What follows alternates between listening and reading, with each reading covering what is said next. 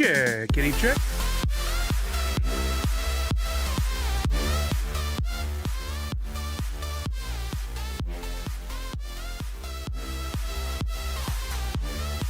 Thank you, Misty.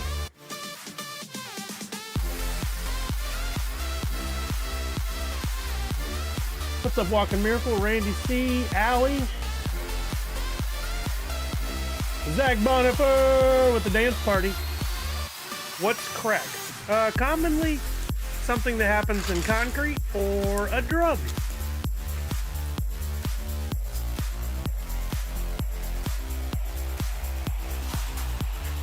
Welcome to the burn day.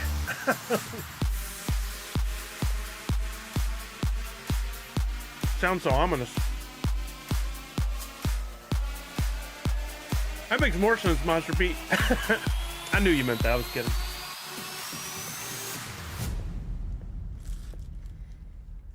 Sorry, I'm in the middle of a string cheese. I was going to try to time it to that song and I failed. What's up, Randy C, over on YouTube? Let's do this. Yo, what's up, everybody? How you doing? My music's a little loud. Should be good for you guys, but let me know if it's off. How are you now? Good and you? Not so bad. I talked to another computer expert. My super old laptop is officially dead. Can I get a moment of silence? One for the Lappy Tappy. I'm sorry to hear that, Misty. Hopefully you can still get the data off of it. Misty was messaging me about some computer issues, and in a previous life I ran a website called Jumpstart My PC, ironically. And I gotta launch this post this on Twitter.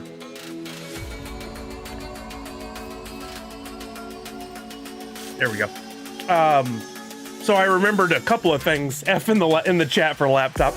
And one is you can take an old hard drive out and put it in a different enclosure and then set it where you can access the data off that like an external hard drive. I had forgotten about that until she was messaging me, and I thought, oh, hey, this comes in handy. Music being a tad lower would be great. On it. How's that? Let me know. I can get the info off. So not a total loss. It's just one of those things. It just fast forwarded your need to buy a new computer. May I, for a moment, recommend don't buy another crappy. No, that wasn't crappy. Don't buy a crappy PC laptop. Certainly don't buy one of those Chromebooks or any of those that require internet access and don't provide any real elements, any usage. Those things are horrible. If you've ever used a Mac, highly recommend a MacBook Pro or a MacBook or even a Mac Air. These days are fantastic machines, capable of doing so much. But you know, some people are like, Macs, no. Well, they're great. They're great computers. I don't care what anybody says. Professor Josh, what's up? Happy Droppp Arcade Day. Takuma Studio with a resub 11 months. Thank you, my friend Takuma. How are you now? You guys haven't seen, Takuma's been posting about his comic book that's coming later this year. He's got his official, what do you call that up in the corner? Like where Image or Marvel or DC has that little stamp in the corner. I love that. He's got his officially done, sharing some artwork. He's got some new boutons. So the Mac learning curve is not as bad as you'd think, but could be troublesome. If you're going to get a PC, just don't go cheap. I don't know what a good laptop brand is these days. I mean, you've always got your HP, your Dells, stuff like that. Don't buy a Chromebook, whatever you do. But I'm sure somebody here could recommend a good laptop. You're gonna have to pay, but if you pay for a good laptop, it should last you for many years, like 5, 6, 7 years at least. Takuma says, yeah, buddy. ScurvyBot's in the house. I still haven't got ScurvyBot set up. I had plans to do so and have it running in the month of June, but Whatnot approached me and I got sidetracked, and I've been selling some stuff, which is good because I got some money coming in and collection going out. I barely scratched the surface. I've got a lot of work to do, but then we've got SDCC coming up. We've got Washington State SummerCon before that. I saw your question, Allie. I'll get to that. A lot going down right now, and it took my focus away from getting to the ScurvyBot, but I want to get back to it. I think we still are trying to answer the question of what is the utility for our NFTs? You've had things like Wombat Dungeon Master. You've had Twitchy Tides is the newest thing, and it's doing great, but it's not providing the utility for my NFTs. I'm not bad-mouthing the game. I love it. I play it every day. It's just not providing the utility for my NFTs, so I want to do that. I want to provide utility. Connor W. Play with the subscription with Prime. I saw you gave me the follow. Thank you, Connor. I appreciate you. No clue what a Chromebook is, so no chance of... Well, just don't fall for it, Misty. A Chromebook is like a really inexpensive laptop that runs the Chrome OS operating system, and it basically is just a bunch of apps. It's like buying an iPad, but it looks like a laptop. On the flip side, the iPads now with the latest update are basically a laptop. They're like really functional, which might be a choice also. Depends on what you do on your computer as to what you need. If you're not going to be designing graphics and editing movies, which you're probably not, you don't need a MacBook Pro or a super high-end laptop. If all you're going to be doing is surfing the internet and occasionally running a program, maybe even a game, I would actually recommend maybe an iPad with a keyboard. The new iPads are wow. Chuck said, I purchased HP, spent almost $1,500. Now, Chuck knows his computers. He's around them all day long, so he knows. By the way, happy belated birthday to Chuck. Chuck, I was planning on streaming on Friday, and I had even made that for you. Sorry that I didn't get to stream on Friday. Kelly got sick on her trip to Denver the weekend before. I was taking zinc and everything you could imagine, my daily vitamins. I was trying to steer clear of her mostly. No kissy on the mouth. None of that stuff, and then still ended up getting sick. And it really took me out for me just a couple days. I'm mostly back, a little congestion. You might hear the occasional cough. But poor Kelly's still sick. 9 days in. Tomorrow she's probably going to have to go to the urgent care or something. She's still trying to work and do her thing though. What's up, Buzz King? Happy Tuesday. Red Ranger says also really depends on what you're doing. Exactly. I got to that. You've probably written it before I said that. A good laptop should last 4 to 5 years. I agree. There is some basic maintenance you can do on your laptops too that a lot of people don't know about, and I used to have a really good checklist of those things, like using CC Cleaner and making sure you update all your drivers and your apps and everything regularly, and just defragging if you have an old standard hard drive. Nowadays, you probably have an SSD solid state drive, so that doesn't mean you need to go that route. Chuck is wrong. He said don't fall for the cult of Apple. No. Apple computers far superior to non-Apple computers because they control the hardware and the software all in one. I love my Macs. I finally went full Mac for all my creativity stuff. Chuck is wrong. What's up, Fourth Curator? Poppin' Stock in the house. What's up, Poppin' Stock? My Asus ROG laptop has always been great. Now it's 8 to 9 years old, so it's finished, but they are good machines. Isn't it sad that, basically a laptop is a car? As far as how long that you're expected for them to really last. You can make them go longer, but they're not going to do much. Red Ranger says, honestly, for that most $500 laptops will do that just fine. Right, Walking Miracle? 9 days. Oh, yeah, Misty's been messaging me about the one-on-ones getting burned. I don't get it. You guys, if you have a friend that's thinking about burning a one-on-one, stop them. It's an idiotic move. You're burning a $500 to $1,000 potential NFT so that you can get $150 to $200 pop, and they're not even guaranteed. Like, doesn't make sense. Darth Wacko just resubscribed. 8 months, it says. Thank you, Darth Wacko. Here I am. Rock me like a hurricane. Zach Bonifer says, from personal experience, 4 to 5 years seems like the going longevity of things attached to me. Oh, Zach Bonifer. Prayers for Zach Bonifer. He's going through some stuff, man, and he was supposed to have I don't know what I'm supposed to share or not share, Zach Bonifer, sorry. But he's going through some medical stuff. So everybody send prayers for Zach Bonifer. Pugwash. Hey, Pugwash, what's up? Hello, nerds. This is Arcade, right? Tarjan Puma says, my MacBook Pro has lasted 10 years. Take that, Chuck. Lugs, Apple is the best. Preach. Comic Zombie says DPM. I don't know what you're trying to say. Don't forget to do the Funko word find on Twitter today. I don't know what that is. We'll have to look at it. Macs are good. The real cult is the iPhone. That may be more true, Red Ranger. Look, I don't care what anybody's calling a cult. I love the ecosystem of my iPhone, my iPad, and my MacBook. As a creator, I can take a video on my phone, airdrop it over to one of my other devices for editing, and then posting. I can create something on my laptop like I do using Adobe Illustrator or Photoshop, finish that out, airdrop it to my phone so I can post to Instagram. Like, it's so much easier than having to go other routes. I love airdrop. In the house here, we airdrop to each other photos and whatnot. Just like one of the greatest features ever. Comic Zombie, I found treasure, grail, and bra. Comic Zombie, you're just speaking gibberish here today. I don't know what's happening. Why are you talking about finding bras?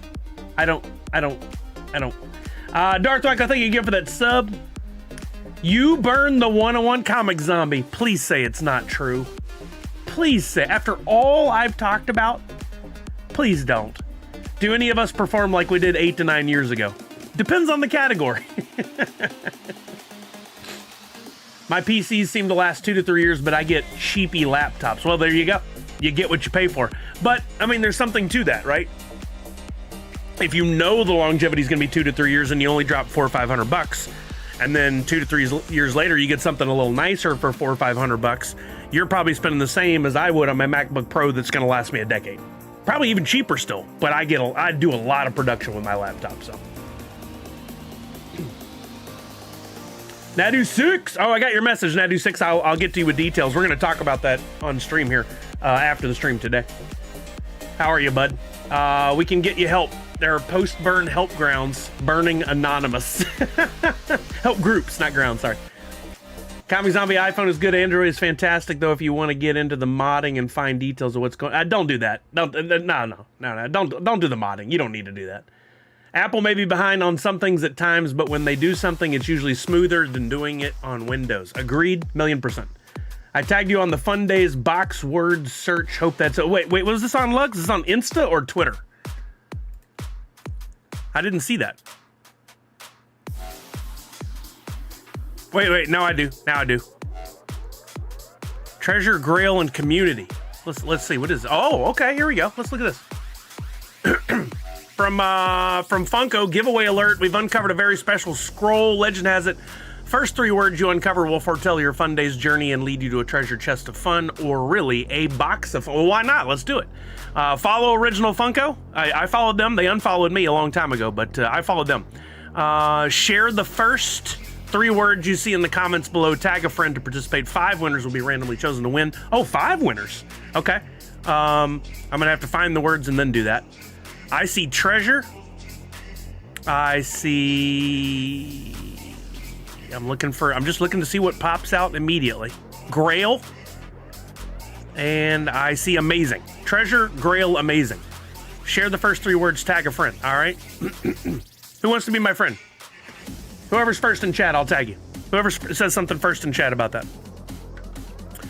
Treasure, Grail. I think it's Bakavali. Bakavali, what are you on Twitter? Was it adventure? Was that the other word? I think it was.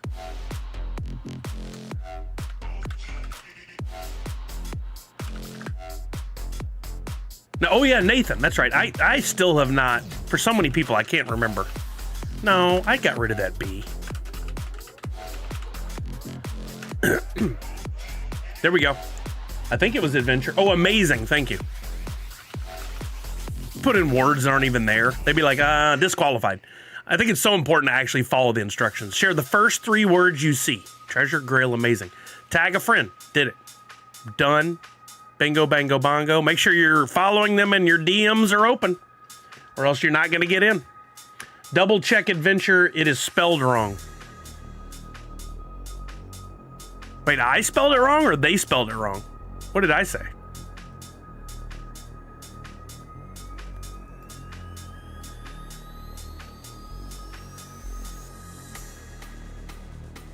Oh, well, it wasn't adventure. It was amazing. They did. Oh, it is in there? I think I saw amazing and then adventure popped into my head, but maybe I saw it. There's a fun lick. I see Grail. Where's adventure? There's A. There's no. Adventure. There it is down the right side. Oh, that's a tricky one. They almost got you. They almost got me, but I didn't actually see that word first. Yeah, that's fun. I like that kind of stuff. Good interaction. Probably more than their basic tweets these days. 14,200 views. Brah, again, Comic Zombie. This is not a ladies' undergarment store. Yeah, probably, Lugs. Probably. So for I know we're gonna get into the Droppp Arcade stuff, but we got it's a big day.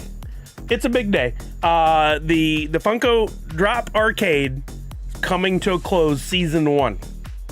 Amazing. That went by as quick as it did. I remember when all this started. I remember when last summer, I think we found out that Droppp Arcade was coming. It feels like it. I don't know when it actually was. And then we got the initial description and outline and functionality of Droppp Arcade, and we've been going.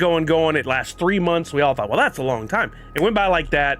It started, and I predicted 200,000 points would be your cutoff to make the top 333. It's not looking like that right now. I altered a few weeks ago and said I think it's more like 100,000. And some of you on Digital Pop Kingdom were over there jumping in and putting in your guesses. I couldn't figure out how to do it because I'm a Discord idiot. But my guess was 100,000, and it looks like it's dialing in for that right now. But things have been popping off the last few days, pun intended. And today I'm streaming now, but then this evening, Professor Josh is going to be streaming for a while. I'm going to join him. Then I'm going to stream for a little while, and then Pugwash is going to stream to close it out. So we're going to get a little thing going. I haven't talked to Professor Josh. He's probably like, first I've heard of this. Sorry.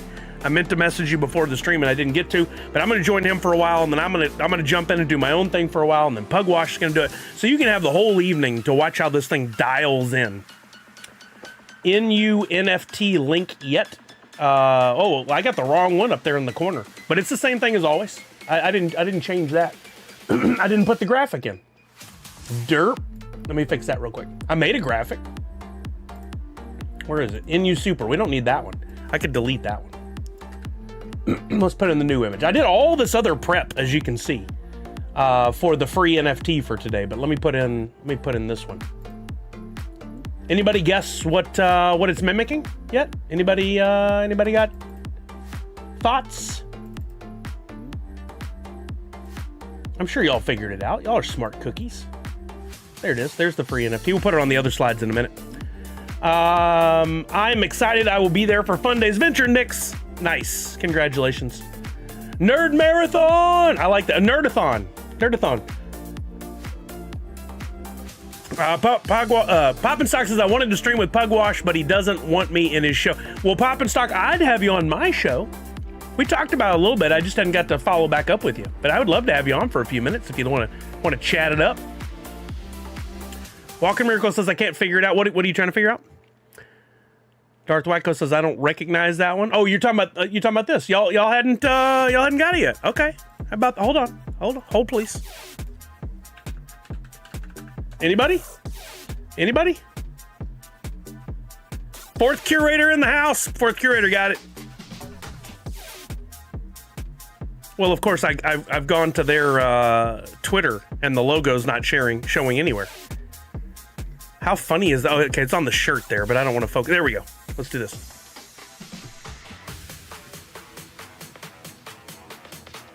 Let me go back to here so I can copy this one. Copy. Come over here. Turn that one off. Turn this one on. There you go. Based on the Rocky Moto logo created by, I'm sure it's a custom font created by one of Mike Becker's friends and brilliant artists, employees, whatever you want to call them. I thought to myself, I was trying to figure out something timely, and none of the movies that are coming out really lent themselves to a Nerds Unite version because the fonts, they don't really speak to what it was. I tried to do How You Train Your Dragon. That didn't work. I tried a couple other things. None of it really worked. I needed to scream what it is. And once you see this, you're like, oh, duh, I totally got it. And I thought, hey, we're all collectors, and it's not all about Funko. We collect all kinds of fun stuff. How about Mike Becker's? Because I'm going to the Dreams thing during SDCC, which is just a little over a month away. How about Mike Becker's thing? So did that. Plus, I had this as inspiration, which I still have not opened, sitting here. And I didn't realize there really are a lot of very cool elements to the design You've got the Japanese writing. I wasn't about to touch that because I'm sure whatever I would pick, if I did some translator to say what's Nerds Unite in Japanese, I'd get it all wrong and it would be like, eat dog meat or something. You got the Fun Maker. I was thinking about doing that, but I don't think that's as iconic quite yet. Eventually, I'd like to tackle that. You've got the different art style for Rakimoto there, which I like. And then you got the fun little character they have developed there with the hat on and the thumbs up and the little, is he licking his chops smile? Yeah, he's like doing that. Maybe a Hoot version of that at some point, but I haven't been able to design Hoots much lately because of the time constraints. So I haven't been doing that. They don't have an X account. I don't get it. I don't understand it at all. It's just a matter of time before everybody figures it out, right? Darth Wacko does not know what Rakimoto is. So Mike Becker, the original founder of Funko, left Funko. If you watch the documentary Making Fun, which you should watch if you're a Funko collector, it's really interesting. And my voice appears in there and my orange hat, but not my face. If you watch that, you'll see that, and I'm paraphrasing, Mike Becker started the company, ran it for a few years, basically got to be too much. He sold it to Brian Mariotti, who was a collector at the time and had some money. And then years later, Mike Becker had started a t-shirt business, which Funko then acquired to bring Mike Becker back into the fold. And then in the last few years of Funko, prior to Mike leaving, they had brought him back in as a bigger role. They had made his role bigger. And he was always the chairman of Fun, but he was doing more and more of the outward-facing stuff. He had always been, for the last decade, he had been the brains behind all the Fun Days stuff, which has just blown up, of course, as Funko blew up. But he's the guy that put the fun in Funko. And when I still think he was, I don't know if he left on his own accord or if he was told to leave or if it was a combination of the two. Don't know. I don't want to speculate. But he left and he went and started this new company. Rakimoto is the first product to come out of Funmaker Inc. We'll get more products. Very excited about the future of Rakimoto because at WonderCon earlier this year, they announced that there would be some licensed stuff coming. Snoopy, Godzilla, Speed Racer, some others. And I think that's just the beginning.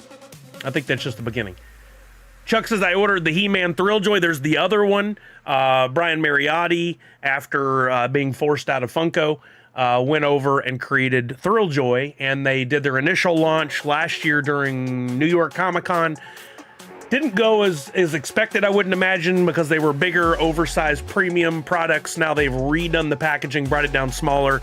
They've relaunched. The pre-orders are up right now for the new stuff, including Gremlins, and I think it's Creature from the Black Lagoon, and He-Man, and there's a few others. I forget what all they did.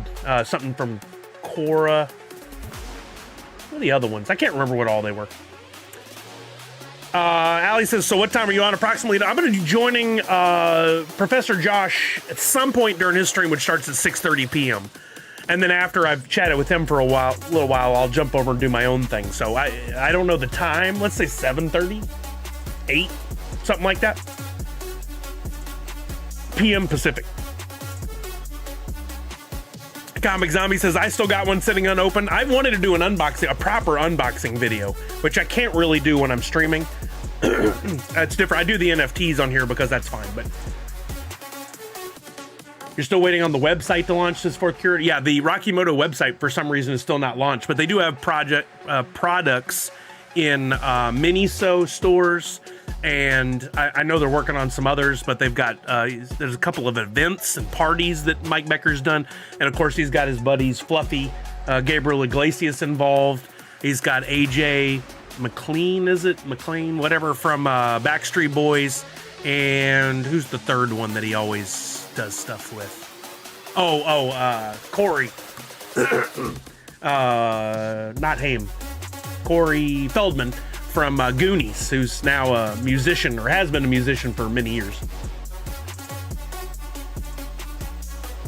I've asked him several times about X, but he acts like he doesn't know what X... Well, I mean, if you say X, that's super confusing, because most people still call it Twitter. There's plenty of people that have embraced X, but especially someone like Mike. No offense, I love Mike to death. He's a great human being. very, very generous in what he does for us in Extra Life. He's not a digital guy. He doesn't understand the NFT stuff. I don't think he doesn't do any of this stuff. I don't think he does any posting to any of the social channels. I think he has people to help him with that. He'll know what Twitter is, but has he ever used it? Probably not. Where can I find the documentary, says Darth Wyko? It was on Netflix for a while. It has since been taken off of Netflix. I think it was on some website where you could put in a password and watch it for free.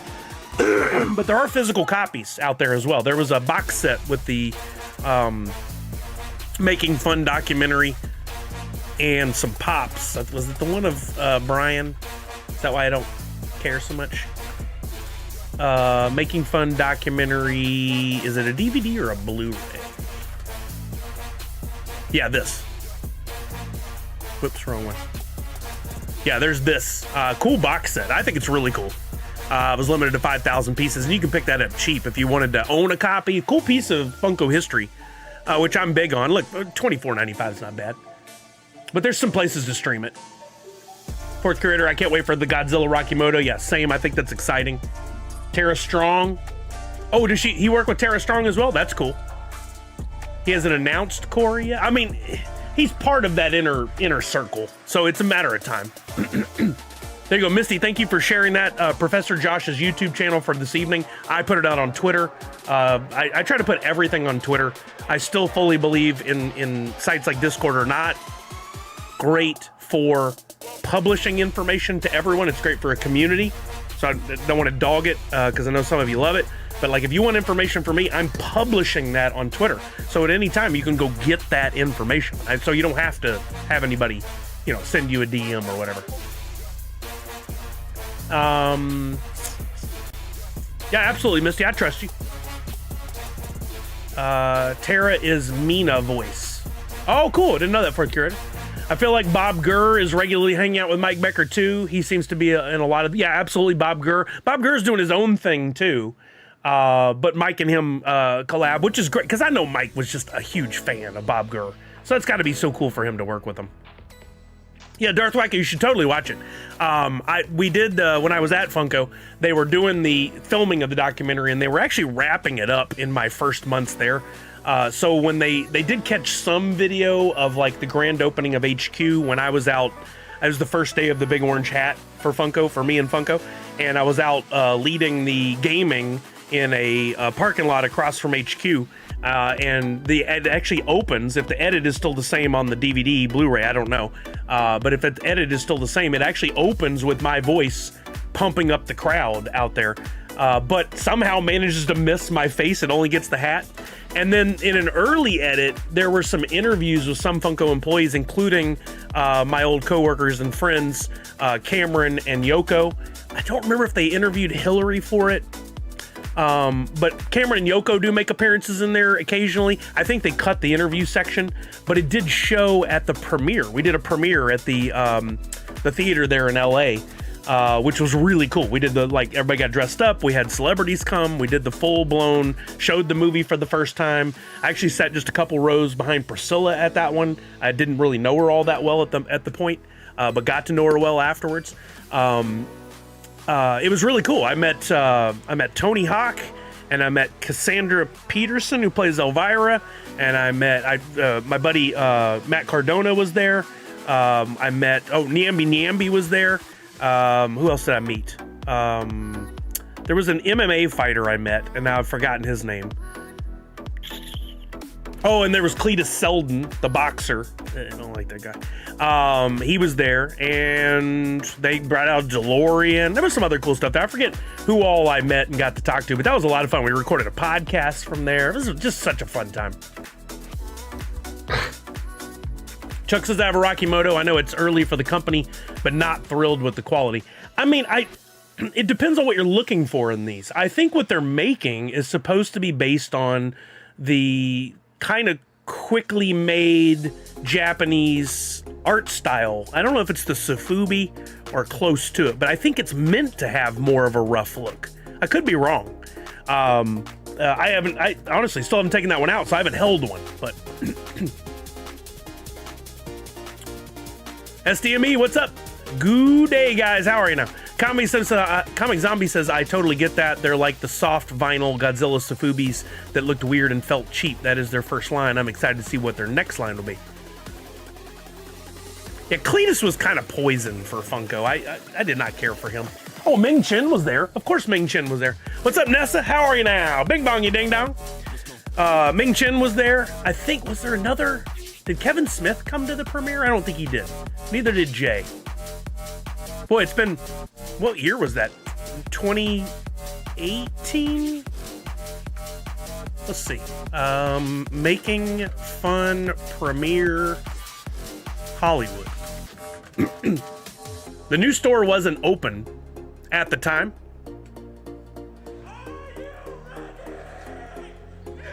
It's a cool little video from Funko they made on. Yeah, there's the red carpet. Some of the fans that came out. I don't know if I made this cut or not. We'll see. They had the cool backdrops. Oh, there was Geeky.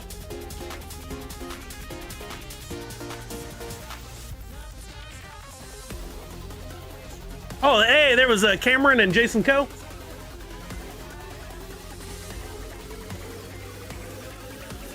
Oh yeah. Freddy Krueger was there. I forgot. There's Brian. Some of the women that worked at Funko there. Robert Englund. Yeah. I didn't get to really talk to him, but there's Hillary interviewing. That was cool. There we go. Ming did bring a couple of the guys from Comic Book Men along with him. There's Cam doing the interviews. I miss Cameron.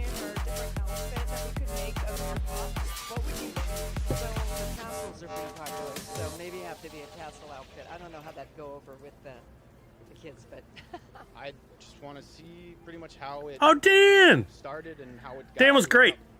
Such a sweet guy. Just down the street. Die-hard fan of Funko. There's my buddy Matt Cardona. So you're a Funko collector and you're And Yoko. Yoko was the reason that Matt ever had anything to do with Funko. She reached out and got him to come up to HQ and we got to meet him. There's Cletus and his buddy. Cletus was a professional boxer. I don't know what he's doing these days, but Easter egg for all those boxing people out there, but all the Funko fans know that that dude fake punched me one time and scared the hell out of me. Came like a quarter of an inch for knocking me out. All my kids know it, you know. It's like you Yeah, the wrestler Matt Cardona, exactly, Dr. Doom. Yeah, I got to meet him and hang out with him at Funko for a while, and we still keep in touch. Super nice guy. Anytime I reach out, he always gets back to me. There's Niambi. You might know him from what was that Molly show? Mike and Molly. Oh yeah, Vamp. You guys know Vamp, the cosplayer? Pop culture, it's about how our products kind of link everybody globally together in this wonderful community. There's Brian. That creates friends and family. I don't think I did any of the interviews because I was like bringing people in and doing podcast segments. There's the inside of the theater, so cool. There was down the main center. I was up left somewhere back in there. Full house.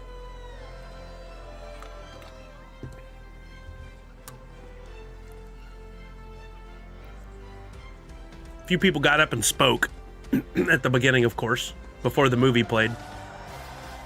Hey, there's Geeky again. All the posters they handed out, that was fun. How did you like the film?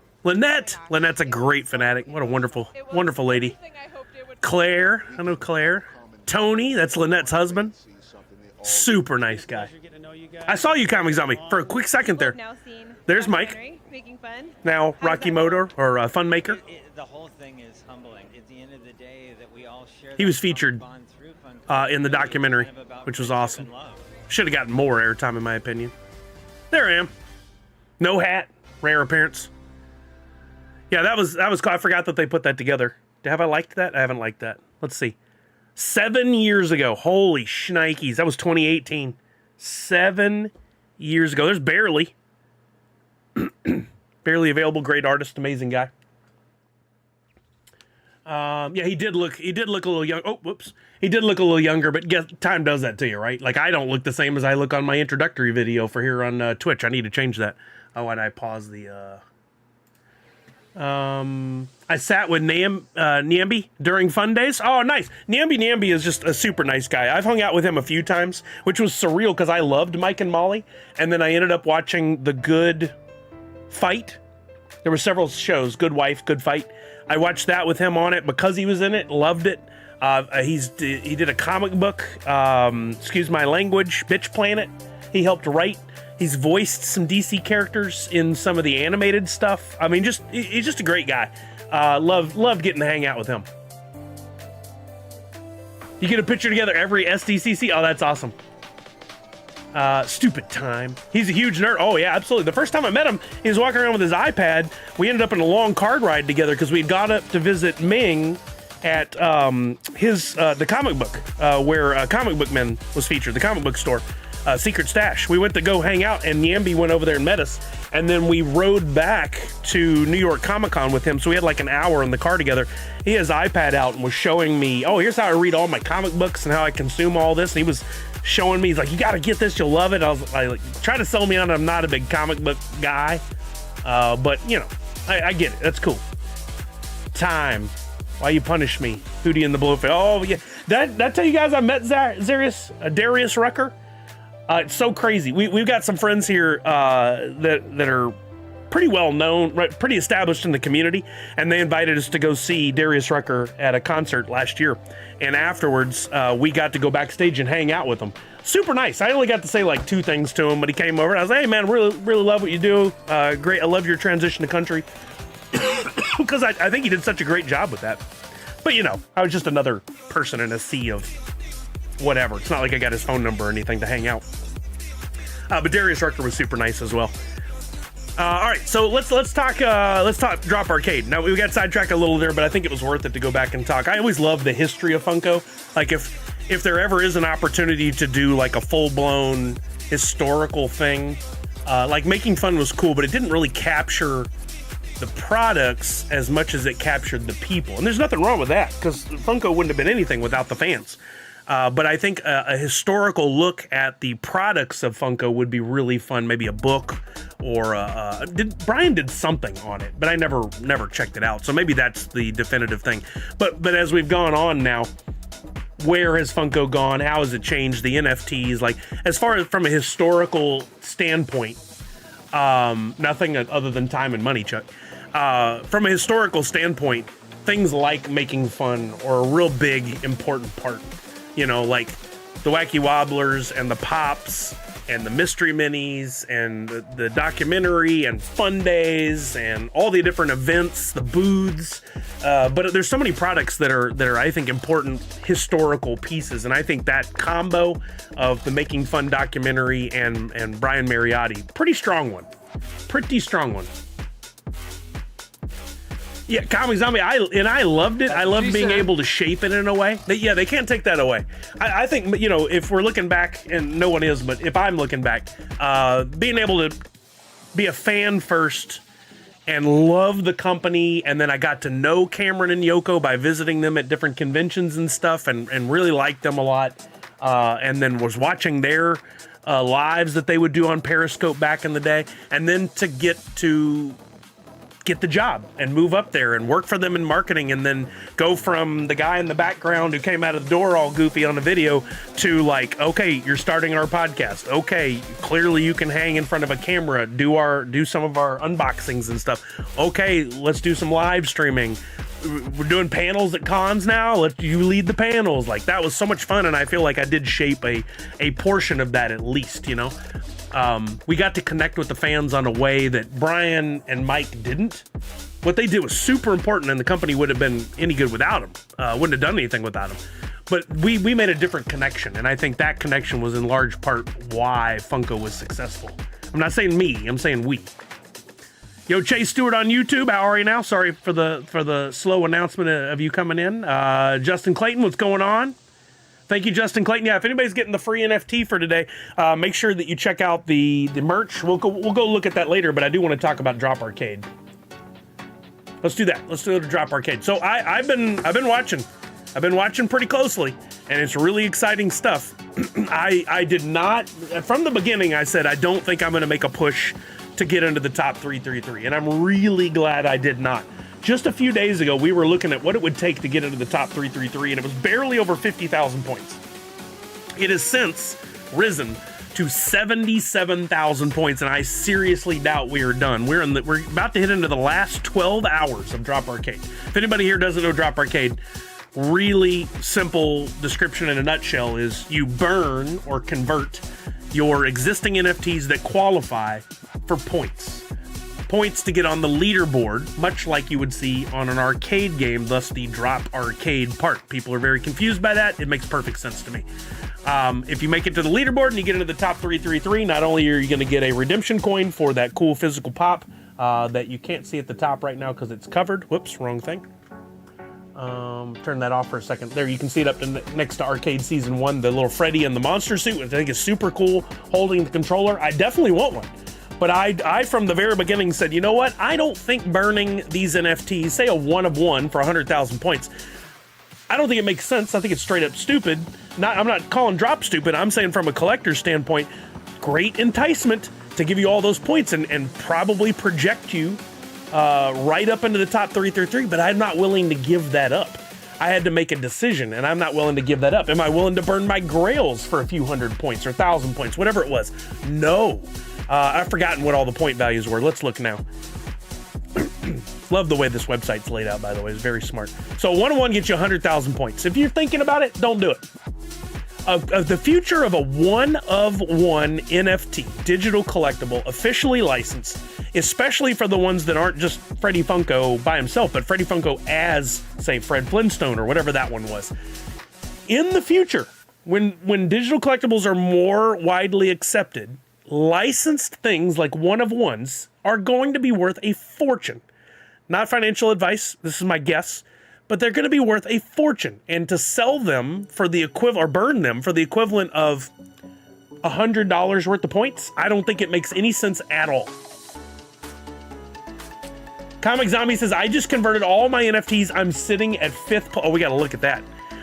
Mythic's worth 2,000, Grail's worth 1,000, Royalty worth 500. I can see where some of that is an attractive idea, but I think a lot of people foolishly burned for nothing because you can only 333 people are going to qualify for that pop. First place is going to get an extra. First 3 places are going to get an extra NFT. Everybody's going to get an extra NFT on top of their redemption coin. I just don't think it's worth it myself. Comic Zombie, that's you? Sarcasm.dp, look at that. So what's interesting about this is if you look at the names here, not only can you see what their current score is in the season and their rank, but you can see how many available points they have. This is where it really gets dicey for me. And no offense to Comic Zombie, he made a bold move. We're going to see how it works out with him for him. But like if you look at, there's going to be people well below him. Let's just pick number 22 here. Perfect example. Currently sitting at 142,000 points, still has 500,000 points on the board. What is Ken Folk gonna do? What are the other, 328 people below Comic Zombie gonna do, or 327? Are they gonna make a move to bump up? Are the people out of the top 333 gonna make big moves to jump in? Where will the reshuffling happen? The worst thing that can happen, and I don't want this to happen to Comic Zombie, is that a whole bunch of other people make a last-second move and bump his butt to 334, and he misses out on that. That would suck for him. For the rest of us who are holding our NFTs, it's a good thing because we're going to go lead into Season 2, and we're going to have a whole other version of this, and then a Season 3, and have a whole other version of this. I think the whole game, it was really well put together. It was crafted well. Because you also added in the mini games, the mini contests, which are like, here's a little incentive to maybe win a proto or a pack if you'll burn this particular thing or these particular things, which got people excited. That's the only reason I burned more than my one NFT. I burned another 58 or 59 for a chance to win a pack. Didn't win, not out anything. I didn't burn anything of what I deem extreme value. Darth Wyko says, compared to regular Funko NFTs, a 1-of-1 is already worth a fortune. I don't know why anyone would do it, because they're either like, I don't give a crap anymore, I'm all in, I want this, and then that's it. I'm going to sell that and I'm done. Or they're, and I think this is more likely, they're a fly-by-night. No, not fly-by-night. It's not the right thing. They're a fringe fan who's more interested in the now and the flip than they are in the long term and the value. And that's a lot of people. A lot of people don't want to hold long term. They want the now. I'm a long term guy. I invest. Sorry, that sounded horrible. I invest in stock and sports cards and collectibles to hold long term. I'm now selling stuff I've been holding for 11, 12, 13, 14 years, right? Because I think I've gotten to the point where that value is, I want to cash out. I want to get that value back, right? If someone actually dropped from 5 to 334, that would be insane. I don't think it's as insane as you think, Red Ranger. I'd say there's a 90% likelihood that Comic Zombie stays in the top 333 without making any moves. But we've got 3,500, I'm rounding up, people that are playing in this game, and all of them are going to be logging into this site today, unless they're a total numbskull and totally forget. At least the top 1,000 are going to be logging in today and going, all right, let's see where this goes. What's the next step? What do I need to do? What happens in the last seconds? For instance, right now, 77732. What happens if we refresh? Any moves? No. But I guarantee over the next few hours, every few hours, you can log in and you can see this number jump up.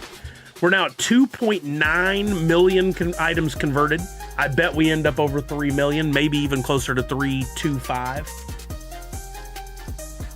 Yeah, well, we know, Red Ranger. That's the interesting thing. I love that you can click on these names, and we absolutely know.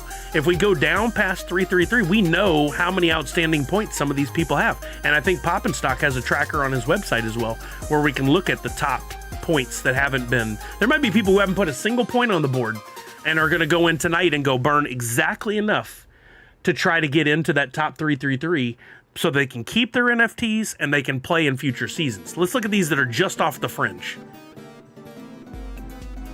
Spawn 2020, thank you for the sub, 16 months.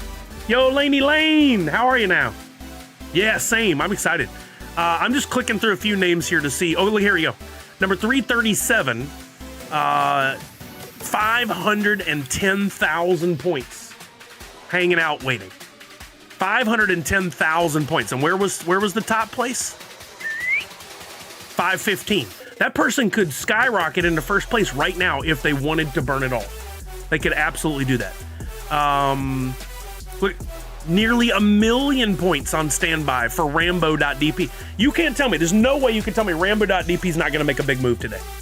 They've got a monster, they've got the sticker, they clearly are a regular participant in what's going on Droppp. They're going to make a move. They're not going to stay at 338. How many other people are like that? Like, honestly, I think we could click on all the names that have a monster or an icon, and that's probably going to be people with more points. How many up here's 211,000 points? That'd easily get them up into the top 333. 41, 36, probably not going to make big moves. 1.1 million points for 3FJV2H.dp. Bubba James! How are you, Bubba James? Thank you for the sub. Prime making 34 months. Thank you, Bubba James. Was that Christian? Did I miss Christian on there? Oh, okay. super nice guy. Did I tell y'all that Christian did? I was selling pops on Whatnot the other day, and I sold the blue tuxedo pop. He saw somebody else bid, and he outbid them, and he's sending it back to me. What? What a nice guy. That is so generous and so kind. I can't believe it. I'm never going to get rid of that pop now. I'm going to keep it forever. I couldn't believe it. So nice. I just messaged with him the other day on Twitter. I'm like, I really can't believe you did that. It's freaking outstanding. That's amazing. What a nice guy. iMake.dp. What are some of these names? Bridge B, Merles. Not a lot of points. Probably not going to be making moves. 0 points. This person liquidated their whole thing, and they're going to miss it by, right now, 25 spots. It's going to be way more than 25 spots when today's over. But they made a move thinking, I'm in. And they're not in. They're getting nothing for all. Hey, Randy C, thank you. That was so sweet. So kind. Oilimer. Now, I could be way wrong. Let me look at some of these others that I'm just skipping over. But I think the people that take the time, there's 264,000 points hanging out. Damien could make a move. I wonder if that's Damien from Geek Together. 357,000 points for this one. There's a lot of points, is all I'm saying. And I don't want to make Comic Zombie scared or anybody feel bad, but that is the nature of this game and why it's so cool. Oh, thank you, Randy. See that? I can't believe what you did. That's so cool. Bubba James says, doing well. Thanks. What's good with you and the family? We're still getting past sick. I'm at 90%. Kelly's still fighting at 50%. Luckily, Macy hasn't gotten sick, but it's Macy's last week of school. A lot going down. We're making our plans for SDCC. We just got our airfare and everything lined out today using points, which is great to cover a big part of it. You're just getting life together for the summer, really.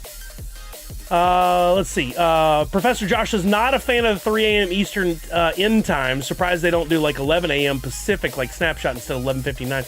I wonder if season 2, and this is a good segue, so good call out, Professor Josh. By the way, Professor Josh is going to be streaming on YouTube tonight, starting at 6:30 p.m. Pacific, 9:30 Eastern. I'm going to join him at some point during to talk about Droppp Arcade, so we're going to have some more fun as this thing gets to the end. And then I'm going to do a little streaming afterwards, and then Pugwash is going to do a little streaming to close this thing down. I don't know, Professor Josh, are you going all the way to close on this thing? I think you said you weren't. I can't remember. Poppin' Sock says, I think the battles for top 3 will be crazy later today in tens of thousands of points, unlike top 333 where it will move in thousands of points. Yeah, that's probably accurate. That makes a lot of sense. Bakabali says there's going to be hundreds of angry people when Arcade is over. The only reason they have to be angry, or the only person they should be angry at, is themselves. The parameters were set. They were clear. They were easy to understand. There's plenty of people who had no idea their point totals are going to reset after season 1. I don't know why they would ever think that. It's very clear to me. This is just a key example of why you don't rush into something without doing a little research and understanding. Whether you read it, whether you come to my stream and I lay it out for you, we talk about it, we figure it out together. But if you're out on your own doing this thing and you just make big moves thinking, oh, I got this, bad move, bad call. I felt your pain when someone else bid on that. I could tell you didn't really want to let it. I totally didn't. And you call, what an amazing call. I'm gonna putting that up on the grail back there. That's going in the grail section. Fourth curator, we're still trying to figure out what we're doing for dreams. It's tricky. I'm not wearing a freaking Sully onesie in the heat of summer.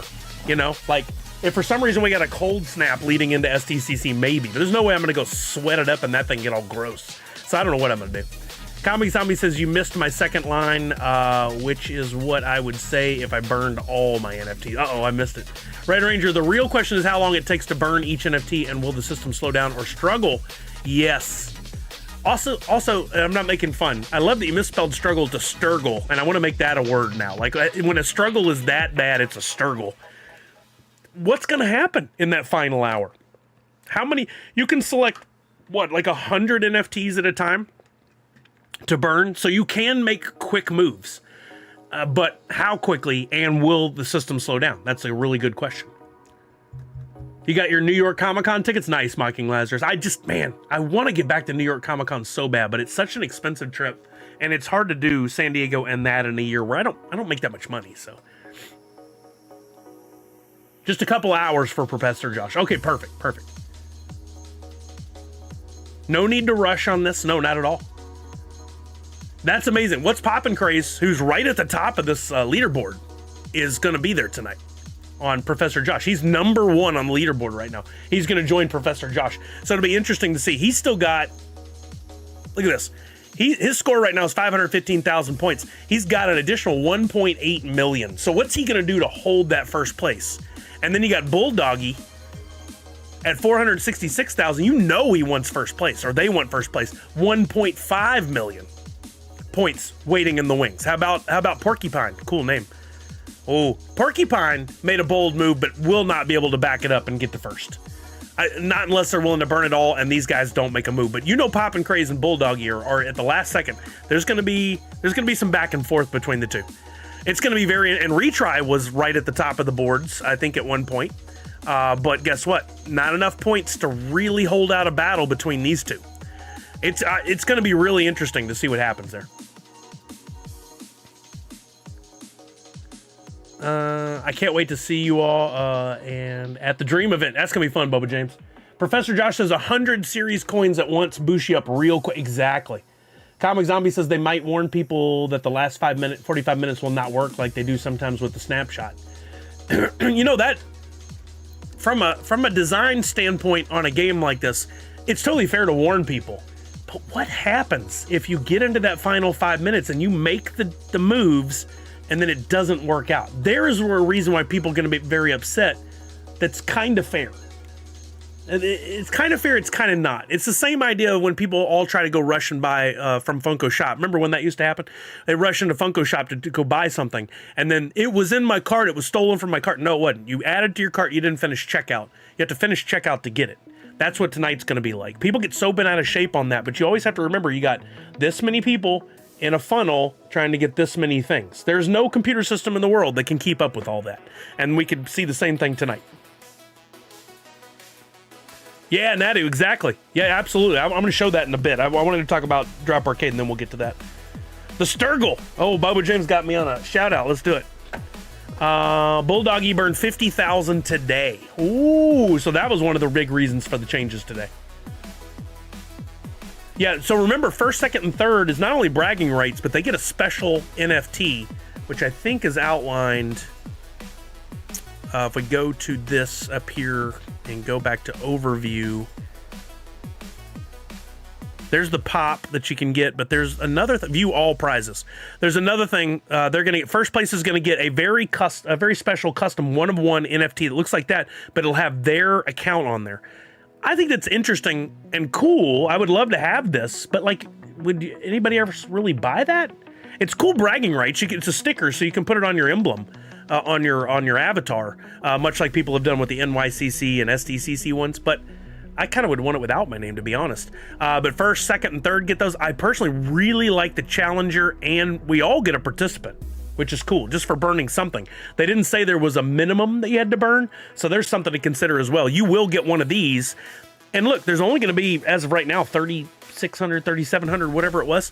That's pretty cool.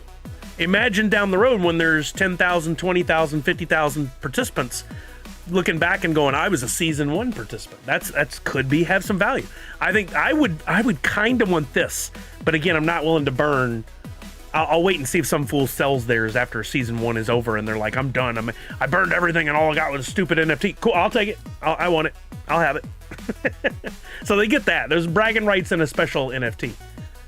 Screenshot the top 10 now and then after, and we can see how it changed and how drastic the numbers fluctuated. You know what would be really cool? Have you guys seen those moving graphs or charts for things over the years, like box office totals for Marvel films or most valuable brands in the world? It'd be really cool if there was like a real-time thing that showed where first, second, and third were and how many points they burned. I'd love to see that.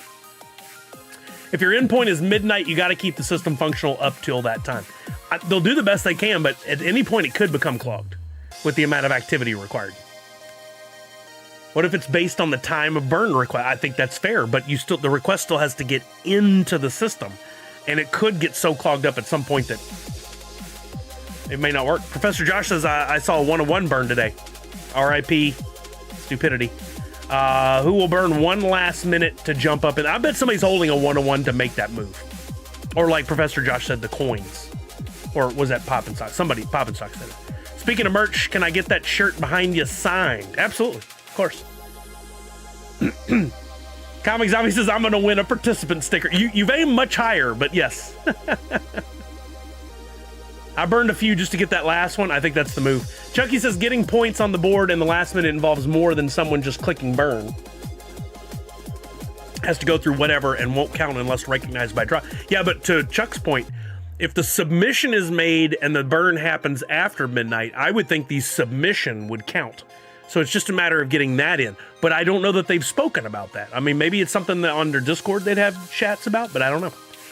Getting points on the board in the last minute involves, I just read that. I wonder if the mint numbers for the top 333 will be given in order or random. That's a good call.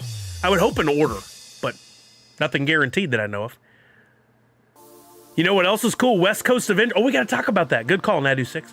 Bubba says, I mean, my .dp account is still up for sale. A current coin set info estimated value $1,556. Available points 181,000. Look at there. You could buy his make a bid. Buy Bubba James's stuff. A 101 is cool, but I feel all the NFTs you burn to get that might end up being more valuable as people burn them, right? So Punk, I fully 1,000,000% hold to the formula of supply and demand, right? Sometimes it fails us because people don't understand the supply. But when you have a very clear supply on something, say 2,000 pieces, and now 200, 400, 600, 800 burned, and you end up with 1,000, you now have a more limited supply, and your demand didn't even have to change, but your supply might have. And because of that, the value goes up. The next person who wants to buy it, there's more limited selection for them to pick from. The people who have that selection, who have that supply, can then demand more. I've seen it play out my entire life. Not 100% fail-proof. Sometimes people simply don't understand it. The supply is not clear, and the demand might be really good, and then it gets a little gray. But for the 90% of the time, supply and demand works out well. In the future, as demand increases for some of these NFTs and the supply is lowered, the value is going to go up. If you look at the floor of all the NFTs, and I can't look at it anymore because Chain Champ's website no longer works the way it did once upon a time. But at one point, the floor I was buying before Droppp Arcade at 1 cent, a bunch of NFTs, then 2 cents, then 3 cents. I think the last I checked, it was like 10 cents. The floor has definitely gone up. It could be 20 cents now. I don't know. Anybody know what the cheapest NFT is on all of the blockchain? It's probably still 5 cents in certain cases. But I'm talking about the ones that are eligible for Droppp Arcade. I don't know what it's at now. But it has certainly changed, and it's going to continue to change. And the grails, if we had a chart of where the grails were when all this started versus where the grails are now, we know the coins for sure were well under $1. Now they're at like $1. Things have changed. Things have changed a lot. Depends on what your collection had, but mine went from being worth 4,000 or 5,000 to more like 7,000. Now that might be a bit of a stretch. I think it was closer to like 5,500, 5,700, and now it's worth over $7,000. I've added some stuff to it, but we've also gotten some pops delivered, and that's taken away from the value of some of them. So it's not a direct correlation, but I think most people have seen the value of their NFTs go up. Oh, I hope not, Red Ranger. Not without an announcement. I hope they don't close anything early. Yo, what's up, Dr. Crispy? Still 5 cents on Droppp.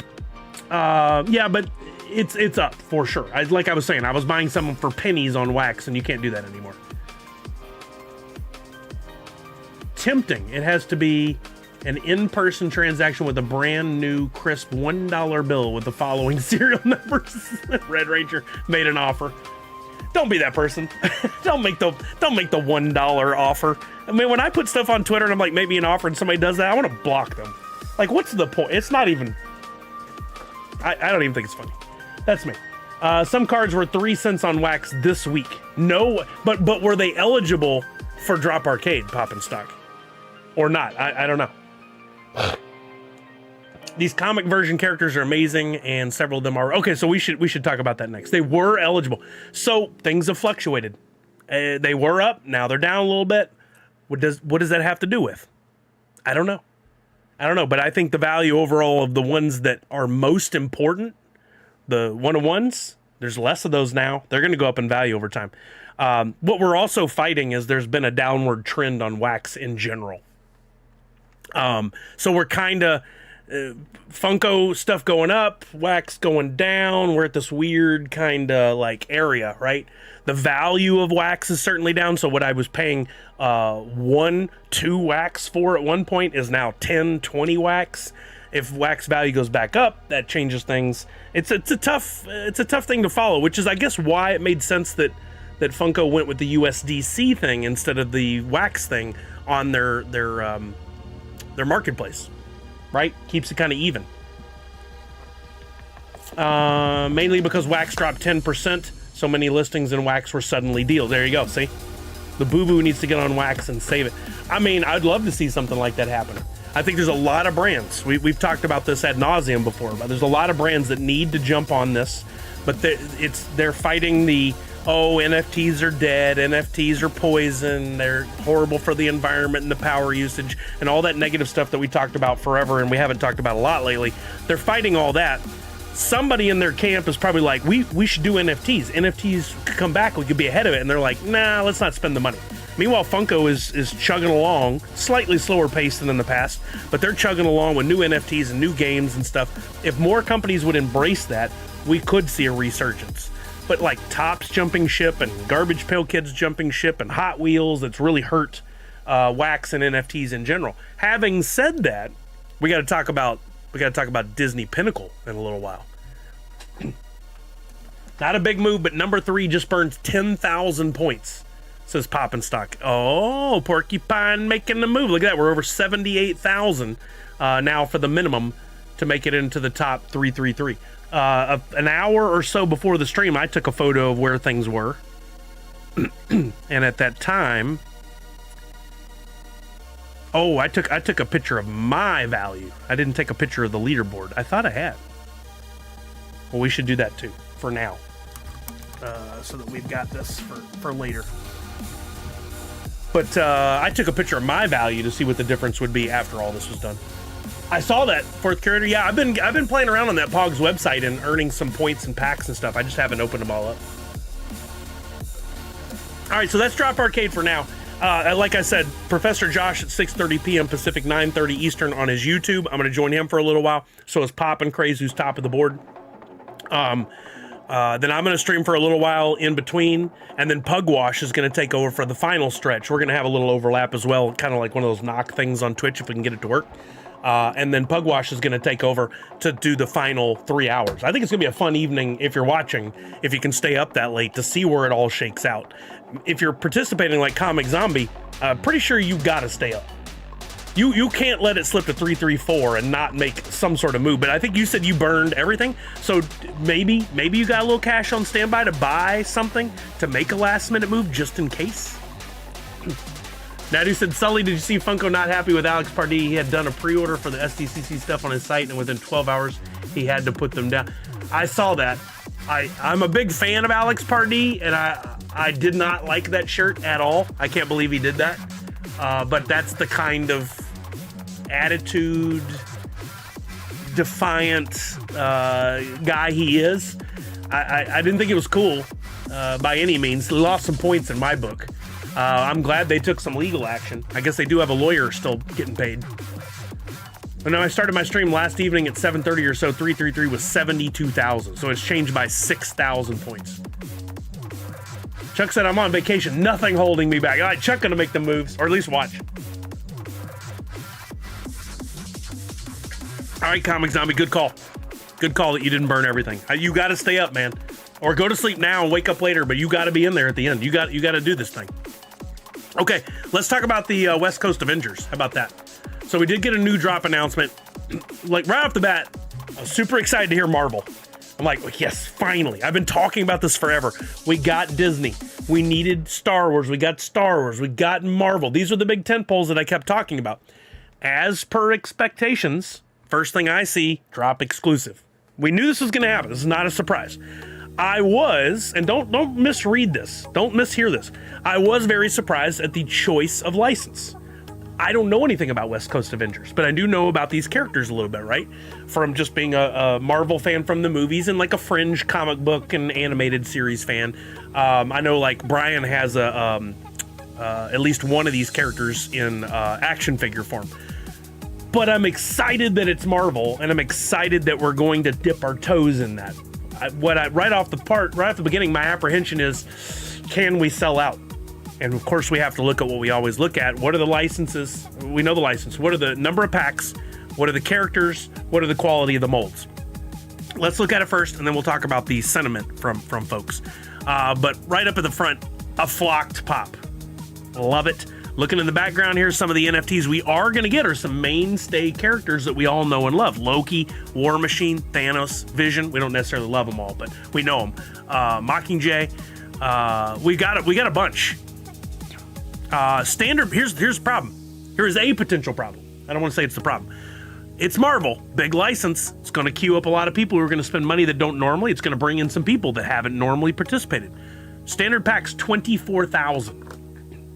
Premium packs 22,000. We've definitely upped it. We've been working in the 12 to 18,000 range on most of the packs. I think sometimes 16, sometimes 14. They've been tinkering with it. At least they didn't go 50,000 packs of each. That's great. But then you also have to look at, are these characters enough to move the needle? So let's look at the physical collectibles. Other cool things that they're doing here, 2 grails. First grail is Tigra. This is the action figure that Brian has in his office. Love the pose. Love that it's flocked. We said for a long time we need these to be premium. I consider this a premium pop. The sentiment, not so much. But I think it's really, really cool. It's a grail, 999 pieces, but that'll be stickered only to how many go out. Next one, very important pop that I think we'll look back on later and go, definitely should have grabbed that up. We got Ultron in a different style than we've seen Ultron before. And a little tidbit, if you've been reading the news, the Vision series, the Disney Plus series is going to be coming. I think they're filming here soon, but they've been doing casting, and James Spader is going to return to be Ultron in human form, I believe. I don't know if he's voicing just the character or if he's in human form as James Spader playing the character. I don't know how they're going to do it, but I think Ultron is going to get a new moment and become pretty big. And I think this pop could be very important. I love the art style straight from the comic books. Super cool. You know what I didn't look at was the NFTs. Let's look at Tigra.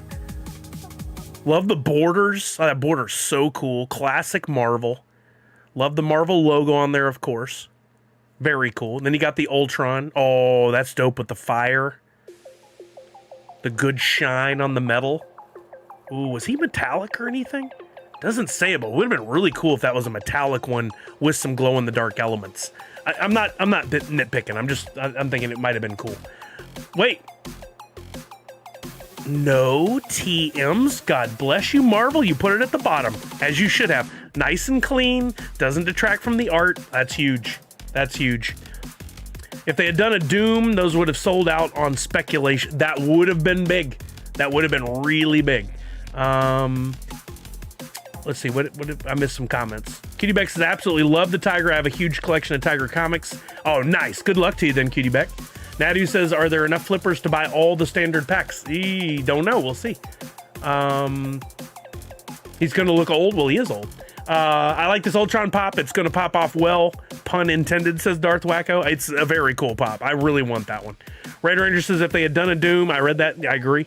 Nadu said, if you had a John Byrne fan, if you are a John Byrne fan, this is the drop for you because this is his run when he was on West Coast Avengers. Oh, cool. I think those are both great. High Evolutionary, I know nothing about. Cool Legendary, like the mold. That looks like a metallic finish on him, but it's not called out down here. That'd be a nice update if we did see that was metallic, especially compared to Ultron. Look how matte finish Ultron looks, but that High Evolutionary definitely looks like a chrome or a metallic finish on there. Very cool. Don't know about the character. A lot of people, when I'm talking about sentiment, this is not my opinion, but the opinion of others is these were simple molds, basic molds. I mean, it's going off the classic comic book looks, so I dig that. I think it makes sense. It's on theme. It makes a lot of sense. Legendary Scarlet Witch, classic look. I don't know if we've gotten a classic look Scarlet Witch. I know Ben Feldman would know if he's here. I've not been paying close attention to her stuff for a long time, but I dig it. I like it. I like the little eyelashes. I think it's a nice touch. Classic look. We've got Claw. I know Claw from the movies. This is a very different looking Claw, but he's got the arm. Classic look. I think it makes sense that these have the basic designs. But, you know, people, they always want something different than what they've been given. That isn't the classic look. It is the 90s Scarlet Witch. Okay, I stand corrected. To me, it's a classic, but I don't know even going further back, so. I also feel like Marvel is a bit of a low in consumer eyes, so that will slightly hurt them. Yeah, I guess the movies have trailed off as far as how much money they're making at the box office. We also have a lot more superhero movies these days. I guess that can be considered, yeah. I mean, I love it, but I'm not the average consumer. Yo, what's up, Priscilla? How are you now? Welcome. We got Wonder Man. Wonder Man looking like straight out of the 70s or 80s there with that outfit. Got the red eyes. Very cool. Probably lowest on my list. We've got Mockingbird, what I call her Mockingjay earlier. Mockingbird, I love that with the big pointy tops on the mask there. I was talking about the mask. Calm down. Cool NFT. Got the little wink. Oh, the classic like pose. And then we got Freddy as Hawkeye. I love the wagon. Oh, it's so cool. I did not see the NFT before. That is so neat. The little cardboard cutout on the side. Got the West Coast Avengers first issue there on the back wall. I think that's the first issue.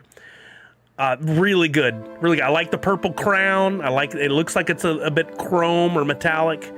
Love the outfit. Saw some people, as per usual, they're comparing it, saying it's lazy, and the mold was they just did a head swap on a body. I've never been bothered by that, but it really pisses off certain fans in the community.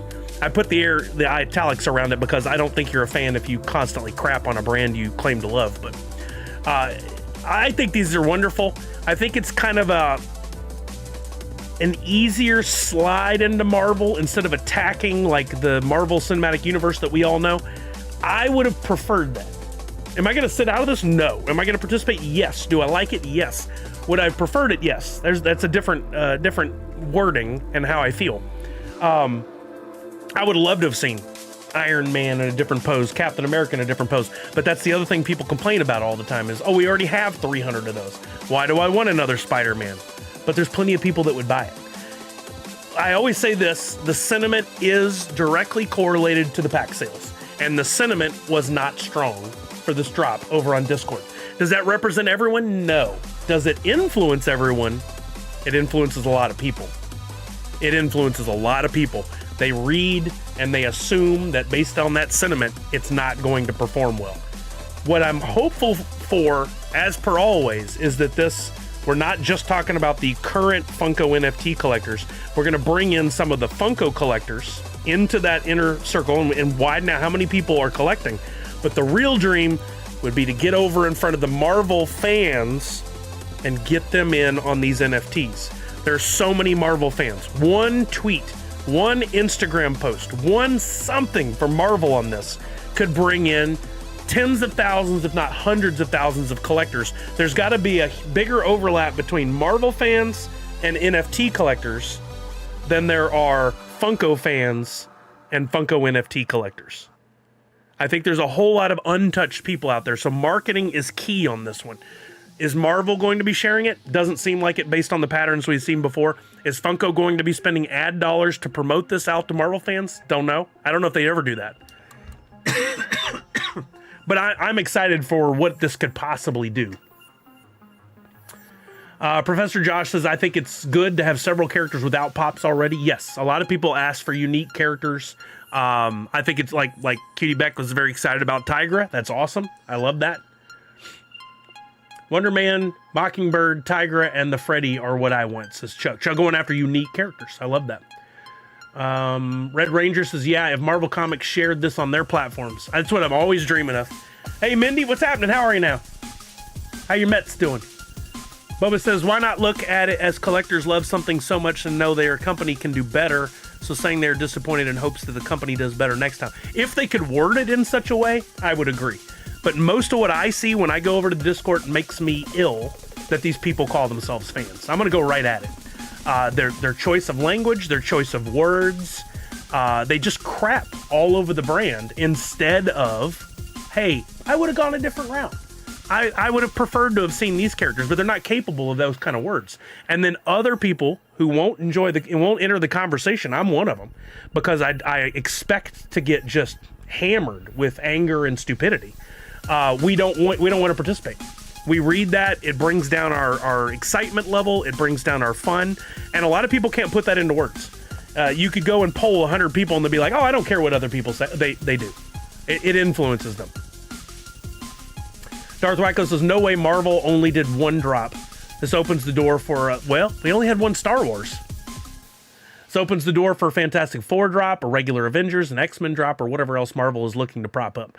I totally agree. If I would have hoped this would have been a Fantastic Four thing, right? Like, I know there's a line of pops coming out for that, but I still think that your regular line of pops should be one thing, and then you should offer in a premium your exclusives, your at retailers, your exclusives at San Diego Comic-Con, and now you have your exclusives on Droppp. So it'd be really cool to see, like, make the thing pop regular, non-glow, non-metallic. He doesn't need to be glow or metallic, but you know what I'm saying. And then have a version that's only available here, and it could be the same mold. I wouldn't care, but it probably needs to be a new mold for the fans. Be unique to this drop, and let there be a bit of FOMO for those who may not want to miss out on adding that to their collection. And you time all that to the drop of the movie, which has been set in stone for, you know, a year, right? I think it changed the date, but pretty close to. Would have been a great time for Fantastic Four, but nonetheless, Marvel hype is a little higher than it's been because of Fantastic Four coming out, so maybe capitalizing on just the name Marvel, good timing. Misty says Tanner. Hey, Tanner's there. What's up, Tanner? Yeah, Gemini's having a big sale on a bunch of stuff you guys didn't see. I shared that on Twitter. Professor Josh says at least they didn't do what they did with Star Wars and do all oversized redemptions. I think they learned a valuable lesson there, and I think it's super important that they learn from what sales and are not good sales. Oh, Boba James, I totally agree. I totally agree that not every fan and not every person has a good way with words. But those people also, if you ask them, I don't think they understand that their commentary affects others. And their commentary also affects the livelihood and the potential for that company that you love so much being around in 10 years. Maybe they haven't lived enough life. Maybe they simply don't understand that from a business perspective. But if there's enough negative sentiment that the company that you love starts to decline, and then that picks up momentum, that company you love is not going to be there in 5 to 10 years. That's why I can't stand by. I can't just see that without commenting on it. And I don't comment in Discord because I don't want to get into the fight. But here in this space, I definitely want to talk about it because I want y'all to understand. It's taken me a while to understand. I don't need to care about what their opinions are. I need to buy what I want. But if you're going to be in it from a long-term value, you need to understand what their sentiment is. It's important. It's important to factor that in because you're not going to go, oh, Marvel's a guaranteed win. I'm going to buy all these packs. They're going to be worth $150. I'm going to make a ton of money. That's going to help me for upcoming bills or San Diego Comic-Con or whatever. And then you're surprised when the Marvel packs don't sell so well. It's important to understand and at least factor that in to how you're looking at things. Most vocal fans in all fandoms are just toxic. Reese at Funko used to say that the worst Star Wars, how did he word it? But basically Star Wars fans are their own worst enemy.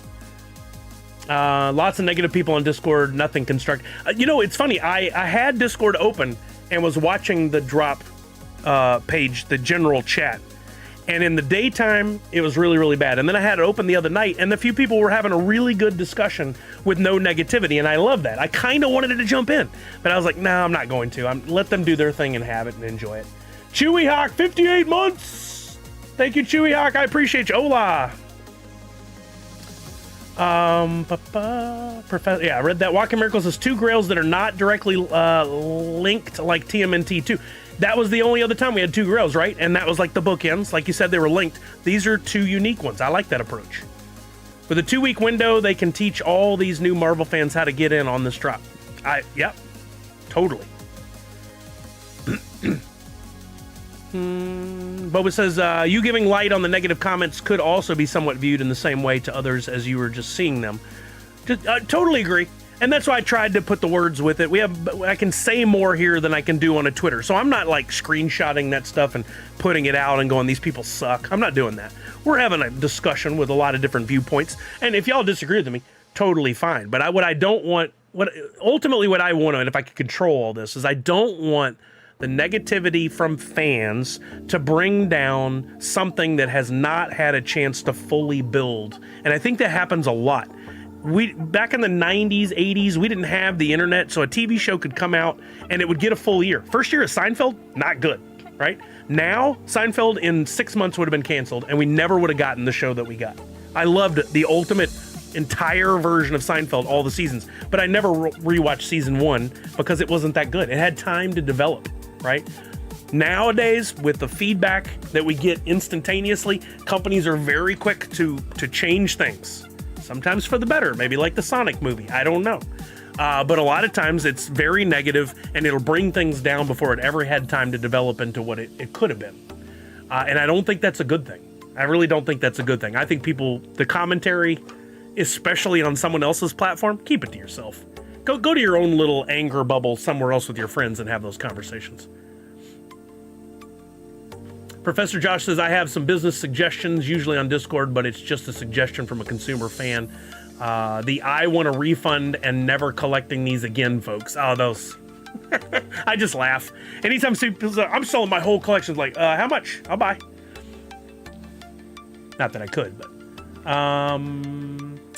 It's like in the people who comment, I don't like this product, but if I still did, I still wouldn't buy this. I know, right? That's not helpful. Darth Wyko says, you can be critical without being toxic. There you go. Put that on a shirt. I need that on a shirt. And overtly negative. In my honest opinion, if you're a real fan of the property, then you should be able to recognize the work and the passion that goes into making all this stuff, along with the things you might do different.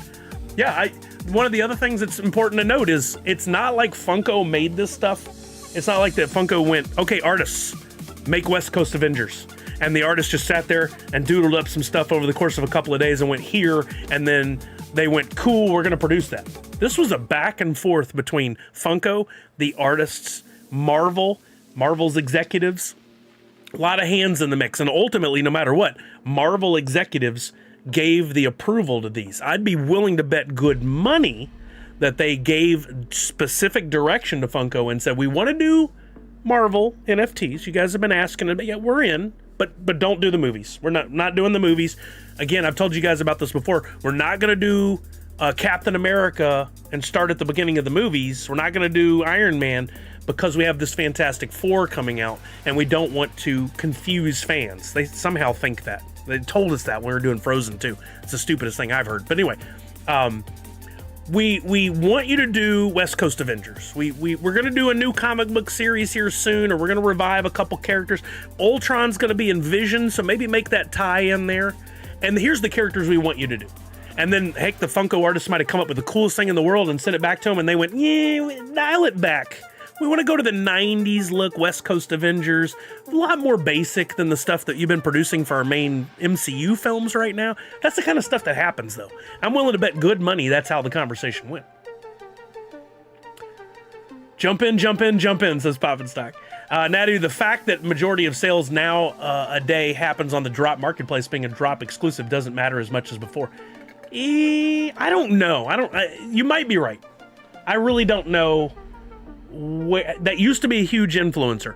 What was the last Droppp exclusive we had? Was it Alien or no? Always Sunny in Philadelphia. That's a tough one. But let's say Alien. Do we think Alien would have performed better had it also been on wax? Oh, Toy Story. Yep, you could call. Toy Story. Would it have performed better if it was also on wax? I think it might have helped, because it at least gets those eyeballs and those in front of more eyeballs. Would it have made a huge difference? Don't know. You might be absolutely right. I still think it would be better to be in more places. It's just the same argument I have as like, you only put the information in Droppp. It wasn't on Twitter or Instagram, so I didn't see it. I'm over on those platforms. Maybe there's collectors that would have been like, oh snap, Toy Story, I am in, and they only play in the wax category right now. I don't know. That would take some serious polls, some serious studies. And they say that the fan base is what's wrong with Star Wars. I mean, I don't disagree. Callard said, I may retweet the Droppp post and include Marvel. Maybe that can get some traction. It's possible, but I'll tell you, those big brands, they don't function from, oh, we saw that, let's retweet it. Or we saw that, let's jump into the conversation. Most of them. There's exceptions, like Wendy's is doing a really good job with this now. Most of them, it's let's draft the post, or let's work with a partner. Let's get that post in front of our legal team and our marketing team and our branding team and make sure they all sign off. And then let's put it out on this date. We've picked the perfect date and the perfect time, and they put it out. So the odds of that making, like, I don't think they would tweet about it unless they had a deal in place with Funko to tweet about it. people like Wendy's and stuff, they're now just like responding to customers. They have one of the biggest tweets of all time, most valuable tweets of all time is Wendy's, because some customer made fun of them for saying always fresh, never frozen, and they snapped back at them and it turned into a giant campaign. I think that's what social should be about. But a lot of brands are scared to get sued or piss somebody off or whatever, and the bigger they get, the tougher it is.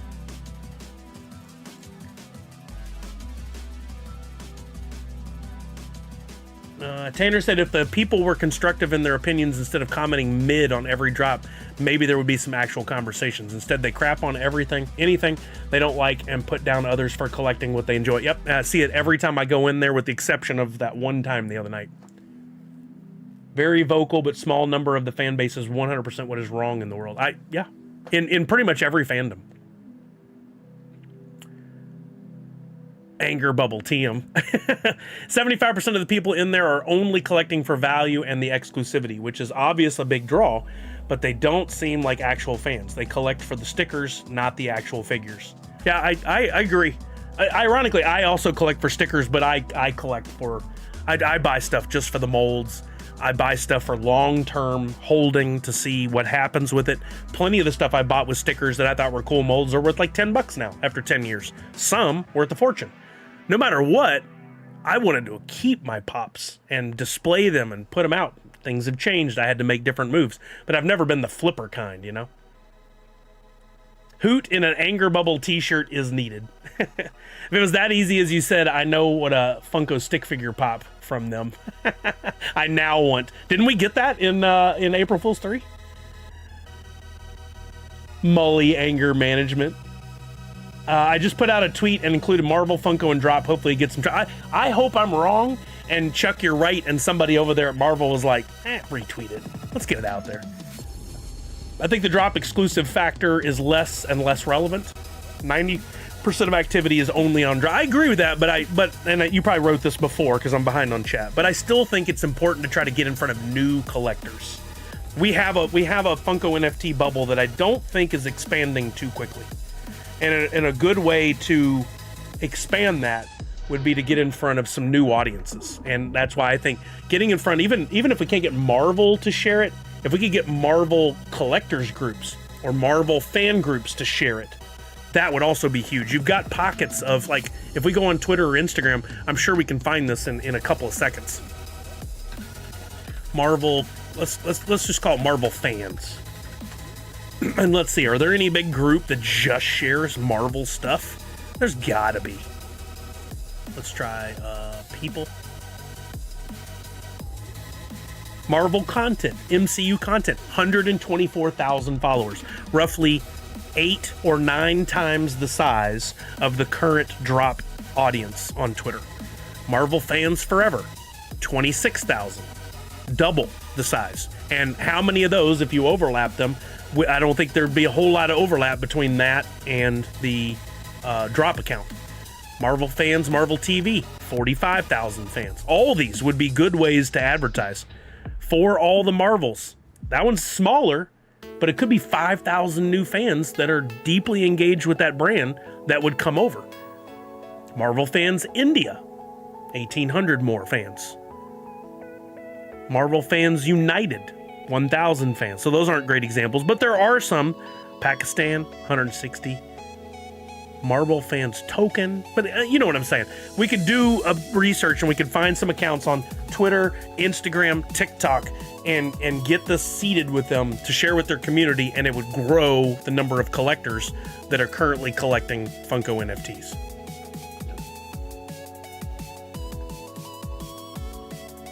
I was a West Coast Avengers fan, says Chuck, and the only thing that would make it better would be a living lightning pop. Ooh, that sounds cool. What's up, Going Tonto? How you doing? Never doubt the Chuck. Be one with the Chuck. Put that on a shirt and sell it. I don't think that one. Wendy's and Scrub Daddy's social media. Oh yeah, Scrub Daddy. Moon Pies is another good one. They do really good social media. Watched some guy post his common haul of pops he was excited about and got roasted for it. I hate to see that. Instead of, hey, welcome, man, that's awesome. If you want any help, we'd love to help you. Any questions, welcome to the community. Could be so different. Question: how is the Marvel VV stuff getting advertised since I know that has been a thing for the past few years? That's a great question, Nadu. I've been getting into a little VV research here lately, and something I've seen is they're having some big burns as well. They do a limited time event, although it lasts longer than a few hours, and then they close it and they have burns. And they're doing some pretty big licenses that have pretty big burns, from what I can tell. So I don't know how good their sales are, how great their sales are, but they have a big global following that I think is much larger right now than is the Funko NFT following. And no offense to anybody. They've been at it for a little longer, it seems. Have they been at it longer? Yeah, because I got the VV app when I was at SDCC years ago, before the Funko NFTs, but pre-COVID, I'm pretty sure. They've had more time at it, and they do some very different things. They have a lot of licenses, but they've had Star Wars, Disney, I think Marvel, because I know I've seen Spider-Man. They've had some really cool stuff. I don't know how they're doing, but I'm intrigued. No, my alerts are not set up right now to go off if merch is purchased, Zach Boniford. No. Hopefully somebody bought something. Tanner said, are you going to be watching the arcade at all? Yeah, so tonight, Professor Josh will be streaming at 6:30 p.m. Pacific. I'm going to join him for a little while at some point during his stream. I'm going to stream again somewhere after that, 7:30-ish. And then at 9,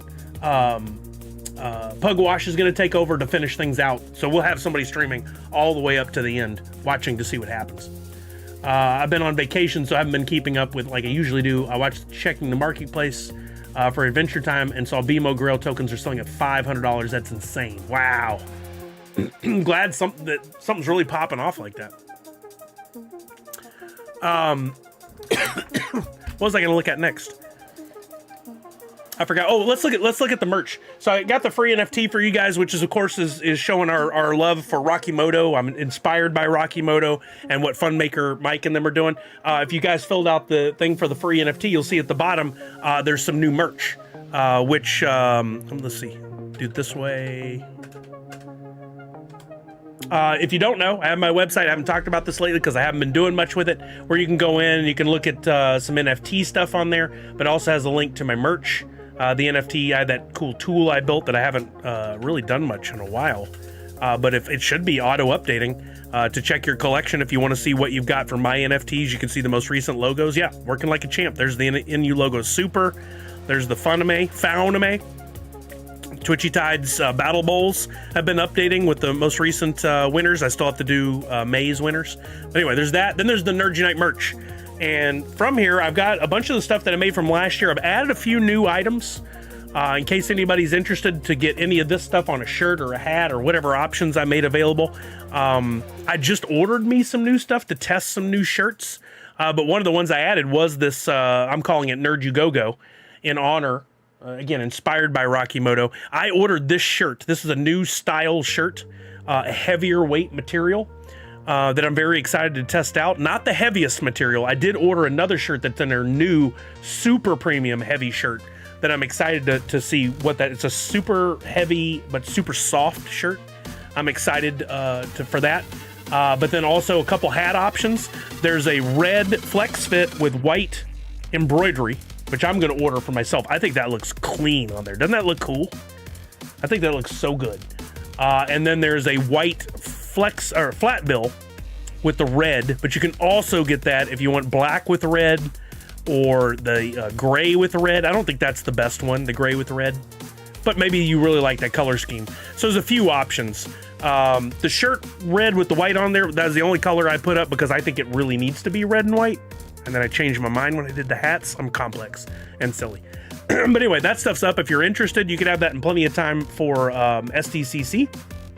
If you order now, you'll have it within a couple of weeks. Plus all the other stuff I have on the site. If you want to flex your Nerd Unite gear while at SDCC, now's a great time to order. Maybe I'm going to add some more stuff, but whether or not you'd be able to get it before SDCC, I don't know. I have a lot of logos I've designed, a lot of cool stuff. But the other thing is my IH Comic-Con shirts, which I made years ago for Nerd Unite, or for Nerd Foo. I've got the men's or unisex and the women's cut tees, and I have a little inventory left, and I'm making those available. It's $24, but that includes shipping. So if you buy from me, that's essentially like getting a $15, $16 shirt plus shipping these days. Pretty cheap. They're both Gildan. That's the Gildan Ultra Cotton, 100% cotton shirt. Nice and thick, but not so thick you'll be uncomfortable. And then the ladies fitted is the soft style ring spun. So this one's a much lighter material, but it is a fitted shirt. You can see how narrow that is through the body section there. And they both have my design of IH Comic-Con. Shouting out to, you don't get it? Okay, so at San Diego Comic-Con, you have Hall H. Hall H is, as far as I'm considered, the nerd center of the universe. That's where everything comes from. That's where they have the Fantastic Four panel last year. That's where they had, that's where they showed Deadpool and Wolverine. Yeah, Priscilla, I'm pretty careful. Don't tag SDCC, don't tag Comic-Con. Also, no hyphen. No hyphen. And the H is not owned by Comic-Con, it's owned by the Convention Center. So I've been very careful in the way I've done it. If they send me a cease and desist, well, okay, well, I'll be quiet. On the back, they do feature the old NerdFoo logo, so it is a bit of vintage throwback. But you're wearing a backpack or a bag through most of Comic-Con, so I don't think that's going to show anyway. But if you want to show some love, I have actually seen people wearing this at San Diego Comic-Con before. Kind of exciting.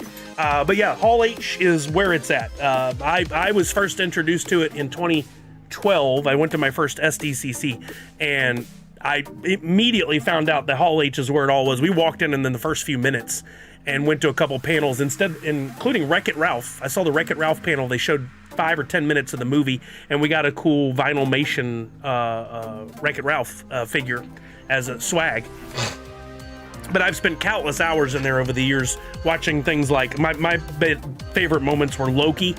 Tom Hiddleston coming out in full Loki gear. If you haven't watched that, watch the video on YouTube. It's amazing. Totally shocked the audience. I was one of them. I was there when we had the Days of Future Past panel featuring like 15 of the biggest actors in the world all there. I've seen Hugh Jackman there multiple times. I saw Marvel panels for like Black Panther. Like over the years, it's been some very cool stuff. Supernatural panels, Doctor Who, but that's the center of the nerd universe as far as I'm concerned. And there's no eyes or anywhere else during SDCC than when that's going down.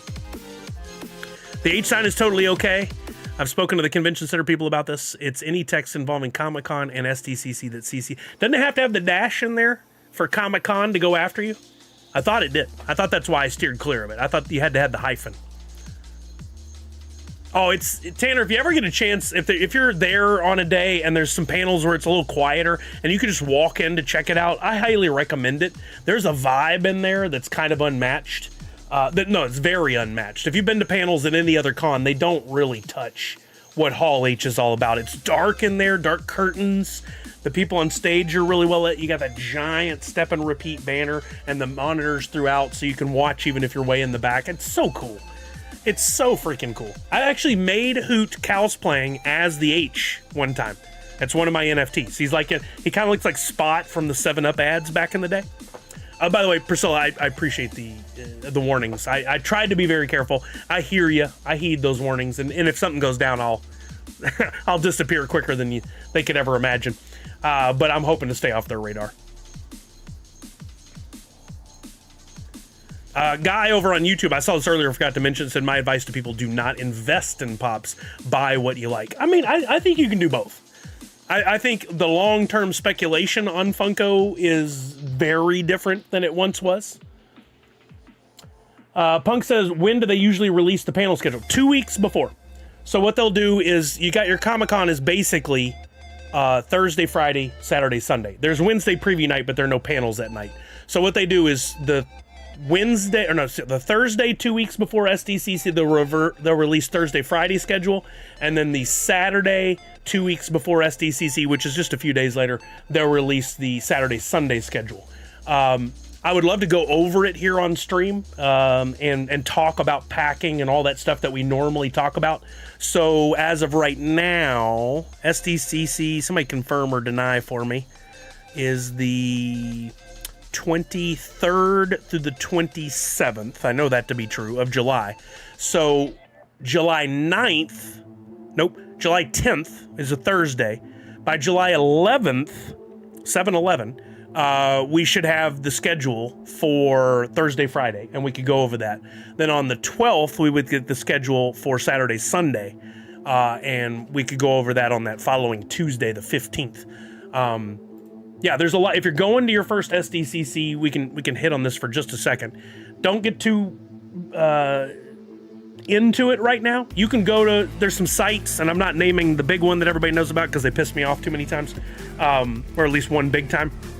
But anyway, there are sites you can go to where you can look at all the exclusives, announcements, and the off sites and the schedule and stuff like that. But it doesn't really start to pop off much until till July. There's a little information out now. A few companies have started to put out their exclusives, but most of them don't really get into it until the month of. And that's when it starts to pop off. But keep an eye on your social media going for the next 5 weeks? For the next 5 weeks, keep your eye on social because there will be parties announced, there will be offsites announced, and most of those are first come, first serve. Grab your ticket, even if it's free. It's first come, first serve. And there's always some fire offsites. I'm very excited. It looks like we're going to be going into SDCC. Like there could be a Fantastic Four screening in Hall H with the fans. There could be some cool Alien and Predator stuff going on because we got TV series and films coming out. There's a lot of cool stuff that could be going down, and those kind of lend themselves towards offsite as well. So we got to keep an eye on it. They're starting to roll out offsites. Yeah, barely anything at this point, but it'll pick up speed for sure. Barbie offsite is already. So the other thing you got to think about, like that one I don't know anything about, is be careful. There are ones that are the official ones from the companies involved, the licensor, and then there are the cheap knockoff or traveling show that's available all over the country type stuff. Case in point, was it last year or 2 years ago, there was a Sonic the Hedgehog themed restaurant that was not officially licensed, and it's easy to fall for that stuff too. The Lodge, Paramount does the Lodge. Yeah, there's some cool stuff there every year. Hopefully they continue to do it. There's usually some fluctuation. Like when I first started going, they would utilize Petco Park a lot. There was the Walking Dead zombie run where you could run against the zombies or you could be a zombie.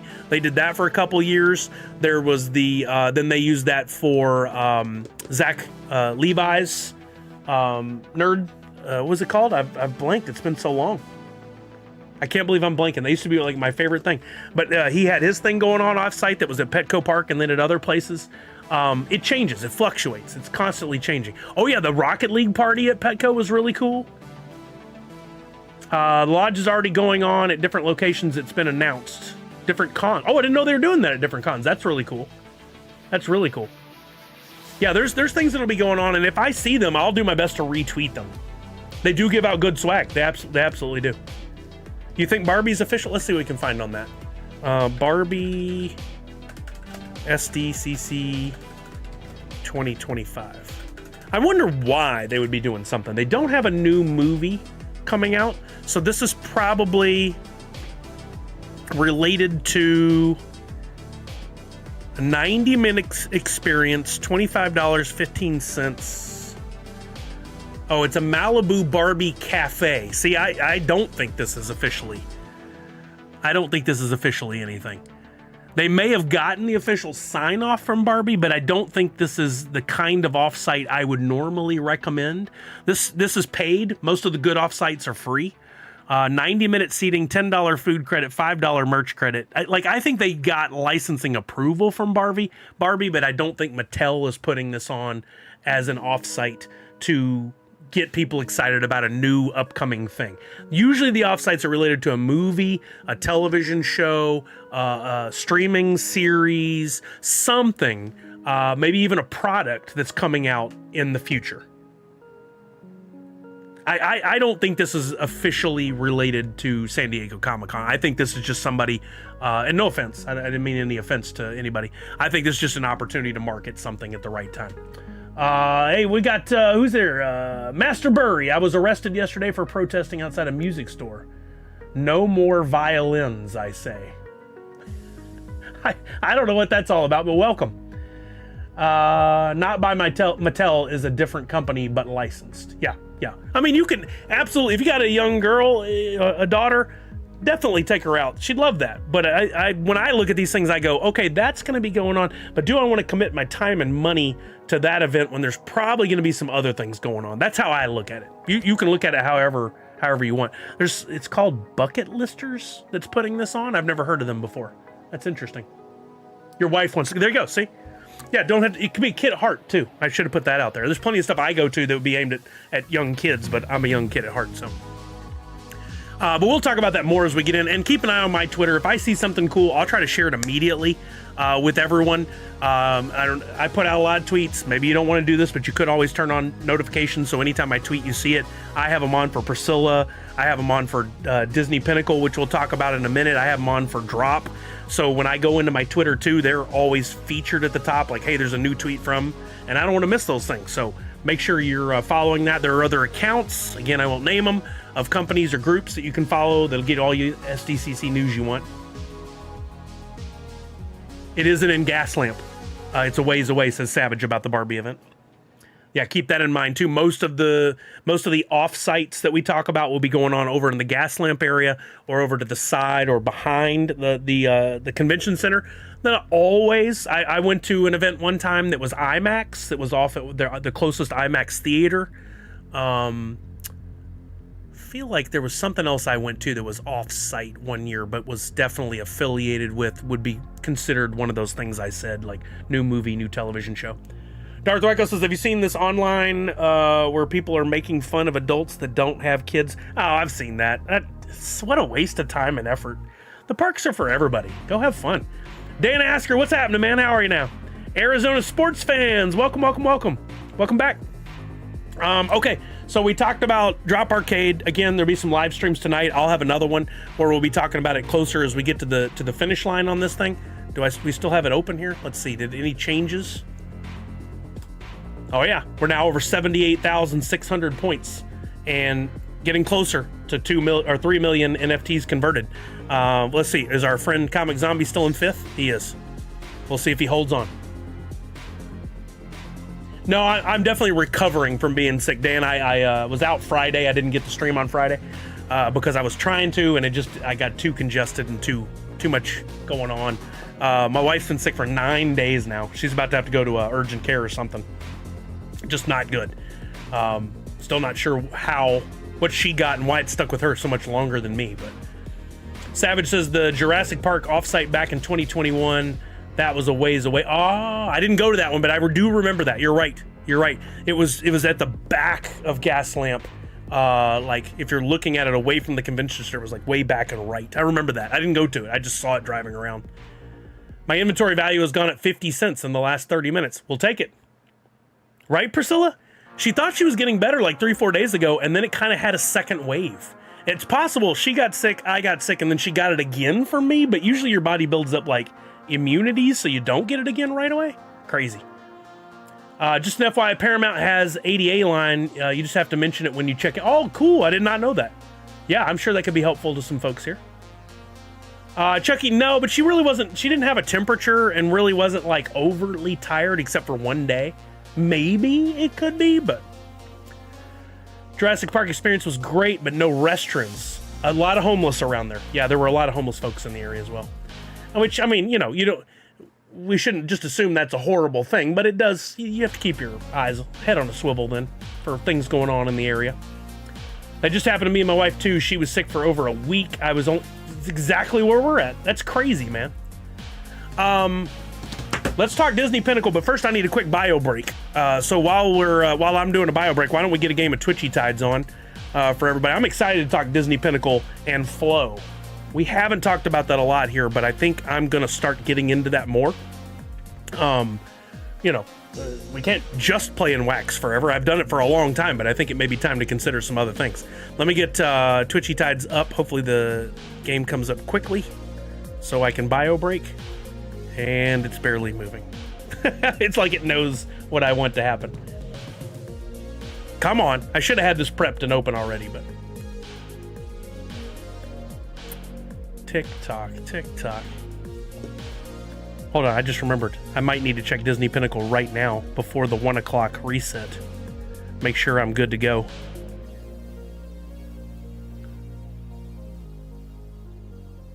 Yeah, right, fourth character, exactly.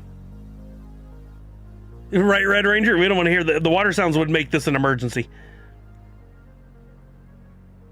Did I get in on this? Oh, I'm glad I did this. Yes. If you're playing in the Disney Pinnacle thing, which we're going to talk about more in a minute, make sure you claim a key because I think a new key goes up at 1. Shoulda, coulda, woulda, didn't do squat. Yeah. All right. Well, I'm gonna leave it here then, I guess, and I'll be back in just a second because I can't wait any longer. And we'll talk about Disney Pinnacle, and then eventually we'll get to a Twitchy Tides game.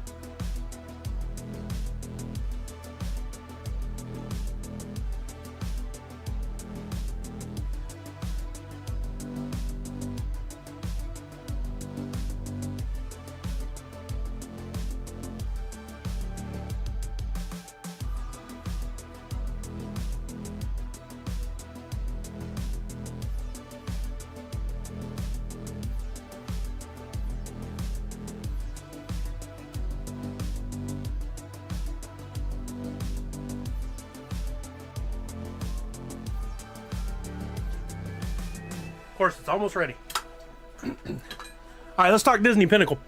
In case you guys haven't seen, Disney Pinnacle is the enamel digital pins from Disney through Dapper Labs. Dapper Labs is the company that was behind NBA Top Shot, or is behind NBA Top Shot, which if you're not familiar, that's a whole different ballgame. But I'll show you one of my pins first and we'll work our way backwards.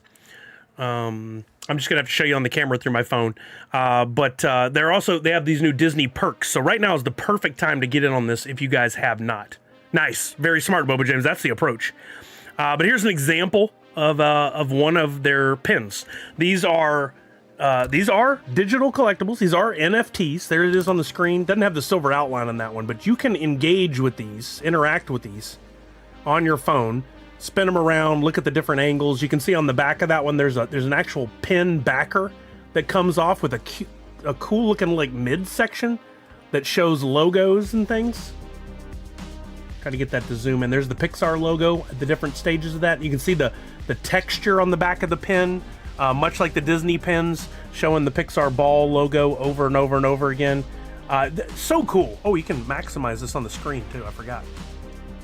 So we can see better detail. I think it's so neat.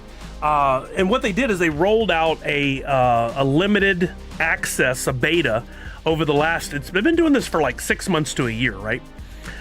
Very limited access to the stuff, and they've been slowly ramping it up. Here's a really cool pin I got from a Monsters Inc. Drop. I still don't have the Sully. I need to like trade for it or buy it. But there's Mike Wazowski. Look at you can see the multiple layers on the pin. So cool. And then some of them even have like Easter eggs. If you spin them enough, different things happen. I don't remember which one does that. There's some really limited pins. Like I have this cool Wally. This is one of my favorites. If you watch the Wally pin over time, see now it's got like TV lines in it. That's how best to describe it. And it'll convert. There's a little digital interaction. It'll go to black and white, but still has the gold perimeter. Yo, Cardenicus, what's up? And then it goes back to the color. But these can be bought in different ways too. Well, you can go to the store in the app at any time, to the shop, and you can buy individual pins like that range from, I believe, $6.95 is the cheapest, up to, sometimes they'll sell more rare pins. Oh, there's a $5.95 pin. Sometimes they'll sell more rare pins for $15, $20, sometimes even higher. Or you can buy a mystery capsule like that. And the mystery capsule, they'll show you there what you might be able to potentially pull from it. There are different rarities, just like if you open a mystery mini. Is Sully this guy's name? This is me, the truth. It absolutely is my name. I thought I had another question. I don't. But anyway, you can go and buy the capsules and you can open them. I have a video of a capsule opening experience. I'm not buying another capsule right now. Let me see if I can find that real quick to show you guys. I love the experience of opening the capsules. I think it's really well done. By the way, I'm not getting paid by Pinnacle in any way, shape, or form to do any of this. This is just, I just enjoy talking about it because I think it's really cool. Where are my videos?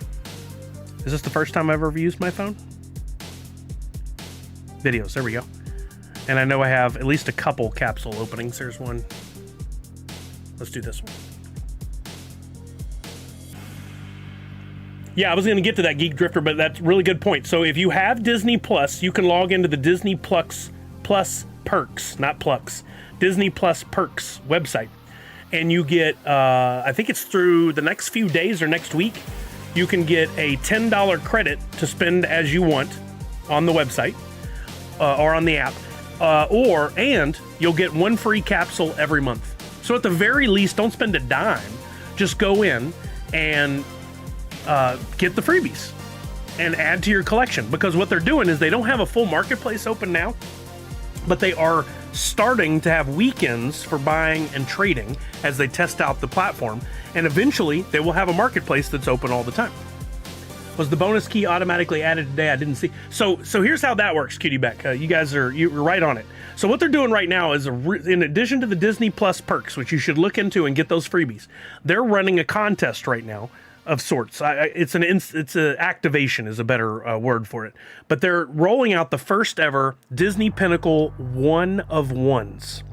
And what that is there's the Rafiki one right there at the top. That's a 1 of 1 in a special capsule.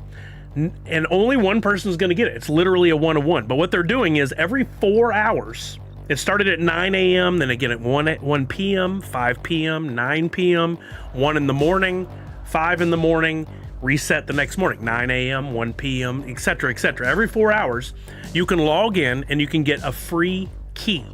They're called Genesis keys. And it's about to refresh. It already refreshed. So this is what it looks like. See that right there next to the character from Toy Story? See that key? And it says claim now. So every 4 hours, you go into your app, refresh, click the claim now, you get another key. And your goal right now is to just stockpile as many of those keys as possible. And you can see how many keys you have by going to your profile. Whoops, wrong button. Go to your collection, which is in the bottom right-hand corner. Get up to the top there, and then click on keys in the upper right.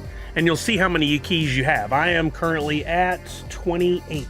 I've missed a few of those 4-hour resets. But you're going to acquire as many keys as possible. Once 100,000 keys have been acquired by the community, this 1 of 1 will become available for someone to unlock. And we'll all be able to try our different keys to see if we have the key that opens it. And one person is going to get that 1 of 1.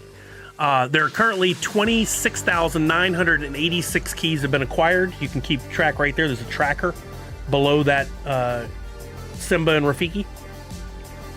When the time comes, if we get 100,000, they're going to unlock that one where we can get to it. And I don't know what the process for us testing our keys will be like, if we have to do them one at a time, if we can do them all at once to see if we got it. I have a feeling it's going to be one at a time. Somebody who gets it is going to get a literal licensed enamel pin 1 of 1. It's digital, so roll your eyes at that if you have a problem with it, or just accept what it is, and that is a digital collectible. You don't own it physically, but you have it digitally. Some people don't like it, that's fine. Others, like myself, love it. I estimate this could be easily a $10,000 item at some point. More likely $5,000, but I think at some point down the road, as we look at the true licensed stuff, Disney, it gets no bigger than Disney. Disney, Marvel, Star Wars, they have the biggest licenses in the world, right? A 1 of 1 Lion King digital collectible. There is, as we move down further and further into this, and like I always say, there are kids that are into it, have no problem with digital collectibles. They've been doing it their whole life. This is going to go up on the market at some point. It's going to be huge. What do we have to gauge this against? I don't have the data. I don't know where to access it, but there have been on recent weekends where they're putting pins up for sale. There have been already some $500 and $1,000 purchases. That's for pins where there's 300 of them. or probably less. I don't know what the numbers on those were. Again, I don't have the data, so I'm off the cuff right now. But imagine a one of one, and there's a Lion King collector out there who's one of the biggest in the world, and they've got an unlimited budget. Well, you're the only supply, and they have the demand. You can name what you want. It's going to be very interesting to see what these go for. But we got to try to get it. It's free. It's one button click every 4 hours. Well, maybe like 3 button clicks every 4 hours. I highly recommend y'all at least make sure you got your account set up. Make sure if you have Disney Plus, you log on to the Disney Plus perks, which if you guys haven't seen it,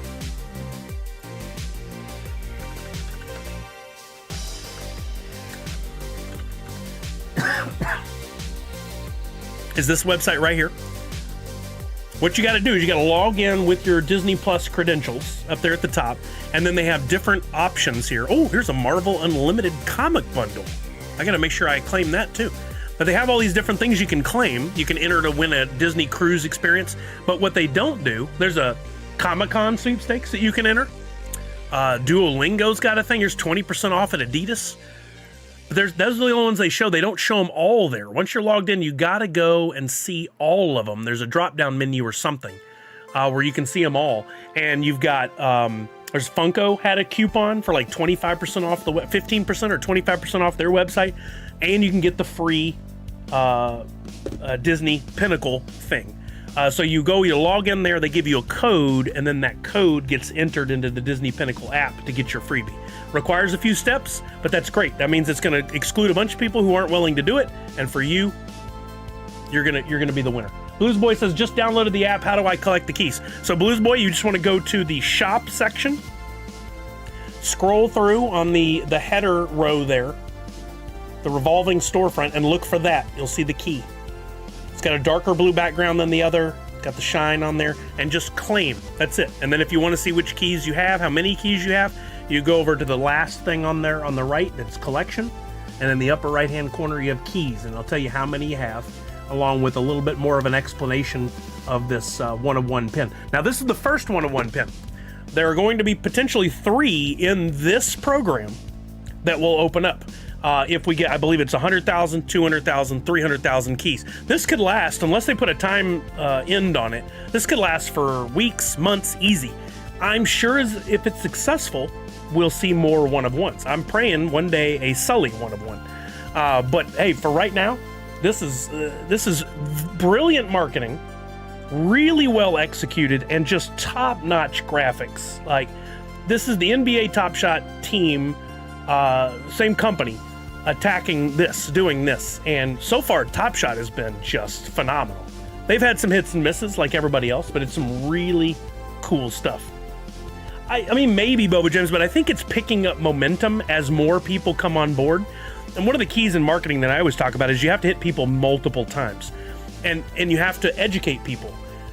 Disney's doing a really good job of interacting with people, but I don't see the education standpoint except for read in the app how to do it, and people get confused really easy. Some people think it's 1 key a day. Some people wondered if you can only get 1 key, and instead of hitting the buttons and finding out what happens, they're just like, oh, well, I don't know what to do. You know, they kind of shut down. Just like we talk about with the Funko stuff and everything, you need some people guiding you through, holding your hand. Misty says, Sully, Pinnacle has know how to do posts, need to learn how to find friends on the site to trade. So yeah, so they don't do trades all the time right now, Misty. They're opening up certain weekends where you can do trades, and that happens this weekend. When that happens, you will be able to go into your app, and you'll be able to go to your collection, go to your pins, and there will be somewhere in there, I forgot exactly where it is, you can copy your profile code. I'm looking to see if I see it here. Yeah, but it's only on those weekends when it opens up. You'll be able to copy your trade link or code or whatever, and you can go to forums, Discord, I know, Twitter, wherever. You can post your trade link and you can become friends and do things that way. So it'll be there at times. It's not there all the time right now.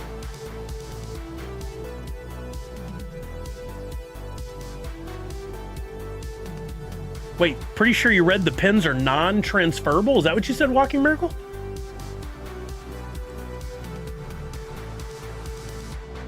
No. The pins will be tradable on these weekends, and we've got one coming up this weekend. In fact, I was thinking you said maybe the 1-of-1 was non-transferable, which I would be shocked to hear that. I mean, they're going to have a market, and the market is meant to drive up engagement through excitement, and excitement happens when there are big trades or big sales. So I doubt that it would be non-transferable permanently. Again, if you want to keep up on all their information, make sure you're following them on Twitter. They're doing a really good job of tweeting about stuff and engaging with fans. Here's a little video that they show about the Genesis capsules.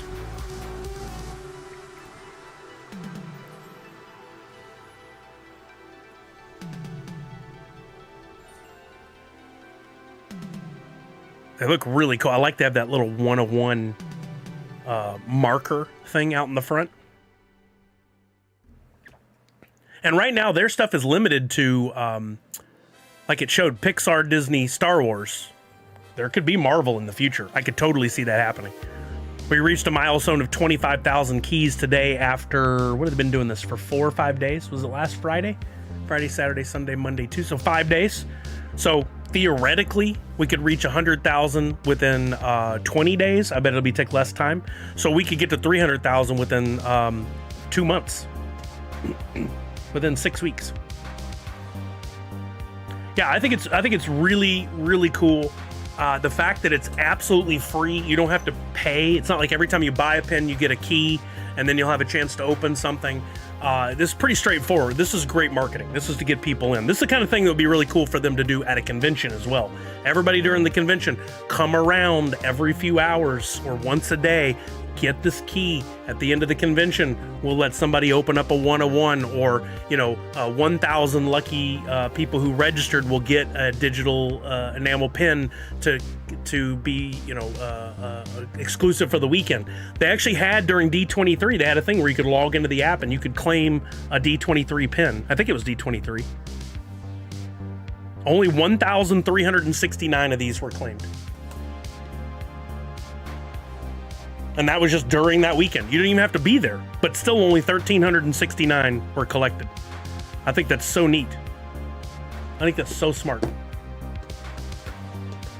Yeah, it's picking up momentum. Like I was saying, there's going to be people who see 8 tweets about this and eventually go, oh, I got to get the app out. I've been seeing that. I got to do this. Which is why I'm always harping on the fact that you can't put a tweet out once and expect people to see it, understand it, and interact with it. It's like commercials. Why do they play commercials once every commercial break on the shows you're watching? 10 times in a day you see it? Because repetition drives it home. They had exclusives in person each day of D23 as well. That's cool, Justin. I'm sure you jumped on those. Very smart. Justin Clayton says you can trade Disney Pinnacle pins. I've traded with Jose and people at their booth at D23. That's so cool. That's so cool. One Bite Festival tickets on sale this Friday. I wish I could go. That's that pizza thing. I would love to go. With Dave Portnoy. Okay, so that's Disney Pinnacle. I think it's very exciting. Anybody else have any questions or thoughts on that? Does anybody think it's stupid? Does anybody not understand still? Is there a part of it I can help and explain? I'm trying to get the attention of Disney Pinnacle. I've been interacting with their stuff regularly and sharing, and they've been liking. And I haven't shared any of my stuff yet, but they might. I think, and why that's important is NBA Top Shot and Disney Pinnacle are both Flow. They're both designed with Flow on that blockchain. And right now, Disney Pinnacle, you cannot take your pins out of the app. But with NBA Top Shot, you can. You can take it out into, I think they can go on OpenSea and some different platforms. This is good. The ability to take your NFTs into different blockchains, different platforms, is very important in the long run, because who will be the winner? What if Flow fails? What if Wax fails? But what if Ethereum and OpenSea are still active, but you could get your NFTs over there? That's huge. They might still exist. They might still have a life, right? Randy said, hearing a song on the radio over and over makes you start to like it too, even if you don't like it the first time. Precisely. Yeah, I think marketing is very much about repetition. You have to repeat things over and over again to get it in front of people. Whether or not any of us like it, It works, and it's been a thing in marketing forever. But I think the long-term play for collecting NBA Top Shot or Disney Pinnacle far exceeds the platform being successful. Like I don't know much about OpenSea at all. I've only been on there a handful of times, but if we go over there, can we look up NBA Top Shot and see like what's some stuff going for over there? Can I go collector mode? USD. I thought I'd done this before. You have to do it every time. Nadu, the cheapest pins I believe are $5.95, with some pins going up to individually if you buy the pin. I've seen some at like $30, I think. They're the more rare ones. But you can get the mystery capsules on average. I want to say they're like $9.90 something. Mystery capsules, $6.95 for this Toy Story 3, $6.95 for the Disney princesses that are up right now. These rotate over time. They've had plenty of Star Wars ones. Some are more limited edition. I think some of the mystery capsules were $29.95. It depends on how many they make, how long they have them out for, what they're trying to do. They're still testing all the time. So I wouldn't be surprised if the cost changes over time and fluctuates. Yeah, OpenSea is, I still think, the biggest of the big. But I haven't played on there because I was always kind of put off by the fact that you had to pay gas charges to do anything. So, I bought an NFT, but I want to mint it. That's going to cost me $10, or $100 at one point. I don't know what it's at these days. I got this NFT and I want to transfer it to a friend, or I want to sell it. That's going to cost me an additional $30-40 in gas fees. I never liked that. I don't know what it is these days. I haven't looked in a long time. I know they were doing Ethereum 2.0 and they were really trying to bring this stuff down in price so that more transactions were more easily accomplished. So I don't know where we're at these days. Here's NBA Top Shot. Here's the floor is like 33 cents for anything right now. You can look at what an NBA Top Shot looks like. They are actual moments captured from NBA games, usually some sort of cool dunk, some sort of like high scoring, whatever. They make a mold or a template. They mint a bunch. Sometimes they come in packs. Sometimes they're sold individually. I think, again, I haven't played in this space much. I have a few NBA Top Shot things, but I haven't logged into that app in forever. There's commons. There's different rarities that you can get. There are like LeBron cards in there. Some are worth a lot. There are rookie cards in there. Some are worth a lot. Let's go high to low. And can we see sales? Activity?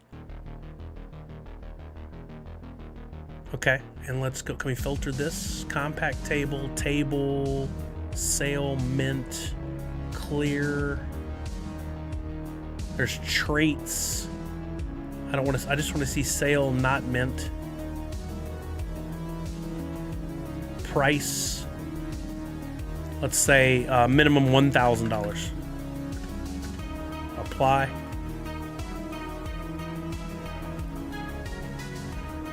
No results found on OpenSea. I know in the early days, some of these NFTs on OpenSea were selling for well over $1,000, sometimes like $10,000.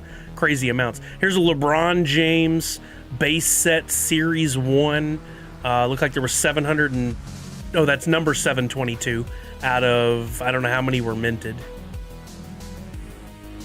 But these sold for $743, $731, $740, $800. So there's some big sales in those. A lot of the big ones came from packs. It says rarity, 371, 497. That must be the mint number. That's not how many were produced. Maybe it was. These are different LeBron James moments, aren't they? Nope, those are all the same. I don't even know how to use OpenSea. I got to spend some time on it and learn. But it is another one like Wax, another site where you can go in and buy and sell and all that. P-King says, marketing is weird. I've always been curious how many more sodas Coke sells by putting up a billboard, apparently enough to make it work. Yeah, that's about brand recognition. They're not even selling Coke versus Sprite versus Mountain Dew. The brand Coke is just making sure to stay in front of you at all times.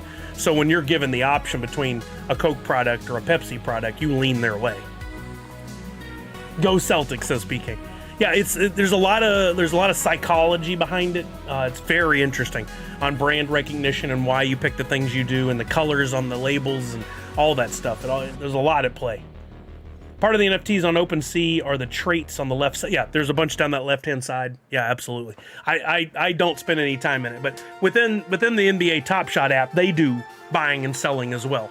And they have perks like log in so many times, get a pack, or get access to buy a pack that other people haven't gotten, make enough purchases, get access to buy a pack that other people can't get to.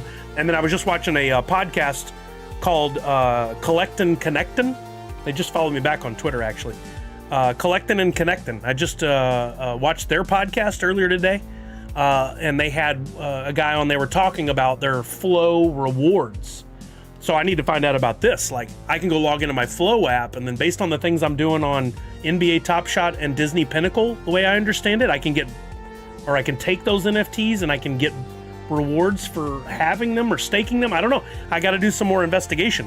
But it's bigger than just NBA Top Shot by itself or Disney Pinnacle by itself. And the fact that you can take those Top Shots out to OpenSea, maybe eventually we can with our Disney Pinnacle pins. We'll see.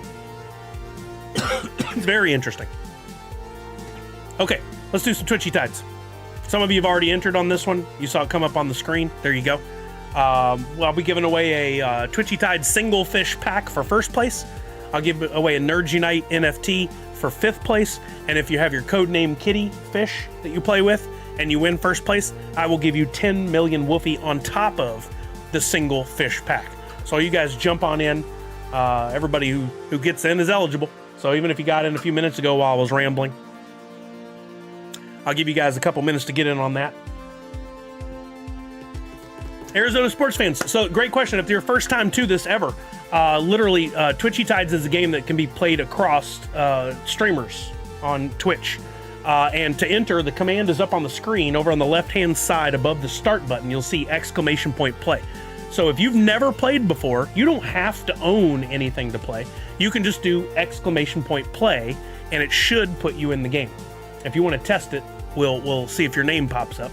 !play in the Twitch chat should get you up on the screen here. If it doesn't, you may have to do !play and then your wallet. But if you win, I'll drop it to drop the prize to your wallet no matter what. If you want to then go and play a little more and do more with Twitchy Tides, there is a much bigger game with other prizes and earnings and things you can do that you can go to twitchytides.io to find out more about. There you go, you're in. Perfect. So by just typing in !play, you're in. It says an X under your name right now because you haven't gone in and linked your accounts. But if you'd like to, and this is perfectly safe, a little a message came up, tagged you in it from Twitchy Tides with the website. If you go in there, you can link your Wax wallet and you can link your Twitch account so that no matter whose stream you go to, including mine or let's say Welsh Dan or the Twitchy Tides official Twitch account, any of those, you'll be able to participate in the games by simply typing in !play. And then if you win, it'll be real easy for me as the host of the giveaway to drop something into your Wax wallet. If you don't have a Wax wallet, that's another story. We can walk you through that. That's super easy to get as well. You'll need one to receive any prizes from here. But then, if you want, you can start doing, you only have Droppp? Okay, get yourself a Wax wallet. Here, let me show you how to do it. It's super simple. It's free, nothing to it. Go to my cloud wallet and I'll copy this and paste it into the chat for you. Here's the link to the site I'm on. So you can just click it if you'd like. Once you're in here, I'm in my dashboard. For you probably don't have a dashboard yet because you don't have a Wax wallet. You'll need to sign up. I have not signed up in quite some time. Let me see if I can even log out of here so we can see what it looks like. Can I go to log out? That's under settings, or I never have a reason to log out. So there we go, log out. So this is probably what it looks like for you. You're gonna go create an account. You'll put in your email address, which I think is the best way to do it. Create a password and confirm that password. Or if you want to, you can sign up with Facebook, Google. I recommend not doing that. My brother's in internet security and he always says, don't do that. Because if you do that and somebody gets into one of those accounts, they can get into everything else. So I would say use a unique email, create a username or a password that no one else should be able to easily get. I say make your password unique on every website. Be very careful about that. And when you get all this set up, you can set up two-factor authentication as well. Not to confuse things, but I highly recommend that because you don't want anyone, if they ever get your password from another breach on another website or anything, you don't want them to be able to get in this one and clean out your account. This would be your Wax wallet once you get logged in, and then you can access that Wax wallet from a bunch of different sites. One of the most common ones is Atomic Hub, which I don't have to re-log in. That looks like this. You have your wallet, and much like you have your wallet, and then you log into Droppp with your wallet, you have your wallet on Wax, and you can use that to log into different sites like Atomic Hub, where you can see your inventory. This is my inventory coming up. I've been collecting on Wax for 5 years, so as you can imagine, I have over 7,600 NFTs, including some of my own that I created, others created by friends, and even some Funko NFTs over there. You can trade them back and forth between Droppp and here. Not all of them, but most of them. That's what we do here. That's what I've been trying to educate people on for the last 4.5, 5 years since we learned about it. Is how to get in and enjoy this NFT space, this digital collectible space. It's every one of these, Droppp, Wax, the Flow blockchain, all that stuff has its own confusing parts, right? But the basic idea of a wallet with your digital collectibles in there, pretty straightforward. And then you can buy and sell those on markets. There are tools that you can use to analyze the NFTs and look at them, and there's different sites and apps and things you can use to display your NFTs. Same basic ideas, just with different structures, different ways that are set up. I find it all terribly fascinating, but as I was just talking about, I don't really understand OpenSea. I don't really understand Flow because I've spent all my time here on Wax and Droppp, and I haven't allowed myself a lot of leeway to go out and experiment on these other sites. Now I'm starting to get a little more into it. Because I want to know more. I want to know what all's going on. Allie, don't forget to confirm your... There you go. You got it. Okay. All right, we're going to kick this game off here in just a minute. I'll give you guys about 30 seconds left. And we'll kick off this first game. So to Arizona sports fans, you don't have to do anything when this game kicks off. You can just watch and see how it plays out. And if you get first or fifth, you win a prize. Or if you get further into the game and you get a fish that has special abilities, like many of the folks here have on screen, you'll have these special abilities that you can activate, and you'll see some of the cool stuff going on the screen. It doesn't mean that they're the only ones that can win. People with common fish without abilities win regularly. It happens. So you can just kick back and watch. But if you want to get more into this, I can share here on stream. We can talk about it. You can go to twitchytides.io and do your own investigation and learn more. Once you're on the screen, you don't have to do anything else, Arizona sports fans. You're golden. You're set. All right, we're going to kick this game off in 5, 4, 3, 2, and 1. Darth Wacko, that's a great question. I'm still trying to figure that out myself. Who is the de facto person or podcast or group or website that can best explain to me how to play in the space of the Flow and Ethereum and OpenSea? I'm sure there's somebody out there that's my equivalent on those sites, and I would love to get to them so that I can get the kind of explanation that I like to give. There you go. There's these different things come out here that take people out of the game. That's how we dwindled down to one, and that a bunch of people just got knocked out.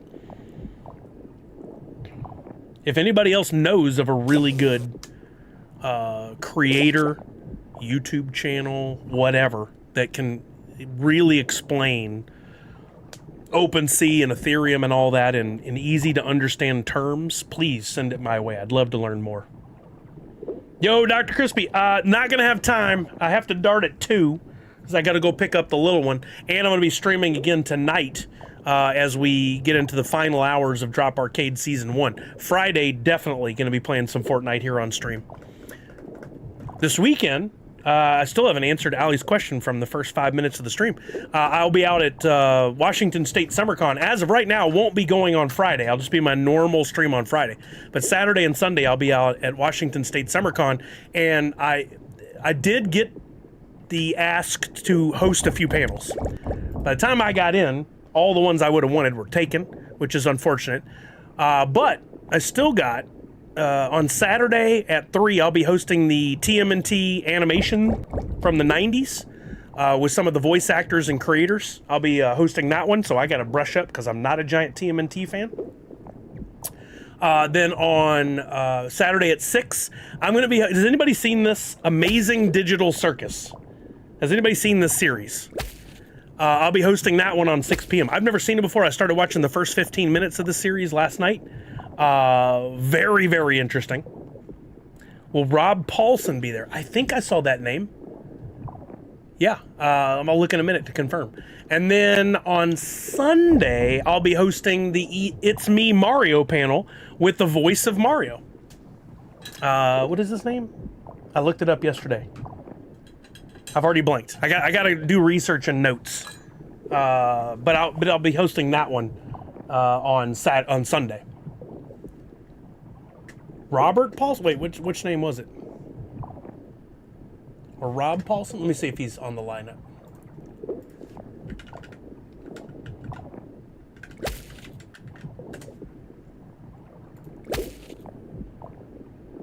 All right, we're down to 6. 5th and 1st get prizes. Oh, I'll just go to the panel lineup and see if... Honey Bunches is out. That makes the next person knocked out 5th place. And then we still have 2 of the 5 fish that are in, possibly winning 1st place and the Woofy bonus. Who just got knocked out? Pop and Stock in 5th. Pop and Stock's going to get a Nerd Unite NFT. Where's this TMNT panel? There it is. Oh yeah, Rob Paulson's on the panel. Barry Gordon, Townsend Coleman, Rob Paulson, Renee Jacobs, and Cam Clark will be there in the TMNT panel that I'm hosting on Saturday. All right, there. Oh, both of our codename kitties got knocked out, so nobody's gonna get the 10 million Woofy bonus. Yeah, I'm kind of excited about it. You know, it's funny. I've been kind of avoiding turtles my whole life while not avoiding it. I'm not a giant fan. I like the movies, but I never watched the series. I never collected the comics. I have some of the NFTs. Like, I have some stuff, and I know the characters, but I don't really know it. And now I find myself hosting a panel with the creators and voice talent of a show from the 90s. So I got to do some research this week. All right, 5th place was Pop and Stock. 1st place was Cutie Beck. Let's get Cutie Beck paid first. Cutie Beck, you're going to get a pack for Twitchy Tides. Single fish pack, so you can open that, and inside, hopefully a fish that you'll like for your collection. Let's see, what all do I have left? I don't have much. Let's go back to an older series. This is a single fish. Yeah, series 4. I got to reload here. Exactly 96. I was going through trying to order some stuff for this weekend. And I was like, I'm not going to get it in time. I waited too long. But then, thankfully, let me go to this while I put in my 2-factor authentication code. I have the Turtles hoodie, and it's going to be 60 degrees max on Saturday. So that's perfect. Or like 65. So I can wear that. And then I have the Nerd Unite Nintendo themed for Sunday, when it's going to be possibly a little warmer. But I got the t-shirt, so I think it's going to work out great. They do have some Daredevil stuff going on this weekend out there as well, with the talent from the series.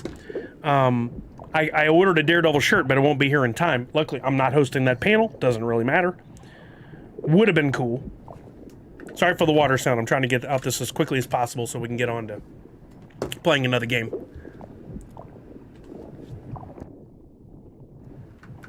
Let me approve that. So the transfer normally goes a lot quicker than that, but when I logged out on the Wax Wallet thing, it caused me an extra step. You're welcome, Cutie Beck. It'll be 98 near Detroit on Saturday. Yeah. Oh, Walking Miracle. So they every year they communicate with me differently, the team that runs this con, and it's different people over the last 2 years manning it, right? So in the past, the guy that ran it would like message me and be, hey, let's jump on the phone and figure out what panels you want. Now it's one guy who puts up a spreadsheet, and by the time I got in there, I assume people he knows a little better than me had all scooped up the other panels. I'm not really mad because it's less work I got to do. But I was bummed I didn't get to do Daredevil, and there were a couple others that I would have liked to have done. Would have been interesting, like doing Biodome might have been fun. Pauly Shore, Stephen Baldwin, and Joey Lorna Adams will all be out there. That would have been cool. But, you know, it'll be fine. I'll get to go watch those, and I don't have to work. So that's fine. And I still get, like, an all-access pass for the weekend. So, I mean, win-win, right? All right, Pop and Stock, let's get you. I've got a few of these extras minted. I'll send that to your way, my friend. Yeah, there's like 15 different hosts for panels because there's so many panels. And I noticed one is a DJ from a morning show I used to listen to. He's no longer on that one. He's a stand-up comedian. And he's going to be hosting panels. So I can't wait to go see one of his hosted panels to see how he does.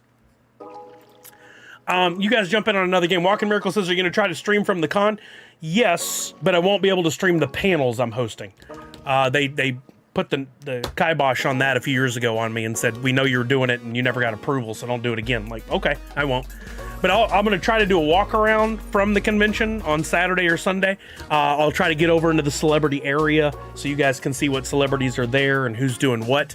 And you just never know how it's going to go. I mean, the fact that I know the people that run the con, who knows if I might get access to something for an interview or an opportunity. And I would, of course, try to live stream that if I can. Okay, we're going to play another game. So Arizona sports fan, anybody else that you want to get in, now's the time to enter in for this one. Exclamation point play again. You see some people putting in a number after their exclamation point play. You don't have to do that unless you're participating in a little bit more of Twitchy Tides, where you have a tank and you've staked fish and stuff like that. But you don't have to do that. As always, you're eligible to enter simply by being here. Exclamation point play in the chat.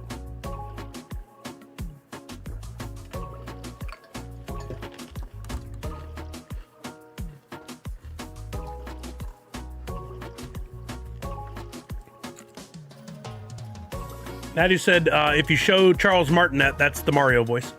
Hoot as Mario, I would love to know what he thinks. There's not really an opportunity to have that kind of engagement with the people that I host the panels for. If it works out, I would love to, like, after I host his panel, approach his table and talk further. But it usually doesn't work out that way. Like, how it is like they say you're going to host a panel at 3. I don't get to meet anybody from the panel beforehand. At 2:55, if I'm lucky, their handlers are closing things down at their booth, pulling them away, and then they bring them to the stage, and they just throw them in front of me and say, go. Like, I get to introduce them. I'm given no direction on how to host the panel, what questions I can or can't ask. I'm giving nothing at all.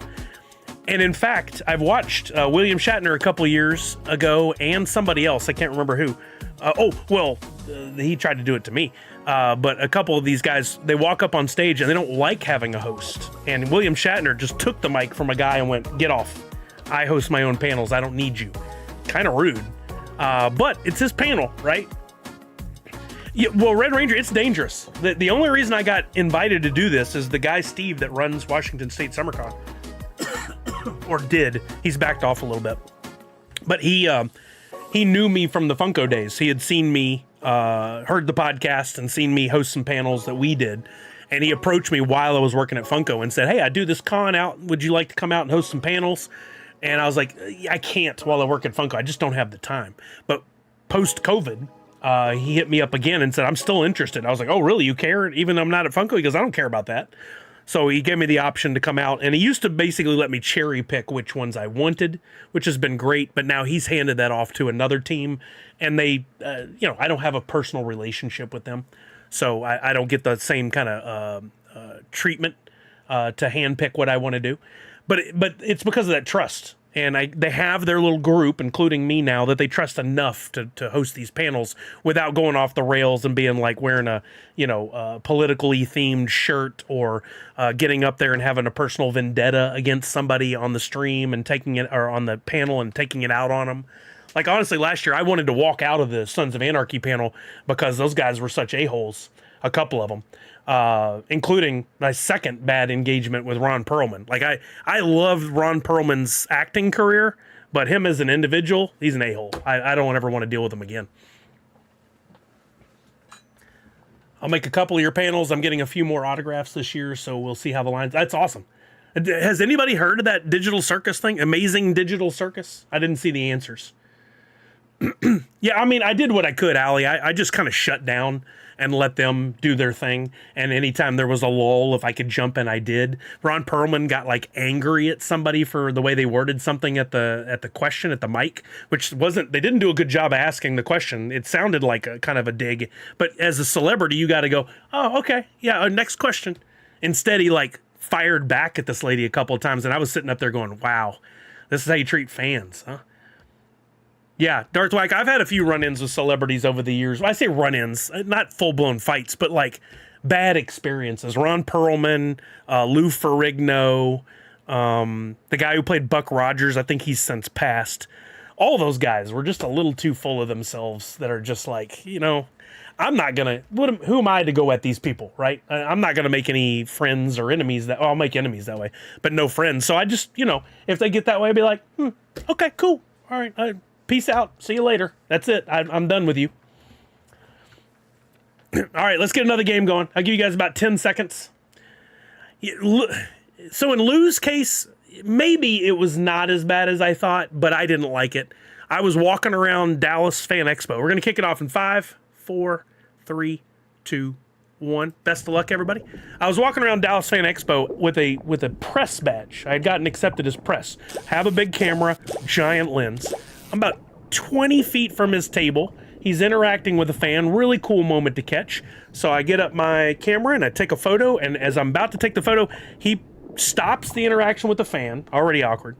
Looks at me, puts his hand up to as if block his face. No photo, no photo, no photo. And there are pictures or printouts that say no photo.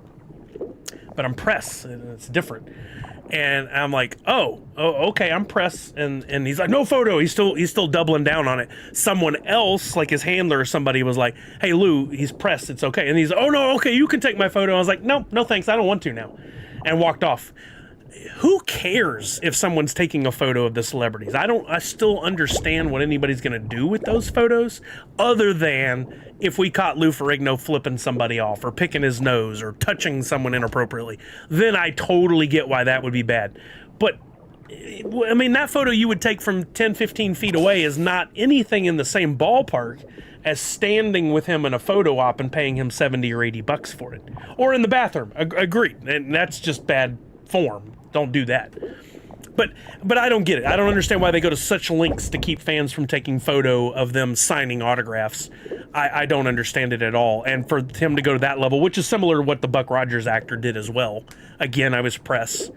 Badge is completely different. But in their I guess their mode of thought is, well, I want that photo opportunity with you. I want you to pay me. That's still not how you handle it. You go, oh, hey, I'm sorry. For photos, I require you come do a photo op.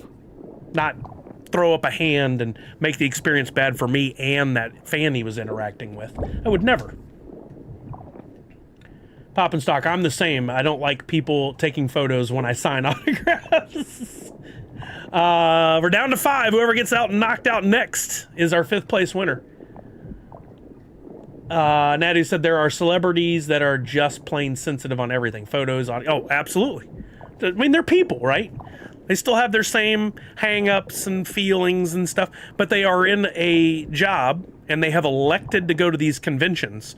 They need to know how to handle their self and their personal brand by not being that way. I was never once, well, I can't say that. I'm sure I came off as rude to a couple of people when I worked at Funko. I tried very hard to never be, even if they were being super annoying and didn't understand even basic concepts like how lines work. I tried to always keep my cool. There were a couple times I had to lay down the law, but I always gave people plenty of warnings before I got into it. Miss Jessie Star says, I had a baseball player tell me he wasn't going to sign signing baseball cards. He was nice about it, but I do have questions of why. Oh, it's like, what is that? Show Me the Money. What's that movie with Tom Cruise? Where that one player would only sign a certain brand of baseball or football card because they signed a deal with them. Gil Gerard is the actor that played. I guess that's him. Yeah. Arizona sports fans, I was on marketing team at Funko. I hosted our podcast. I hosted live panels that we did at conventions. I was at all the booths. I created unboxing content, which, by the way, we got to do an unboxing before the end of the stream here today. Congratulations, Sith or Jedi in 5th, Walking Miracle in 1st, and Walking Miracle has the code name Kitty, so you're going to get the bonus 10 million Woofy. I'll get that paid out, and then we'll do the unboxing to close things out. Yeah, I got to do a lot at Funko on the marketing team, and it was just so much fun. I miss it every single day. I wish I could still do it. There's some things about it I don't miss, like the crazy long hours and the doing a bunch of stuff behind the scenes that I didn't want to have to ever do. They had me building decks and doing research and all kinds of stuff, and it just was really not my part of my main job description. But you never say that's not my job. That's just a bad thing to do at a position in any company. If they ask you to do it, you do it. He may also be trying to fairly enforce a no photos rule just to support people who are following the rule, even if he doesn't personally care. I guess that's true, Peking. But again, it's how you deliver it. Just like we were talking about with Discord earlier, it's about the wording you use. It's about how you affect others with your wording and your attitude. I know I sometimes affect things badly. We can't all win all the time, but when you're in that position, you got to try a lot harder. You got to be an example to people. All right, let's transfer over some Woofy. Ooh, man, the Woofy has fallen off lately. I have not looked. It's down considerably. Going to Walking Miracle. I wonder when we'll get that next update from Woofy. What's new and exciting? Hopefully something soon so it doesn't continue to decline. And then 5th place is Sith or Jedi. We'll get you a Nerds Unite NFT. Misty, were you there at New York Comic Con when I was on the corner and had to tell everybody that they weren't going to get in the booth? Were you there for that one? I know we've talked about this like 10 times before. I just don't remember. That was I was proud of that moment because I had told people for hours to keep moving and step away from the booth, and they wouldn't. And then when I came up and said, I talked to my boss, we're not opening the booth to the public at all, thanks to y'all. And the look on their faces, like, why are you surprised? You thought there was no way we wouldn't open the booth. Guess what? We're not opening the booth. We couldn't do video at the Rocky Moto Fluffy event. Interesting. Huh, wonder why. Priscilla said Lou Ferrigno was very nice to lady interviewers and let us take his phone. Well, I'm not shocked at that. But Mully forced me to sign an NDA. I feel bad for wrestlers these days at an airport where they get mauled by people who want them to sign stuff and not let them enjoy their private life. You know, if you're a public figure, you have to be prepared for this stuff. Again, it's how you handle it. Nathan Fillion, who I always see as like the perfect example of how to behave as a celebrity, he has just a kind of a standing rule. He's like, look, you guys can approach me anytime, anywhere, except for please don't approach me when I'm eating with my family or eating a meal. Perfectly fair, right? And I'm sure if somebody comes up to him during a meal, he'd be like, hey, appreciate it, but can you catch me after the meal? I guarantee he doesn't go, get out of here. Like, that's not going to be his thing, right? You have to be prepared for it. Nathan Fillion went so far as to make up little cards for San Diego Comic-Con when he's walking across the floor that say on one side, hey, pleasure to meet you. I'm paraphrasing. Thank you for being such a supportive fan. Sorry I don't have time to stop. Here's an autograph. And on the back, he signed the card, and he literally just hands them out to people. Like, you get a cool experience out of a not-so-cool experience. Well, he hadn't gone into the restaurant, so that's perfectly fair, Fourth Curator. Some friends and I had an opportunity to have a number 88 football with Drew Pearson, Michael Irwin, and Des Bryant, but Des wouldn't do it. This was before CeeDee Lamb came into the league. Oh, wow. I had a chance. Did I ever tell you, Darth Wacko? I got to hang out with Emmett Smith one time for a few hours. I became his personal photographer at CES and walked around and followed him. It was fun. Yeah, I talked to him a bit, just me and him. He's a super nice guy. Ventura says some baseball players have contracts where they can only sign certain approved items. Wow, that's interesting, right?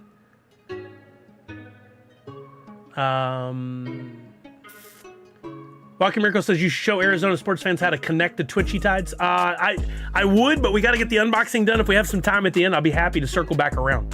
Autumn's Toy says, I saw a video of the Savannah Bananas owner yell at security after the game to not send any fans away and that he would give his autograph to anyone who wanted. The Savannah Banana owners, They are doing some amazing things. They have built a brand. Kudos to them, and I'm not surprised to hear that. I'm not She-Hulk, and I wasn't jealous, so I did not. Huh, he signed everything that wasn't a card. Photos, baseball shirts, blank pieces of paper. So it probably was a restriction on which brand of card that he could sign, or maybe certain cards. Very interesting. Missy, yes, I heard you before I turned the corner. I caught Nathan right before. Oh yeah, I read that. Yeah, perfectly fair to catch him then. Emmett Smith tried getting my wife's number. Man, kudos to you, Arizona sports fan. Otto's Toy says, I've heard Von Strahovski even takes pictures for fans and other celebrities. Whole other story for the upcoming weeks of me and Zachary Levi and Von Strahovski. Darth Wugga says, that's cool. I sold a Suburban to Michael Irvin and met a few other Cowboys players in my car biz career. Oh, that's crazy. That's crazy. All right, let's open up my pops here. I was even set up to show close-ups on this, and let's see if this is still set up right.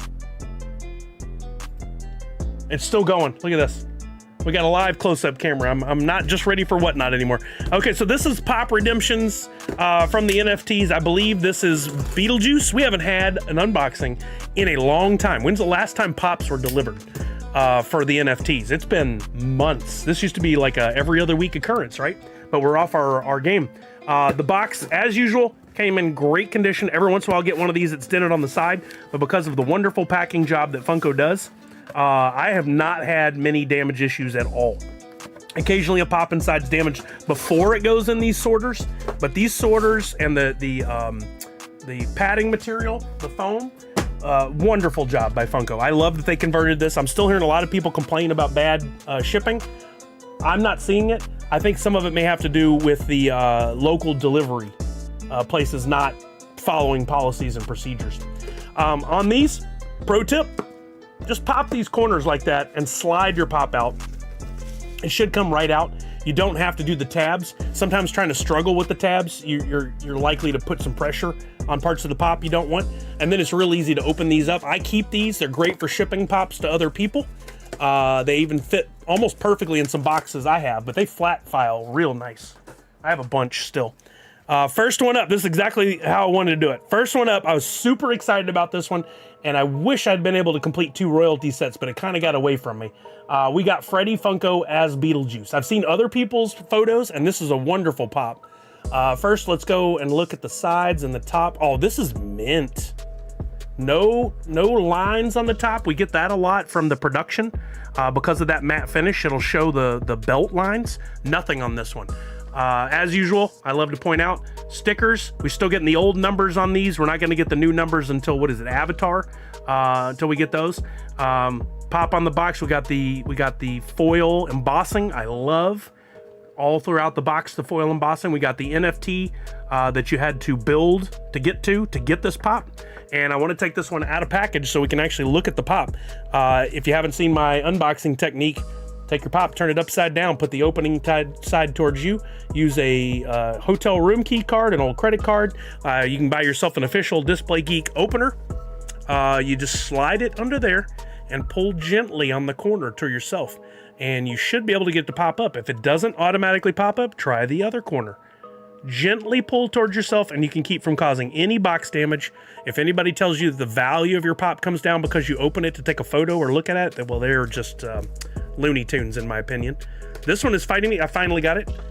But look, mint corner. I'll be able to put that back in place and it's absolutely fine. People get so bent out of shape about that sometimes. And people used to ask me, I've said this before, we would do the unboxing videos on the Funko stuff and we would open them up, not as delicately. And people would ask, what do you do with the pops after the unboxing videos? Do you throw them away? What? The pop and the box are still fine. I'm not a monster. I'm not ripping through that. I don't understand people at all. Or do you throw them away? There is Freddy as Beetlejuice. Holy crap. I love the metallic touches to the crown and the spikes coming out of them. That is so nice. You can even see there's a bit of a sheen on the hair. We got the little green spots on the face. We got the dark around the eyes. Got the, what, I can't tell what's on the shirt there. Maybe we could zoom in a little bit on this one. That is just a good looking pop. Nice little details on the back of the coat, the baggy socks. He's got a ring on.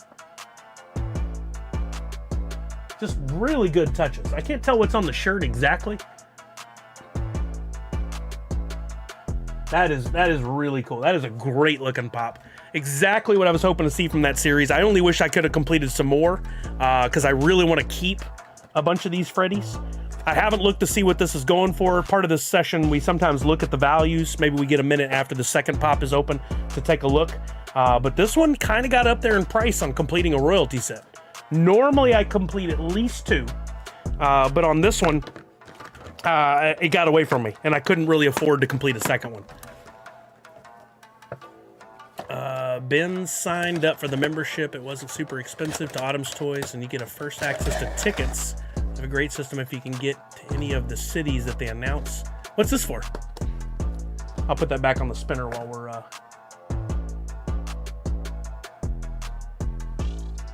Did I somehow move that? I had it all lined up perfectly. I must have been zoomed in before.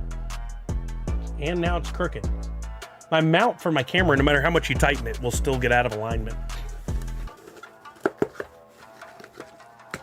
Once it hits the air, boom, it's over. Y'all live in a weird world.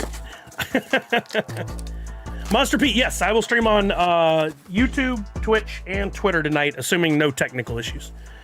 The other one, I'm still shocked I got this before I got any of the legendaries. I did pull the Grail for this one, and I'm very excited to take a look at this one out of box. We got the lady on the couch. What is her name? Magician's Assistant. That's right, TM. Magician's Assistant TM. This was the Grail, 999 pieces. Again, we'll look at some of the stats in just a minute. Oh, the top is minty. Oh, this is a true 10 out of 10 mint. Absolutely nothing wrong with any of the sides of the top. It's like they took the best one off the assembly line and sent it to me. If I were ever to get any graded, this would be something I would consider. This is a great looking pop. Let me see if I can open this without causing any damage. Oh yeah, go to the bottom, Sully. Follow your own instructions. Always open the bottom, just in case you do anything wrong. You still save yourself. Minty, minty. Every time you open a pop, an angel loses its wings. All right, let's get that out of there. And let's put this beauty in there. Love that. That is so cool. That is such a cool pop. You got the big beehive hairdo. Got the couch that she's sitting on. She's such an iconic scene. She's got the makeup, the lines there for the blush. She's reading. Is that the handbook for the recently deceased? I think it is. Got the stockings. You can see a little bit into the top there where she's cut in half. Such a great pop. What a great idea for the Grail on this one. That is so cool. I'm responsible for so many lost angel wings. All right, while that's on the spinner, let me look this up here. I'm interested in a few things. One, was there a burn on this one? I can't remember. If there was, it was minor. I'm pretty sure. Minor. We'll look at Pop and Stock's website. I'll bring that up in a second when I get there. We'll go back to more options. Come on. Down here to Beetlejuice. And in this, Pop and Stock not only has the up-to-date information on like the numbers of the drops and how many have been open and all that stuff, but you can go back to and you can see things like, okay, this came out March 12th of this year, closed April, or the redemption was March 12th of April 11th. This was originally released right around my birthday last year, and there was no burn, or we'd have yellow text up here. So this was a sellout, but we can come down here. Magician's Assistant, only 984 were pulled from packs and coins were issued. But 20 of those were never redeemed. So 964 would be the number on the box if they were following the new policies and procedures that we'll get starting with Avatar, I believe. Freddy as Beetlejuice, only 1,593. There could have been, what's the number on that sticker? 2,000. So nearly 407 were never completed and or redeemed. And then we had Adam and Barbara Maitland, almost identical. I don't have those, but 1712 of each of those out of, I believe, 1,800. Now let's look and see royalty set on this one. See what I mean? At one point you could have completed a royalty set for $47. And usually I would complete them in there. For some reason, I messed up and didn't keep on it and didn't end up completing a second set, but I did sell the extra epics, so I wasn't sitting on them. It got up to $108, and at that point I'm like, little too rich for my blood. Let's see what they're going for now if we go over to eBay and do a little research on value. Value is what someone is paid for something. Not what the Facebook group says they traded it for, not anything else, but money changing hands. So we come up here and we go to Freddy as, we don't have to put as, Beetlejuice. And if we wanted to, we could put maybe NFT or something, but let's just put Pop and see where that takes us first. All right, right now we got some auctions around $88 and $80. So if you got it at that low of 47, even on auctions, you're winning, but that's not the value. For value, come down on the left-hand side, go to sold items. Look for green numbers, and these are what the actual sales of these pops are. 92, 99, 99. We're looking at the dates here as well. These are all within the last few days. 99. So this is about $100 pop. This is not the right pop. And also, these sales were from May. This was a pre-sale, which I don't really honor, or I just don't like that. Here's some other sales, 99, 120. Usually early bird gets better money if they sell them. So if you're ever in the market to sell, get your pops, immediately list them. You might get more. 99, look, 150 a few days ago. 140. So if you average all those out, you're looking at about $120 pop-ish. But it's really trending to be more of $100 pop. That's still a great return if you paid around $47. I like the listing that says sealed. One of these said sealed. It's not even how they received it. Sealed. I don't see it on there. Is it this one? No. There it is. Plus hard stack. Sealed. Like it, I guess maybe it did come in the hard stack when they ordered it from Funko. They paid the extra $8 and they've never opened it. So maybe somebody thinks that's like adds more value. That's interesting. And to somebody that might be worth the money. So, you know, kind of a smart marketing thing. Let's check the Grail now. If we go back to, this is trickier now. We should probably look on Droppp. By the way, where are we at on this? Let's take a quick look. 78,650. We're already almost at 80,000. It's moving on up. But if we go back to the let's go back here. Go to Beetlejuice. Go to catalog, go to the pop for this one. Currently $10.99. So no matter what we look at, I still have $10 in value from having the NFT, which I like. There's 11 on the market. This one, highest sale price ever was $180. It was not like your typical grails. People weren't super excited about this one. I loved it personally. So what do we think now? And if we go back to this, we can see, let's go back to when it was active. It'll be easy to tell because the numbers will jump way up. There we go. 140, 142, 130, 135. You could have, on average, you could have got this one for around $140. So let's say it's $140. That was towards the end. Earlier on, you could have got it for around $100. But what do we think that's going for now? Any guesses? I think Darth Wacko, there was some sort of delay on G.I. Joe, and I think Droppp may even put out an announcement, but I honestly pay no attention to that whatsoever. I just wait, and if I see other people posting that they got their pops about something, then I go, okay, hopefully I get it in a few days, and then if I don't, then I look into it. It's a personal thing, so I don't mean this towards any of y'all, but I think it's kind of insane how much people get over-invested in the delivery date of something. I don't really care. I wait, and eventually it comes to me. What's Poppin' Craze holds 10% of the... I've heard that. He's really cornering the market. I like his long-term play at this. He sees a real value in the future, and I totally agree with him. Magician's Assistant. I think that's which Pop. That's all we got to put in there. All right. Oh, wow. 185 at auction. 190, 230, but that's kind of a pre-sale. So I don't count that. 180, 186. So we're looking at $180, $190 pop. It's actually worth more than it was as an NFT. So by getting it, I got it out of a pack, but had I bought it at 111, 120, some of those numbers we saw, I would have had $10 in value out of the NFT and the pop. So I would have had about $200 in value for my money spent. I think that's pretty amazing. Yeah, Allie, I think it goes both ways. Again, I'm talking about me and my personal opinion on it. I hope for those of you who are excited about deliveries, that's great. But I just see people in those forums be like, what's the update? When are we getting it? What's the update? When are we getting it? I'm like, you're going to get it when they deliver it. And that's me. I'm not trying to talk smack to any of y'all. I just personally chose to not worry about it unless I see other people getting theirs and I find out mine's not on the way or doesn't get delivered, then I look it up. You guys, if you get excited about it and you want to put it on a calendar or you see other people and you want to go into the emails and check it, by all means, do your thing. I hope you love it. It's just not for me. But that one's got some good value. So in the long run, after all's said and done, that Grail may be a better performer. But check back in a week or two in Magician's Assistant, maybe you might be able to pick it up for 140, 150 bucks. You got the early bird putting them out for sale and they go higher and then it comes down. The more supply is provided to the market, the more the price comes down typically. Monster Pete says, question, I never sell on eBay. The only one I sell, Mumra on Funko. Why do they charge me no sell?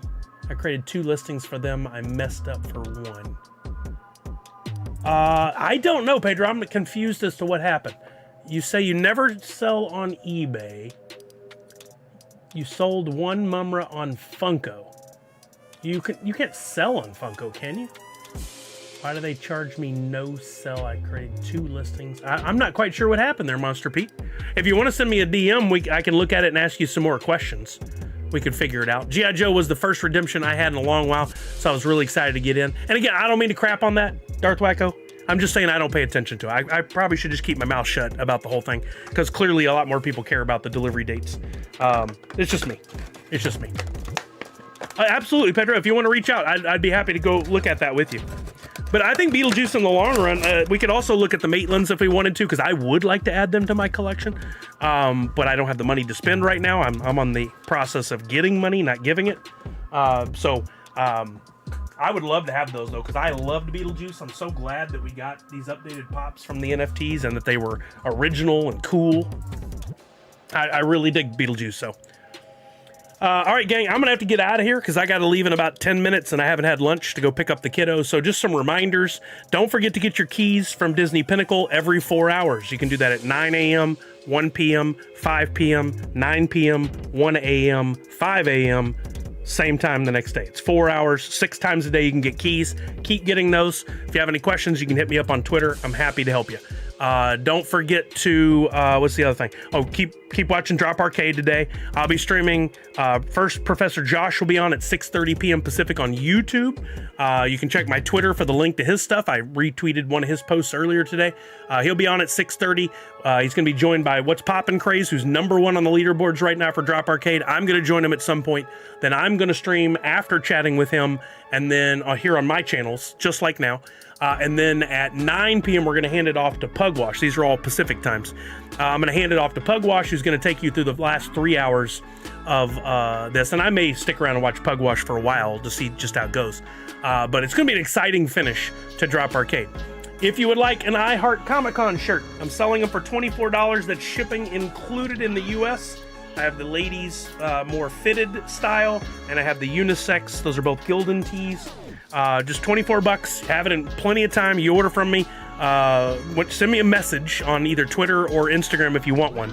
I'll tell you, I'll get your address and I'll say, okay, I can get it shipped out to you. Here's how you can pay. I'll take PayPal, Venmo, whatever. Whatever form of payment. You want to send me cash in an envelope? I'll take it. No checks. No, I'll take a check. I don't care. Anyway, get that taken care of. And, check the new storefront items. For those of you who are like the free NFT for today, which is inspired by Rocky Moto, I also have, you can see it at the bottom of the form, or you can come to my website. We got a new shirt and some new hats that you can order from. I ordered the shirt already for myself. I think I'm going to go ahead and order the hat here in the next few days, so I have it for the Dreams party during San Diego Comic-Con. I think it'd be fun to wear those to the party. Let's see if you have any questions. Am I going to get a replacement box for Magician, Sully? Wait, what? No. I don't remember why I didn't play on the Beetlejuice series. Was it drop only? No, I don't think so. Let's double check. I don't think it was a drop exclusive. No. That's interesting. I don't know. I don't know what happened there. Comic Zombie says, I haul H Comic-Con. Sure, exactly. Bitcoin? We'll figure it out. Sure. Comic Zombie. Yes, one is a flex fit and one is a flat brim. Fitted hats, I can look. I didn't make it available. It's not as easy as flip a switch and all of a sudden fitted hats are available. I got to go in, pick the style, place the logo, get it in, and then if anybody orders a different style hat for each one of those, I got to pay a maca or a fee for the first embroidery. So I usually don't make anything off the first sale. So I try not to offer too many. Those have the Nerd Foo logo on the back. Yes, these do. They have the, and I've tried to point that out on the images to not try to get anybody freaked out. That's the old Nerd Foo. Nerdfoo.com doesn't go anywhere anymore, except a gambling site that bought it out from under us. But did you miss that the box is misspelled? Which is misspelled? Magician's Assistant? I saw some people talking about these things and how it was unfair and they were demanding refunds and whatever. What's misspelled?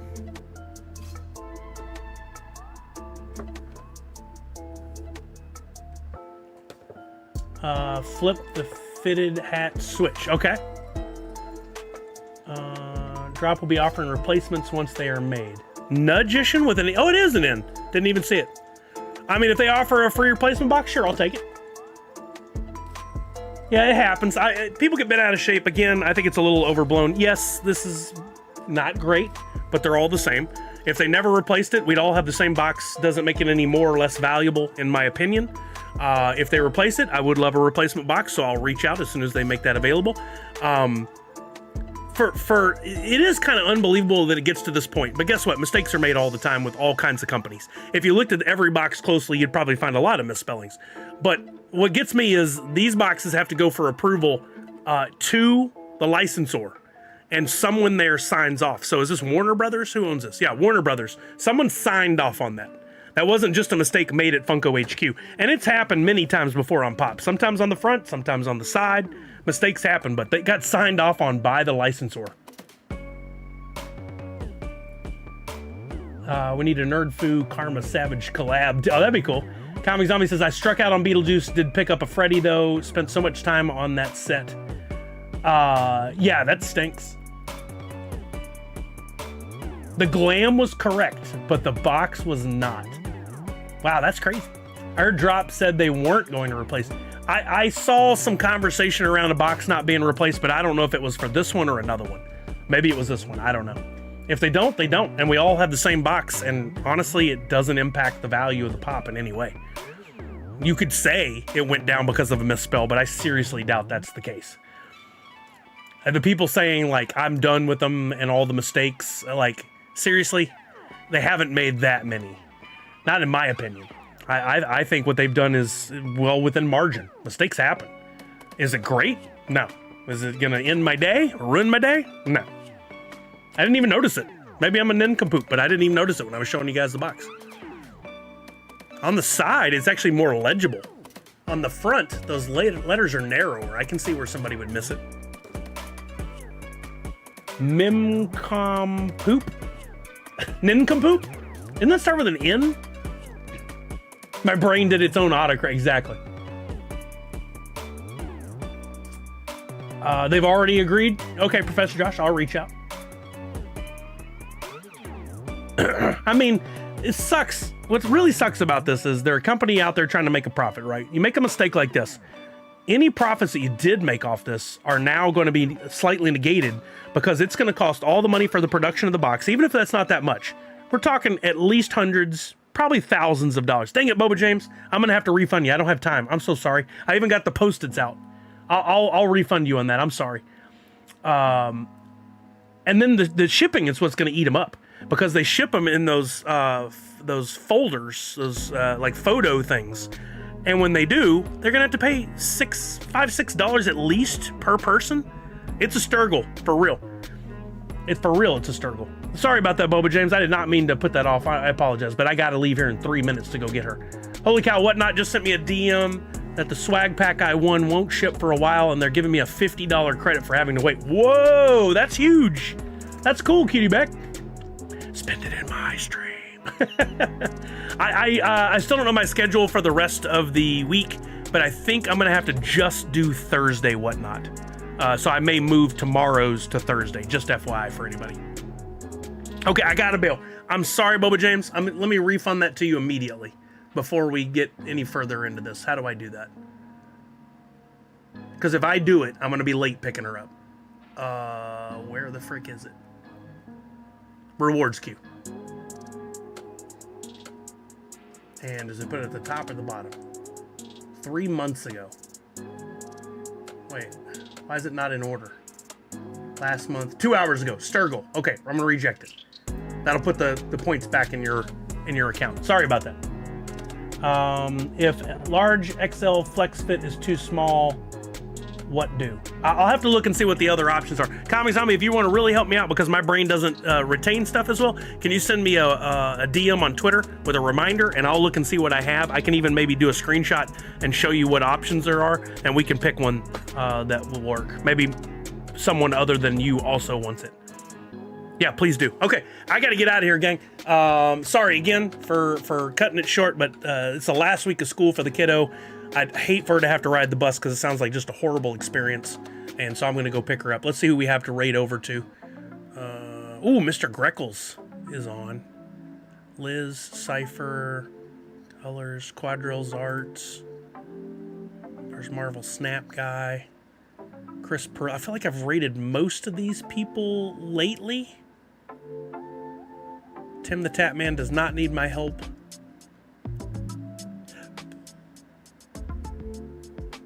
I like Mr. Greggles. I'm gonna send you guys over to him. Sorry to Twitchy Tides Tuesday, but no worries, Priscilla. That's part of what it was, and I really hate that she had to go through it. But them haters can suck it. I'm gonna go make sure she doesn't have to ride the bus. We're gonna raid over to Mr. Greggles. I hope you guys will go over and have a good time. He is an amazing drummer. He's playing a game now, but when he drums, it's like a really freaking cool setup. I've met him in person. Super nice. So I'm going to send you guys his way. Make sure you drop in with Nerds Unite and a hashtag Sully Raid. Don't forget to get your free NFT. Your last opportunity ends when I close out the stream. So make sure you get that. And then check out at the bottom of there is a link to the site where you can order the new gear featuring that logo right there. I'm going to add points to everybody. First, 150. 150. There we go. And then we're going to raid to Mr. Greggles. Please drop in and have a great time. Couldn't stand the smell on the bus. Oh, yeah. Talk about, I had to do that in the heat of Texas. Sweaty teens is not a good smell. All right, here we go. Raiding over to Mr. Greggles. Remember to wash your hands. Check in on somebody you love. Make sure they're doing okay. And above all else, most importantly, Nerds Unite. You guys go have some fun. See you soon. Little alls. And sending you over and raid those. Oh, holy crap! Sully, hello.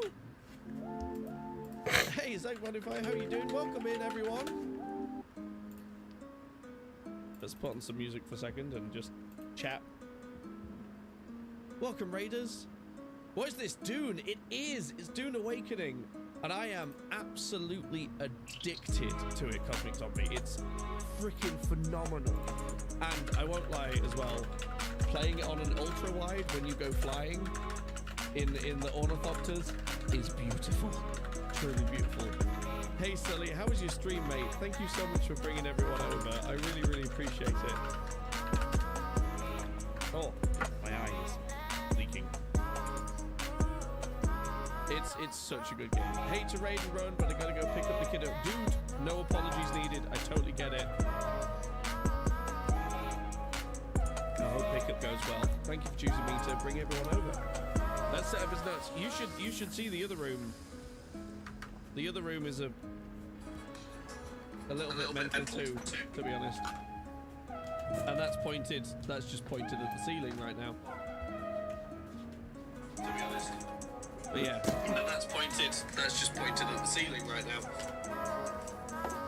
A little mental. Yeah, I usually do drumming, so it's very rare that I ever do a game stream. But this game has gripped me by the throat in a true stranglehold. So I was like, right, I need to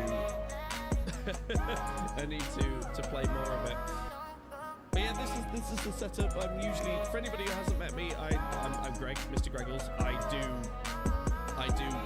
crazy stuff. It's not actually a gaming setup. So I'm usually a drum streamer. This is I'm usually, you know, a drummer. Let me show you. 1 sec. We're gonna have a frame drop while I alt tab. Because running this many screens, it does not like it. But let me show you the other room. So I usually do drumming. TCZ camera on the fritz. So this is the other room. This is usually my main content is everything. I've got my audio rack in the corner. Ceiling suspended monitors. There's the door to the other room.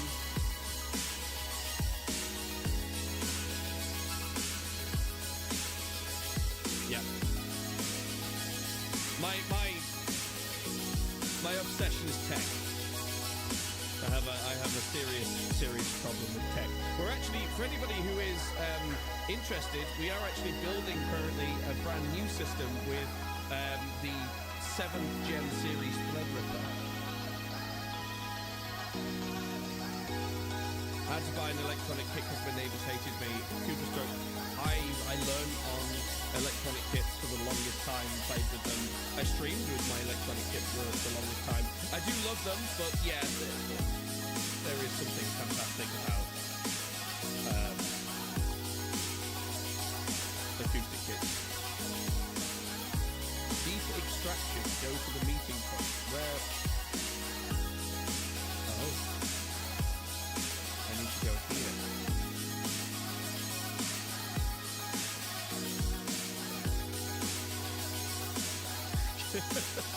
Nothing like this on that. But I'm glad you like it. But yeah, we've had quite a chill stream today. Usually I'm way more energetic playing drums, but like I say, this game has truly gripped me. Can I make one of those sides? I need one more EMF generator to be able to make a side. So let's go get one. Low Earth Orbit. How are you? Thank you for the raid, man. Has anyone here been playing this game yet? Because if you haven't, holy moly, is it good. If you're a crafting raid party of one, hey man, it still counts and it's still appreciated. This game truly has like just taken me. If you are a survival game person, or you like base building, this is the one.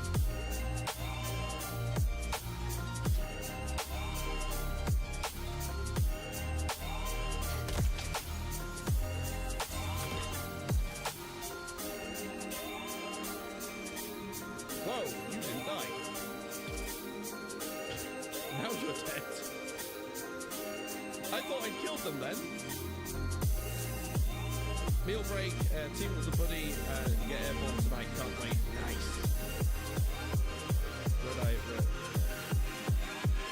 that, take turn the music back down.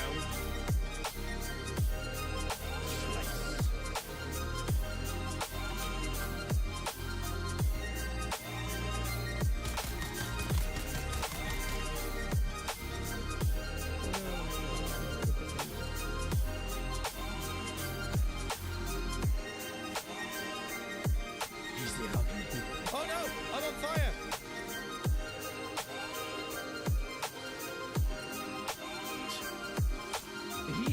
I was like, how did that NPC die? I didn't kill him. He stood on the fire. And then I made the fatal mistake of also standing on the fire.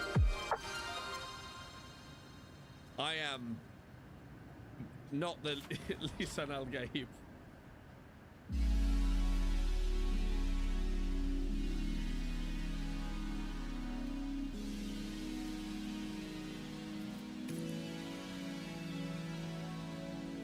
Let's just fill up my stuff. There's a powerful bandit puts out fire. Hey, stop, drop, and roll, but just localized to my body.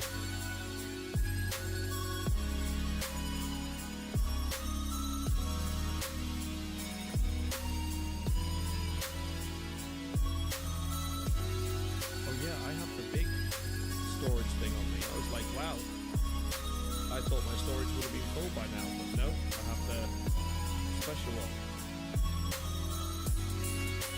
Oh, Bluetooth. Yeah, baby! Yeah. Hooking in your phone and things to play over the music.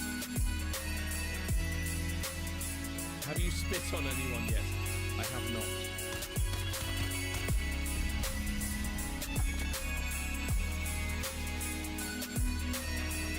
Thing is, in any other game, in any other universe, that would sound disgusting. But in Doom, it makes perfect sense.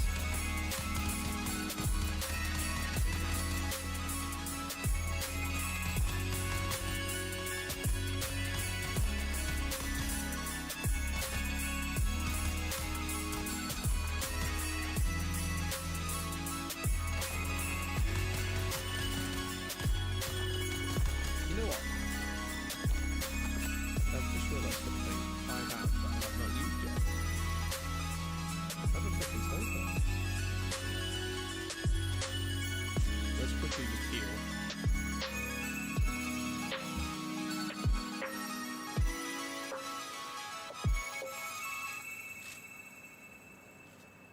Oh.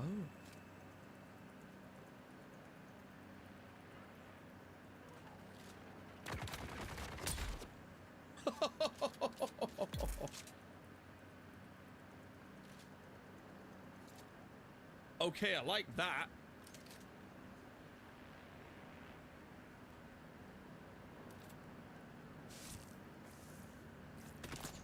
Oh. Let's do this the old-fashioned way. Come on.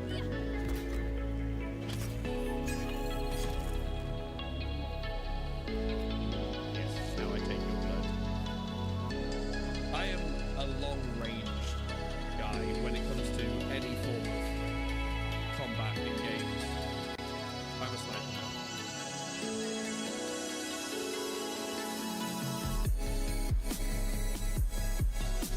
Tell you what, one of the benefits of this base being right here is base there, these guys here, permanent blood supply, and That's what she said. machinery right here. I love it. Right, we have the EMF generators to make the scythe.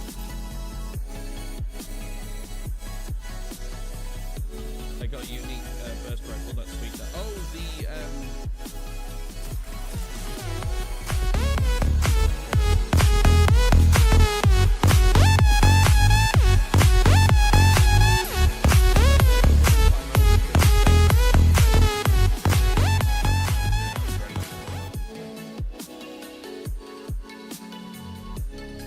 they are pretty cool. I like that as a, hey look, you can find a unique weapon, so not everyone's using the same thing.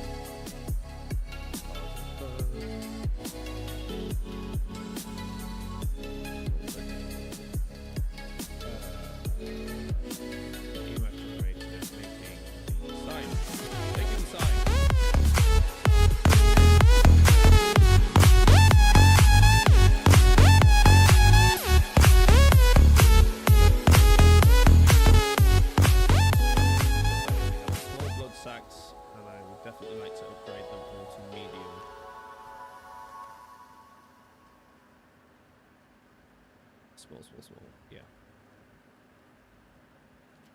Let's put our EMF generators away.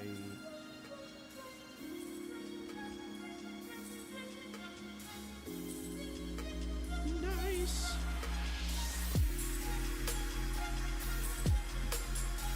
Oh my drill shot is about to die. Get rid of all this stuff that we don't on me. Oh, that goes to the chest break. Fat Lab Man, how you doing, dude? Thank you for the 35-month resub. I'm addicted to this game. It's so good. I must have said that a million times today, but I do not care.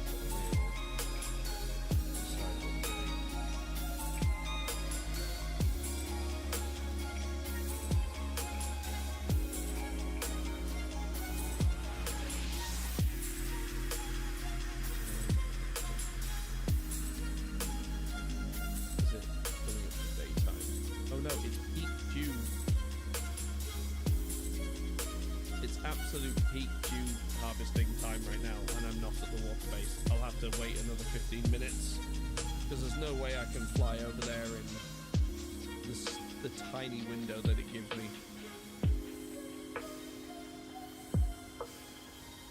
I need new building sets. I haven't found those floors.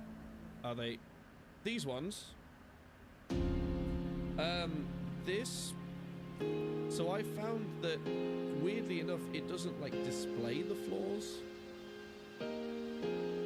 normally, so I have to do this, press R to open this up. I've got Chrome facility, so I have to go to all and then down to observe the floor. So it's there. Do it, Greg. Do it. Get it? So yeah, if you have this, click on all, because if you go to structural, it's not there. If you go to walls, it's not there. Wedge, roofs, you get observer. Oh no, it isn't. That must be new because they weren't there before. But yeah, they're there. You got like your standard stuff. I have got some trading tools already, which is kind of nice. Roofs, incline, special structures. I haven't got much.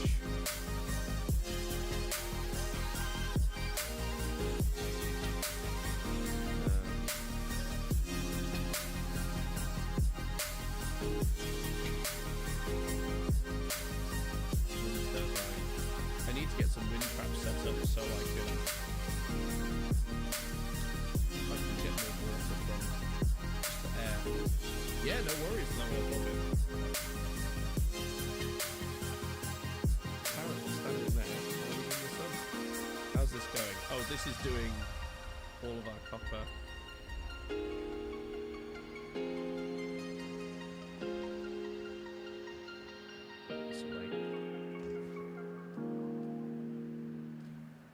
Okay, well, let me just check what guns we have. I can unlock the drill shot. I don't know which drill shot I actually have on me. I'd like to be able to repair the one I've got. The FK7. Is that one?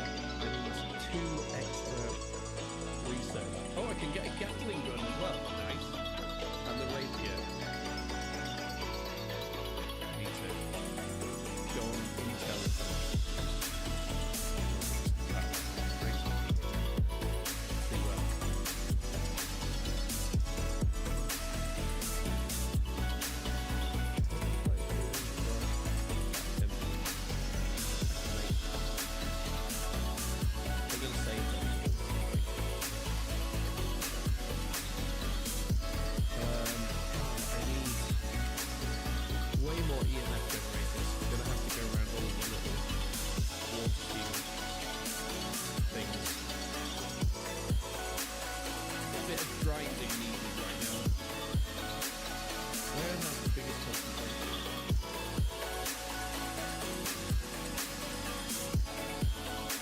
less space.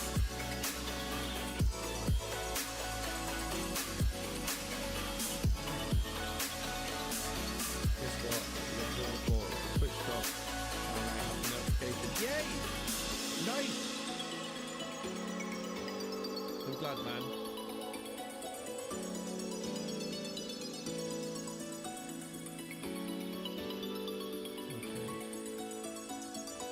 I bet you I get quite a few EMF generators from doing this here.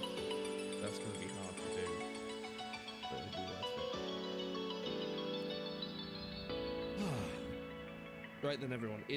We have been playing for 4.5 hours. It is 10:30 in the evening. I need to be asleep at some point tonight because I am going to the gym in the morning. So I think that is a good place to end.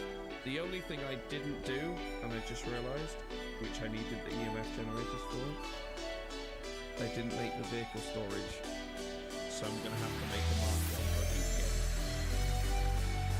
which isn't, to be honest, isn't hard to do. I've got all of the stuff to make a mark on buggy really easy. Oh, frame drop while the game quits.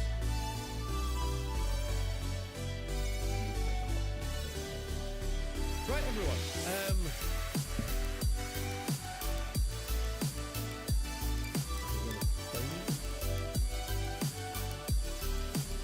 Right. This has been really fun. Thank you so much to everyone who came in and stuck around. I know game streaming is not the usual for me. I really enjoyed this. So, just as an update, the PC we've been building and modding the case for is still on the floor behind me. That will be finished on Thursday. I will be receiving the RAM that I need on Thursday, so we're going to get that done because then I can actually game properly on a PC that's not going to have possible overheating issues, etc. Thankfully, the PC seems to have been fine this time, no beeping or anything, but I would prefer not to be on the mega PC that is designed for drum streaming rather than game streaming. So that will be Thursday stream. I will do a stream on Friday, which will be drumming. There's going to be a bit of a combination on Friday because we've got all the Blackmagic cameras and the Blackmagic equipment that they have sent me. So we're going to be taking a look at all of the Blackmagic stuff there, plugging that in, getting the camera set up and changing over the other cameras onto the 4K variants. We then also, I'll have spare cameras. So I'm going to look at where I can put those extra spare cameras. Might replace like the foot cam and stuff. I'll do that all on stream before we start drumming. So if you are interested in that sort of thing, then Friday stream is for you. So yeah, PC building Thursday, Blackmagic and drumming on Friday, and then Sunday we will be doing the benchmark tests between my old edit PC, gaming PC and work PC, and the new one, which, you know, has the latest Threadripper in, 5090.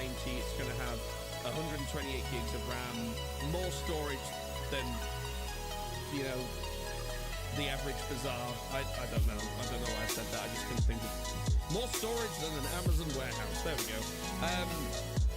Let's go find someone wonderful to raid. Oh, Bits is playing Dune Awakening too.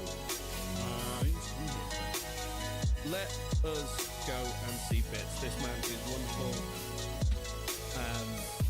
So yeah, I'm passing you on to more Dune Awakening. He has some fancy stuff. This man has been grinding. You can tell. So let's go and see him. Thank you everyone for being here today. I really appreciate it. As I said before, thank you for all the subs and bits and things. We didn't have bits today, but thank you for the resubs. It means the world. Also, if you wanted in from one of the ratings, thank you so much as well. I really appreciate you so much. Thanks. Wow, lost a bit of breath then. Right, let's go raid. I will see you all on Thursday. Have a great evening wherever you are. And yeah,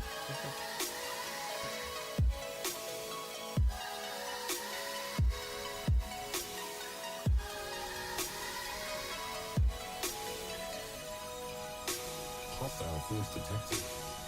Oh my god. Who is this beautiful, fast hand, sexiest man, sexiest drummer on Twitch. Who is this guy? What's up, man? How are we doing? How are we doing?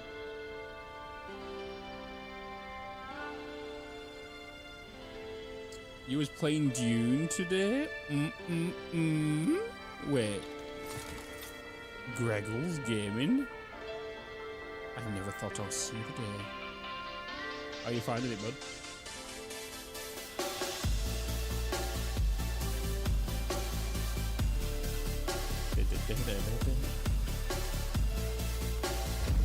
Oh, there's more residue? We need more residue. So it's in perfect game for me. Right. This is like the perfect cure for my ADHD. Like, it's so good and satisfying and fills that dopamine from going from, you know, your basic salvage, going to copper. You see like the difference between them, and it's just so good. It's so good. Like, I've got my own solo project going on, which is I've done throughout the entire game. Today we've just started the guild, like doing guild stuff. The base build packs, they're actually really nice. Wait, are you going with the tradies or are you going with partners? Choose wisely, Mr. Gregors, because this could this could depend on our friendship. You can't go with both. You need to choose a side, but you can get both pieces. The question is, are you going with Harkonnens or Atreides? Because either or, you need to choose one to get boosts. As you can see, the Harkonnens have exclusive weapons rights.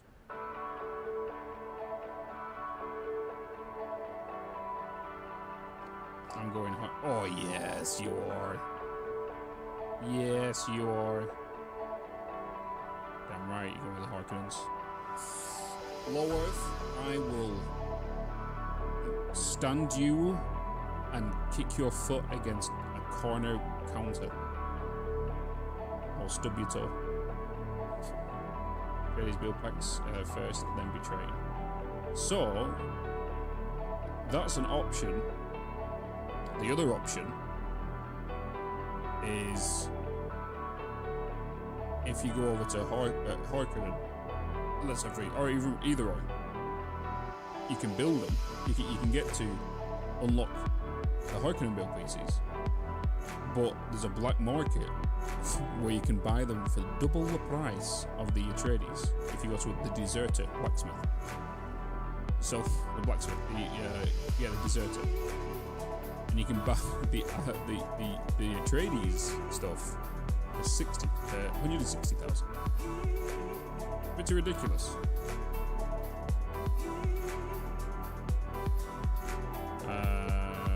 Okay. I need to quickly go. I need to get the residue. Quickly go back to my base. I have been working hard on my fort, and I am quite happy with my fort.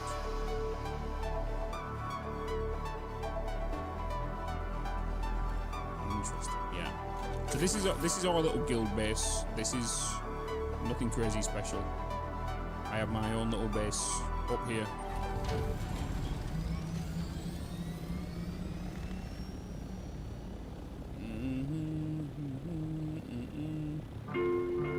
I'll put 100 Legos on your floor while you're sleeping, so you step on them when you get up. To be honest, I roll out of bed, so that be kind of funny to see, to be honest. Just wake up with like a Lego piece in my belly button.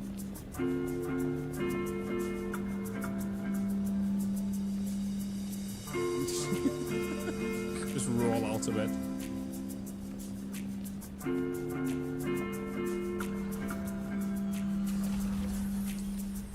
But welcome to my my fort. We just had a big guild meeting here a minute ago. This is my entrance. I put some lights on here for eyeballs. This is my lobby. The big Harkonnen logo. I've got a bit of just a basic storeroom in here at the minute. This is where I do my corpses. Put my corpses on here to drain of the bloods.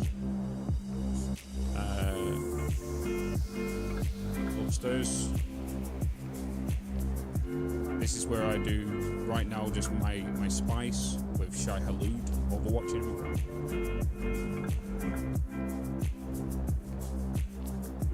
And then up here is the lobby to my own personal quarters. I was basically sat here earlier on and there was about maybe 15 guild members all stood there who I was debriefing them all on what we wanted to do today. It's kind of fun. It was very fun, but you can also like overwatch and just kind of look around. And this is Ronan's, one of our community members' builds. It's pretty good. Everything was done solo. Everything you see here was built solo. My progression was done solo. It's been a lot of fun. Oh, dragon's here. Oh, what are you doing here, Sassy? What you doing?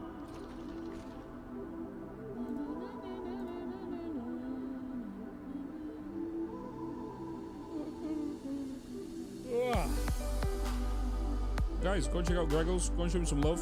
He's an awesome dude. He's an awesome friend. So that you could see that it's not broken. Oh, okay. Yeah, because you said you was like, I have no Orni. I was like, wait, I'll give you an Orni. So I thought you broke the thing. So when you said it. I mean, I don't have my own one. Oh, right. Because you was like, wait, I don't have an Orni. And then you sent me the message. I was like, oh, no. I thought you killed it to have stored it.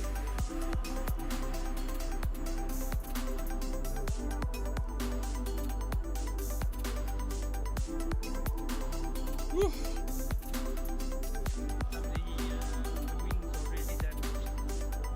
Oh yeah, they'll need to just get repaired. Yeah, it's smart for it. It's only a bit. So, yeah, it's only a basic one. All right, what was I doing here, chat? Where did I drop my ammo off? Oh, I bet you'll put it in storage at the bloody guild. I need to bloody have it.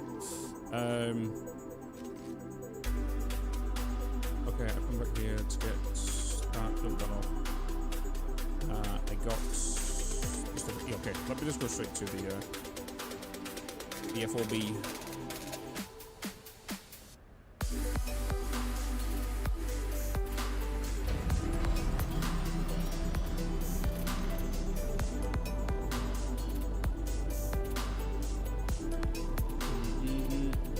Yeah. I saw. I heard you.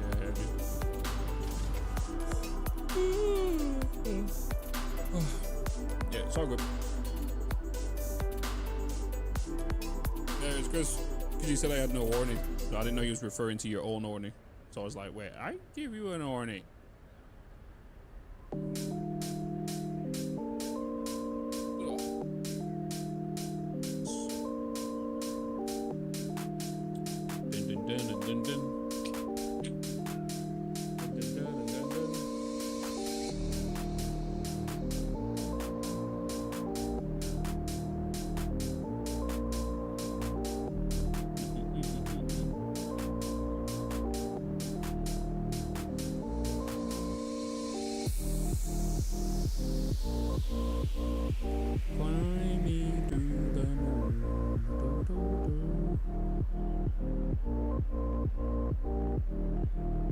What have I been tagged in?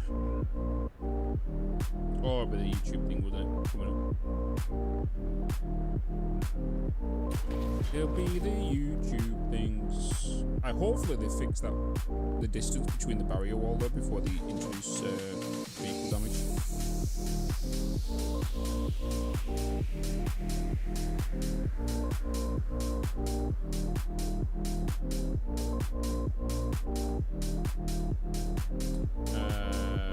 How do you get a glide path? You just gotta go up just to 750 meters is the highest you can go before you start consuming fuel, and then drop down, and then the maximum speed that the assault one can go is like 153 kilometers per hour. So as soon as you balance out 153, raise your let me get in here.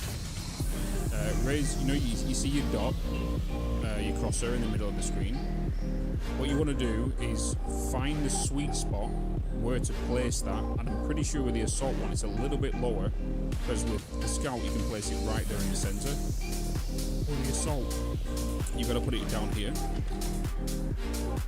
So you can see now I'm going to go 174 kilometers, and I'll place that there. And I can glide, and I can just keep gliding and gliding. With the assaults, you need it a little bit lower down here. You know?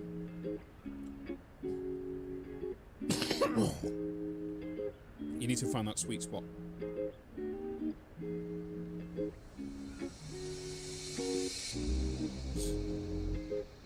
That's all it is.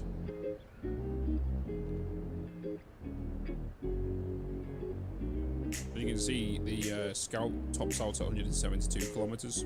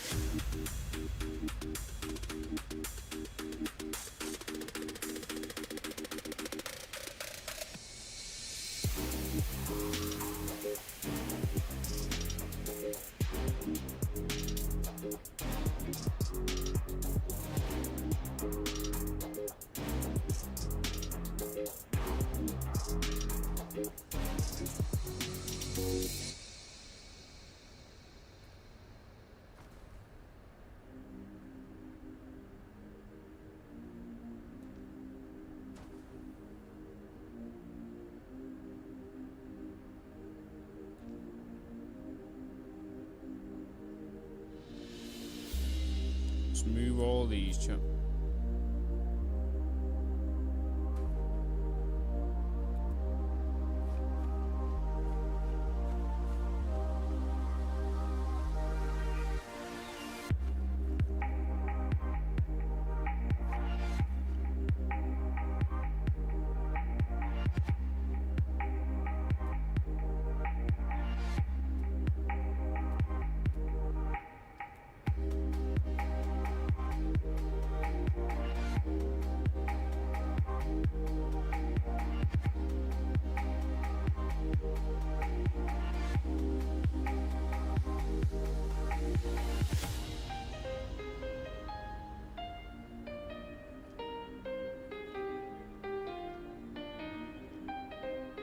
At least these flooring just give a bit of light.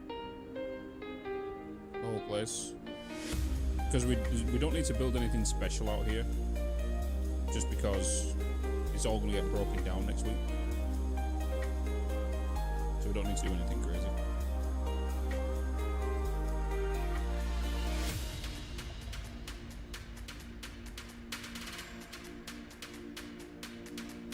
Things go down. Yeah, we're just doing base stuff right now. Just doing the base things. We need to do spice runs and whatnot.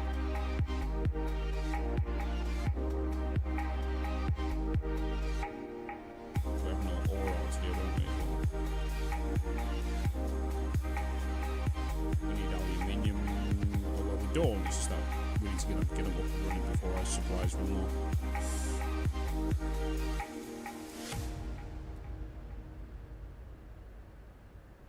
Nice, we got a couple of industrial pumps. Beautiful. Can these? Yeah, thought they would be a bit too big.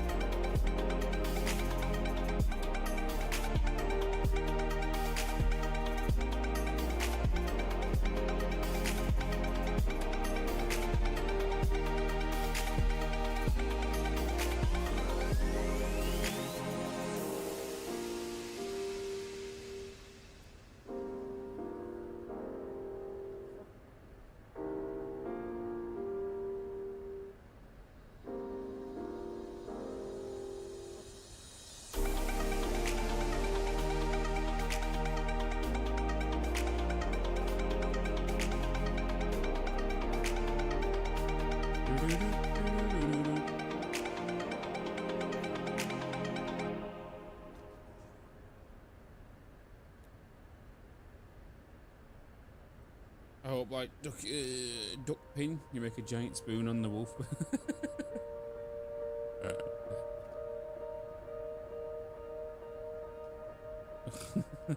Make a giant spoon up there.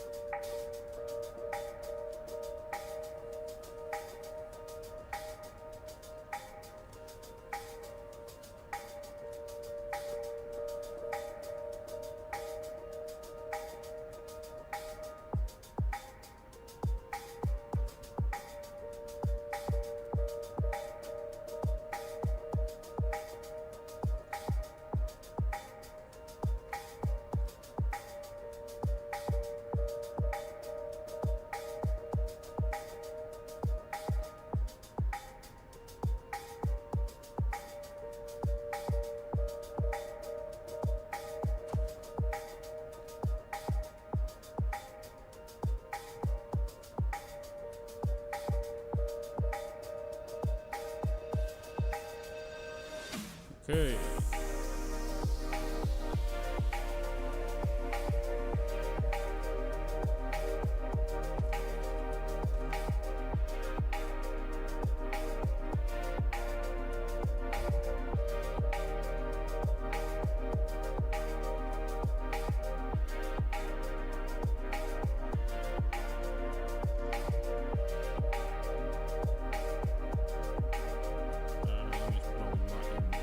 Since it's fuel.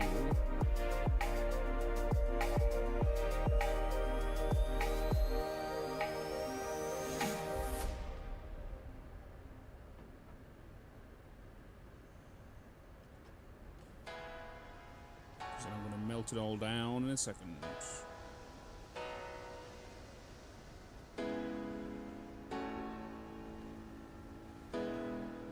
I'm confused on how the guild stuff works. So are we meant to just come to the base and drop stuff off, or are we doing missions? Oh no! What is it? You live here now, if you wanted to.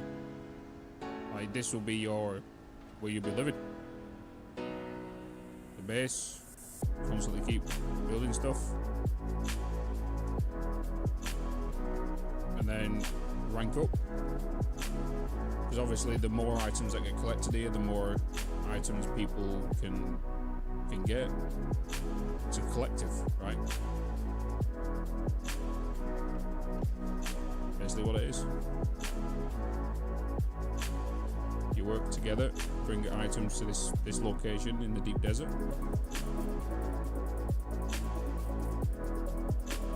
You know?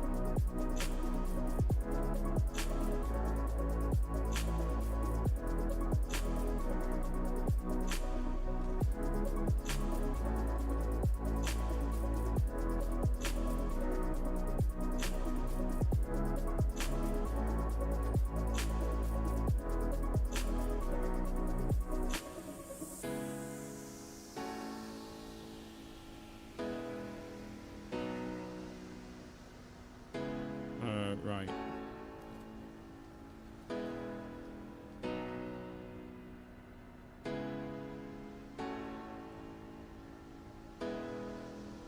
Oh my god. I totally forgot everything in the deep desert is 50% cheaper.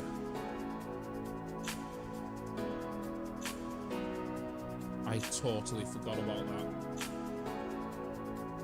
I totally forgot about that.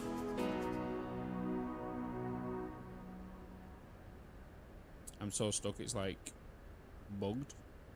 The paranoid is you gotta go and kill the shields, right? You're a smooth. Next time you come to the guild, can you unlock the expansion crate? Expansion crate? Expansion crate. Expansion crate. I need his bike. We can't. So I can't expand. Seek fluid intake immediately. Yeah. So if I'm not mistaken, in this place, this is where you are, right? Oh, you can't. I'm not in the right area. You're in the place with the big electric worm, right? If I'm mistaken, are you in the middle of the room looking for someone and you're waiting for the extra key card? Is that where you're stuck? Some of y'all really still here.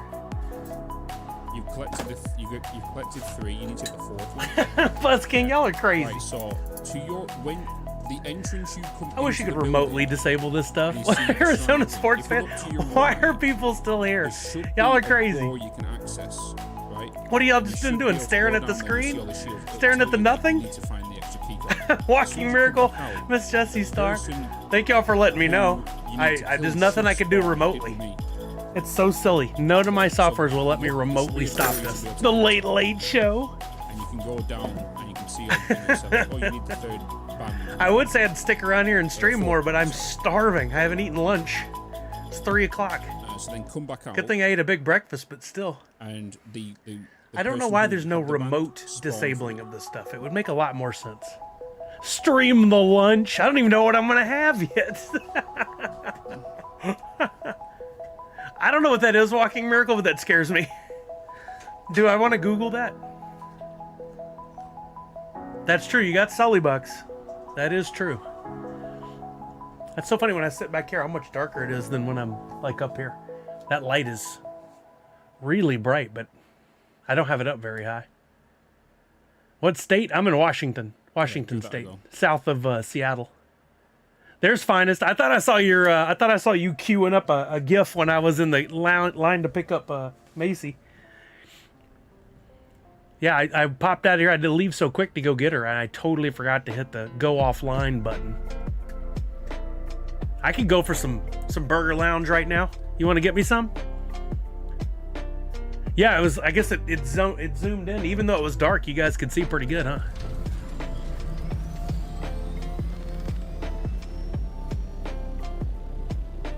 Oh, I saw some messages in the chat, but also the other kicker of that is in her line at the school. The school has horrible reception.